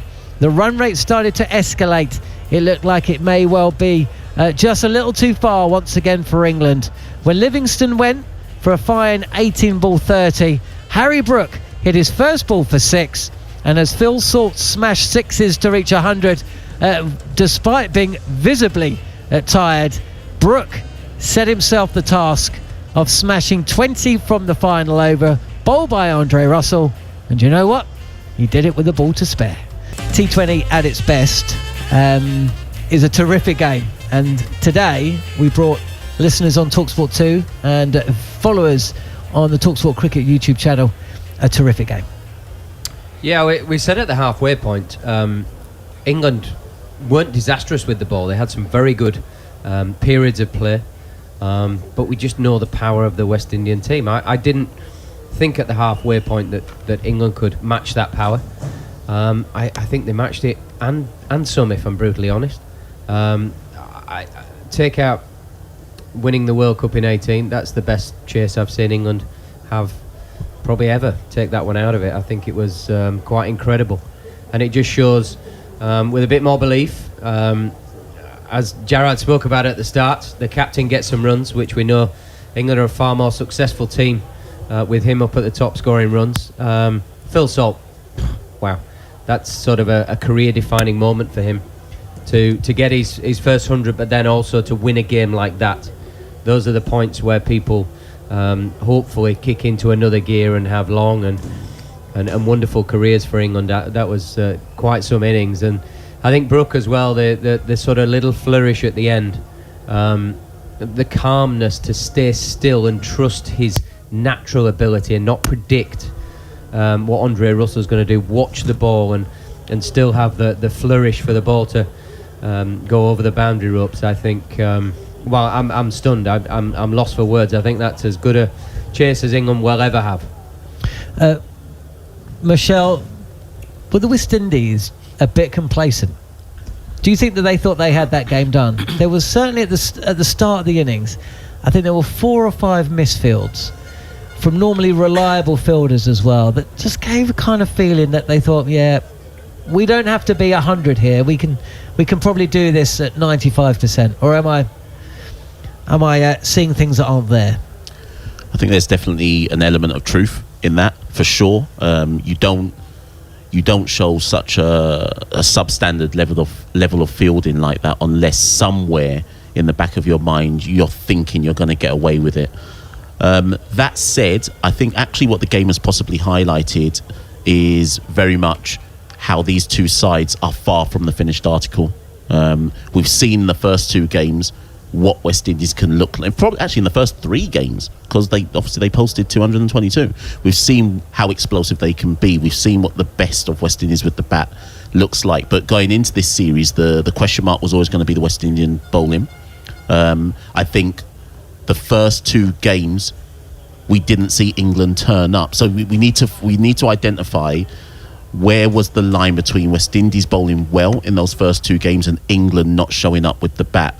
I think today we saw the weakness in the West Indian bowling attack, and it's one of the reasons why Andre Russell got brought back into the fold, because they feel like they don't have enough in their bowling attack.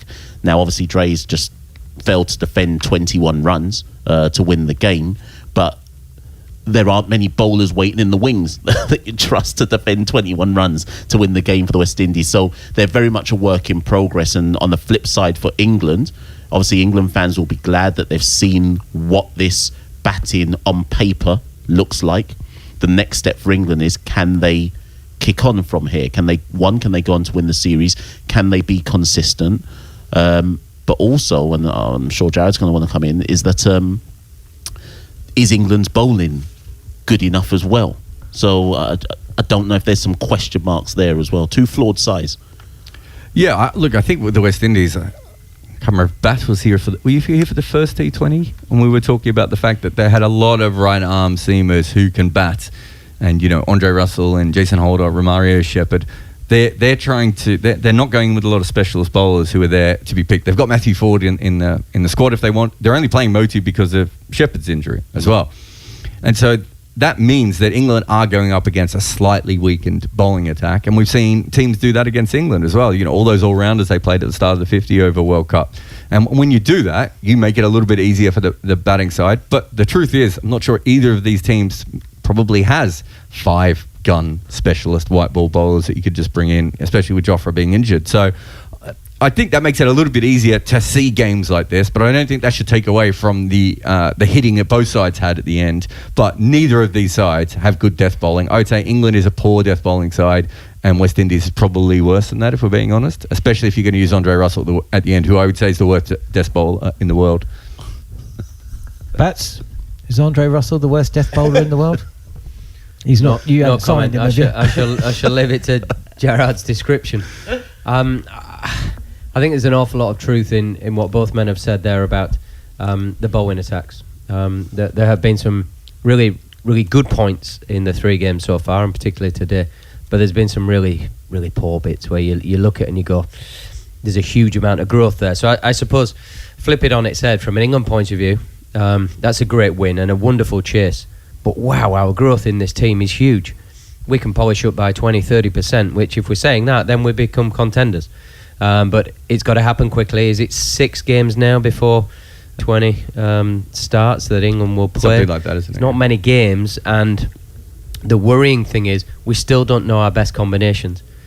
We still don't know exactly what the batting order looks like, because there's still Bairstow to come in, and he will come in. I'd be amazed if he didn't. After Salt's played that innings today, how and what are we going to go down England football route and try and pick all our best players and then just find how they go in the team? Or are we going to go, hang on a minute, Salt is the man in possession. He's played extremely well over this period of time, and we make the mistake we did in the 50 over World Cup and changed the dynamic up the top, and it killed us. I think it changed the whole dynamic of how Root and so on and so forth played by having your left-hander up at the top. So huge amounts of questions. I think we just need to take the real positive angle, and I'm banging on more England just purely because of seeing more of England through the summer.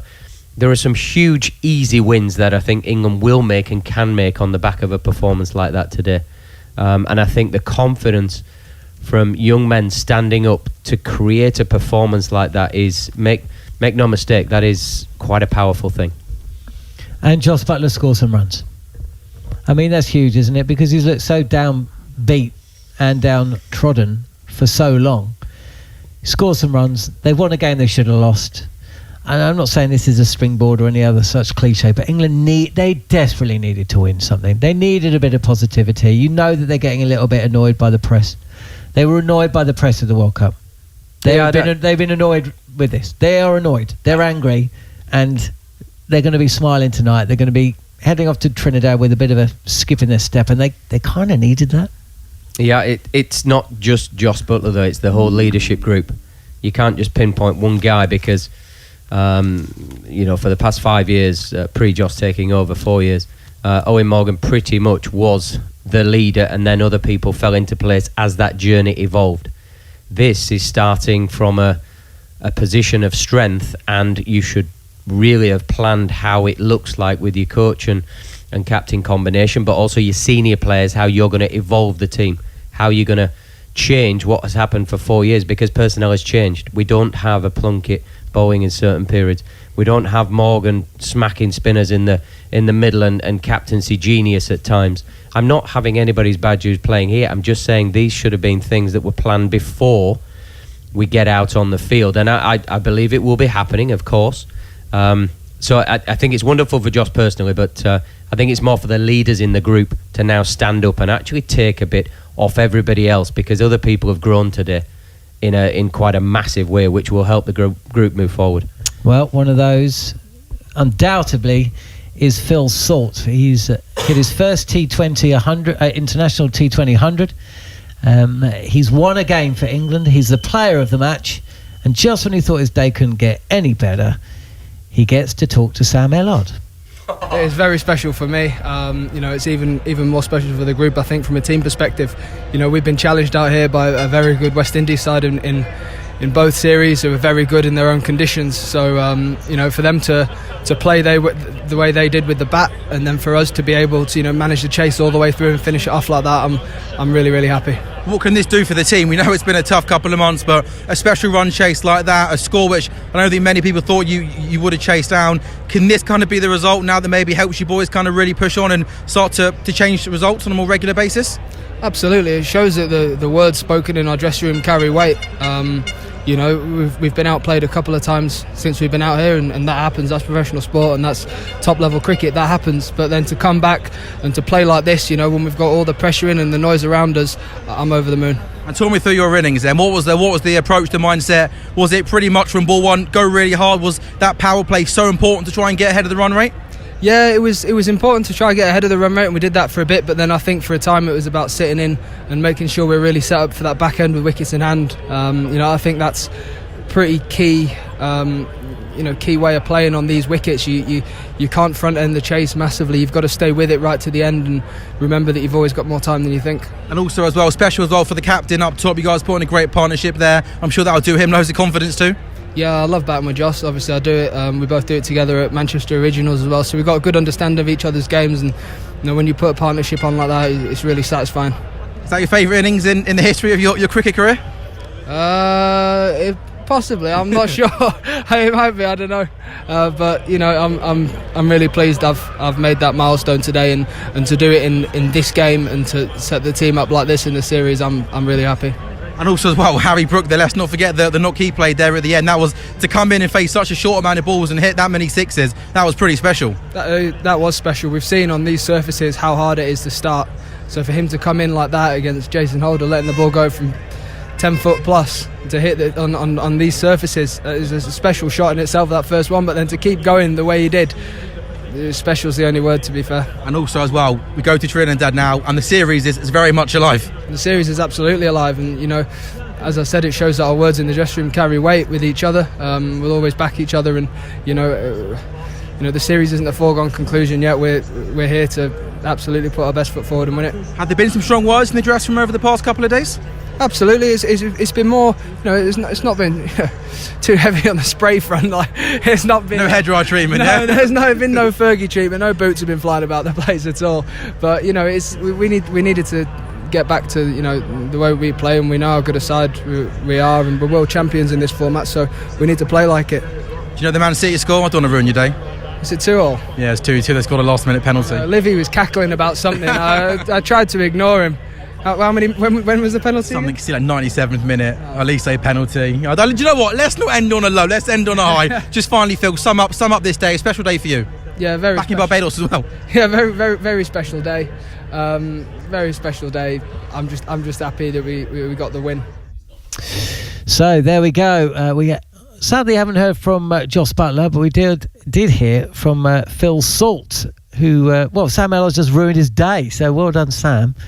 Yes, Manchester City did throw away a 2-goal lead to draw 2-2 at home to Crystal Palace. Anyway, going back to the cricket, we've seen a great game and we've commentated on a great game today. Michelle, you're still with us. I mean, from a West Indies perspective, I must admit, that second T20, I think Andre Russell was defending 28 in that final over, and the first ball went for 6. And I don't know if it says a lot when you're nervous about a bowler defending 28 from the final over. But that's kind of how I felt for him. And he looked pretty down at the end, and rightly so, because he was hit for, what, 22 in 5 balls? Thing is, I'll be honest, if it had been Jason Holder in that position, if it had been Alzarri Joseph in that position, I would have had the same trepidation. We have to remember that 6 months ago, the West Indies couldn't defend 375 against the Netherlands, and then Jason Holder bowled a super over. Granted, this is a different format of cricket, but it's white ball. Jason Holder bowled a super over and went for 30 or 32. It was a lot of It was a runs. lot, right? So we're looking at 3 seamers who should be, one of them should be bowling the death over, and there is no confidence in any of those 3 that if there is any, like, whilst you're on air, I texted people and said, unless we've got 37 to defend in the final over, we're going to lose. And so that shows you the level of confidence that I had going into that final over. But what was quite interesting to me from Phil Salt's interview is that Phil said we were setting it up for the back end, which I find, I don't know who wants to take that next, but do you genuinely believe they thought they could haul in, well, it had to be 90 plus they had to haul in the back end? Yes, I know Phil Salt is a good striker of the ball and Harry Brook was still to come and so on and so forth, but you still have to, is it good batting or is it bad bowling? I think it's the latter. I do think that with wickets in hand, they probably do believe they could score at 3 runs a ball for a long period of time. Also, they would have looked at the bowlers, right? Like, you know, we've gone through the numbers. Jason Holder and Andre Russell have 2 of the highest numbers when it comes to death bowling in the world. They usually take wickets, but today, even if they take it a couple of wickets, England still had batting to come, right? They still had other people who could have come in and hit. So, you know, from that perspective, I think England got ahead of the game. It was probably just that little period when Moti started bowling well that pulled them back, right? And other than that, England were pretty much in control of that chase most of the innings outside of about, 4 or 5 overs bats? Yeah, I think the only way to stay calm, to see it through for the 20 overs required to chase 223, you have to be saying we're going to take it deep. You have to, or else you just become frantic. And I didn't feel at any point in the power play we were frantic. I thought it was, if anything, it was quite surgical. It was dismantling what was coming down. There was some decent stuff bowled in that. Hazin didn't really bowl badly, and he was still going at 10s. And he's very good in the power play. I'm not having a pop at him. I feel almost the periods of play, if you break it down into 3 parts, your first 6, your middle 6, your back 6, and then you got 2 overs just free for all. England were quite happy to take it down to the 2 overs free for all when anything could happen. I feel if it had been Joseph bowling that last over, I would have had relative confidence he could have got over the line. But I think Holder and Dre Russ, it really did look like you could get them. Okay, so looking ahead to the series, do you foresee any or many changes for the Windies, Michelle? There's a couple of players that haven't had much of a go yet.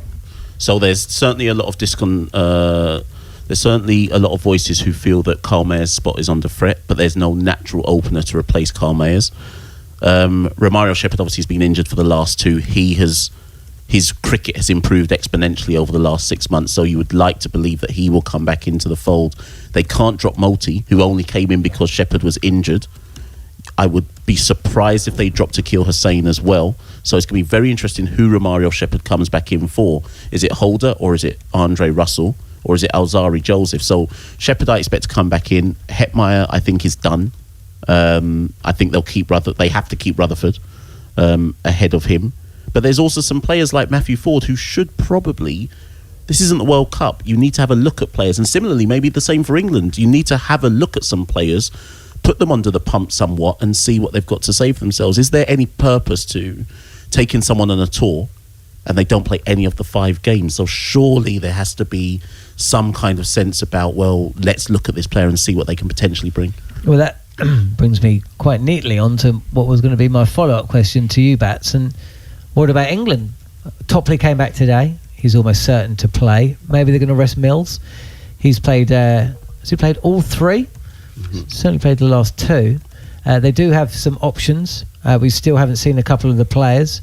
Wokes didn't play today. I'm not sure we'll see him in the next one. But what do you foresee? What do you see? Atkinson, of course, struggled a bit today. I think the very obvious Wokes not playing today is more physical. making sure that we keep him right and fit. I think Topley having to earn the right to get back in the team is no mean thing. I think that's quite appropriate. I think those two, with another, can get us through power play bowling in the World Cup, dependent on other selections as a Wood and so on and so forth. I'm of the opinion that nobody should get a free game of cricket in an international shirt. I just don't buy into this. I think if we see somebody from staff, say, on the training ground, or from domestic cricket, or from franchise cricket, and we go, we like this player, I don't see how they take the shirt off somebody else if you already have a good team. I think you should be planning for what you require, and you bring these people in as what you require into your group. You see them around the group, and then you go, right, no, bang on, we got it right, he's in. And then they're in for a period of time. I don't buy this chopping and changing business, and you get a game here and a game there, because players hate it. Players have never liked it. England in the 90s were terrible because it was a game here, a game there. People travelling around and playing one game on this tour and then one game on there and then never seen again. It just does not work. The notion of getting a game to see what somebody can do. Very few people, if they know that somebody's come... In fact, Liam Dawson, prime example, plays a game and he's almost not turned his back on England, but he's kind of said, well, why am I going to play that one game when you're just going to leave me out when it matters because X, Y and Z are backed up and you're just resting them, so I'm going to go do my franchise stuff. And absolutely right, I totally see his side of it. It's a totally different angle that other people wouldn't talk about, but I truly believe there's something in that. So no John Turner. I mean, we've seen Rayan Ahmed, we've seen Chris Wokes, and of course Ben Duckett as well. I can't quite see how Duckett gets back in, but it's 2-1 with 2 to play. I mean, from an England perspective, I suppose if they had lost today, then I know what you're saying. You know, it's their international caps at the end of the day, but that would maybe give you a bit more freedom to try a couple of these guys. I think different story, but we're building towards a World Cup which is on the horizon. It's right in front of our face, and I think to be trying to blood somebody who possibly, I like Turner, I think he's a very good young prospect, but is he going to even if he cleaned up in the next 6 games, is he going to force himself into that squad for the World Cup? I think that's very unrealistic. So I don't see the point, if I'm honest. I think he can learn. We can see him a bit more. We get a bit of a feel for him, so that once this cycle of the World Cup is past, then okay, there may be some changes for the next one. So I just want to jump. So should touring squads be smaller then? No, you need your ammunition for if you get injuries. You also need quality practice for the ones that are playing, I dare say it, which no player's going to like that, but you've got to earn your stripes. It's professional sport. It's difficult, and I suppose the management and other players can sort of dampen down that situation of I feel like I'm just a drinks carrier and just a net bowler. It is part and parcel of it, you know. Well, okay then, do something about it. England also came unstuck in Bangladesh, didn't they? They went without I think they went with a 14 or 50 man squad. They were certainly a batter light, and it cost them. They got a lot of criticism for that as well, so that's probably something. Brian Lara Cricket Academy, that's where the final T20s are taking place, Michelle. I don't know if England have played there before, have they? I couldn't tell you the last time. They probably haven't been back to Trinidad since Gareth was playing. Like I don't know, but I'm serious, because England, traditionally, when England tour the West Indies, it's St. Lucia, Antigua, Barbados. Grenada are lucky they got some games on this one. Obviously they did in the Test series last time out as well, but England certainly haven't been to Jamaica, Trinidad or Guyana in a long time. And which means they surely haven't been to the Brian Lara Cricket Academy. The obvious thing that people think is because it's in Trinidad, they assume that it will spin a bit more, but I think that's a bit of a misnomer. I certainly wouldn't expect them to bring back Rayan Ahmed just because they think it's Trinidad and whatever might happen. So it's a track with a lot of runs in it. So I'm expecting another high-scoring game. Good stuff. Well, let's hope so. I think 2009 was the last time England toured Trinidad in a 4-match series, which was a draw. And West Indies won the series 1-0. I think that was the last time. I don't know when the last time they toured Guyana was. Can you remember the last time they... No, it hasn't been since they changed everything, didn't they? When they realised they could make more money off tourists. So a lot of the other countries that go to Guyana now, don't they? Where England doesn't get it because you don't get as much tourist dollar. Yeah. Which is the way cricket should be, Bats. Cash is king, baby.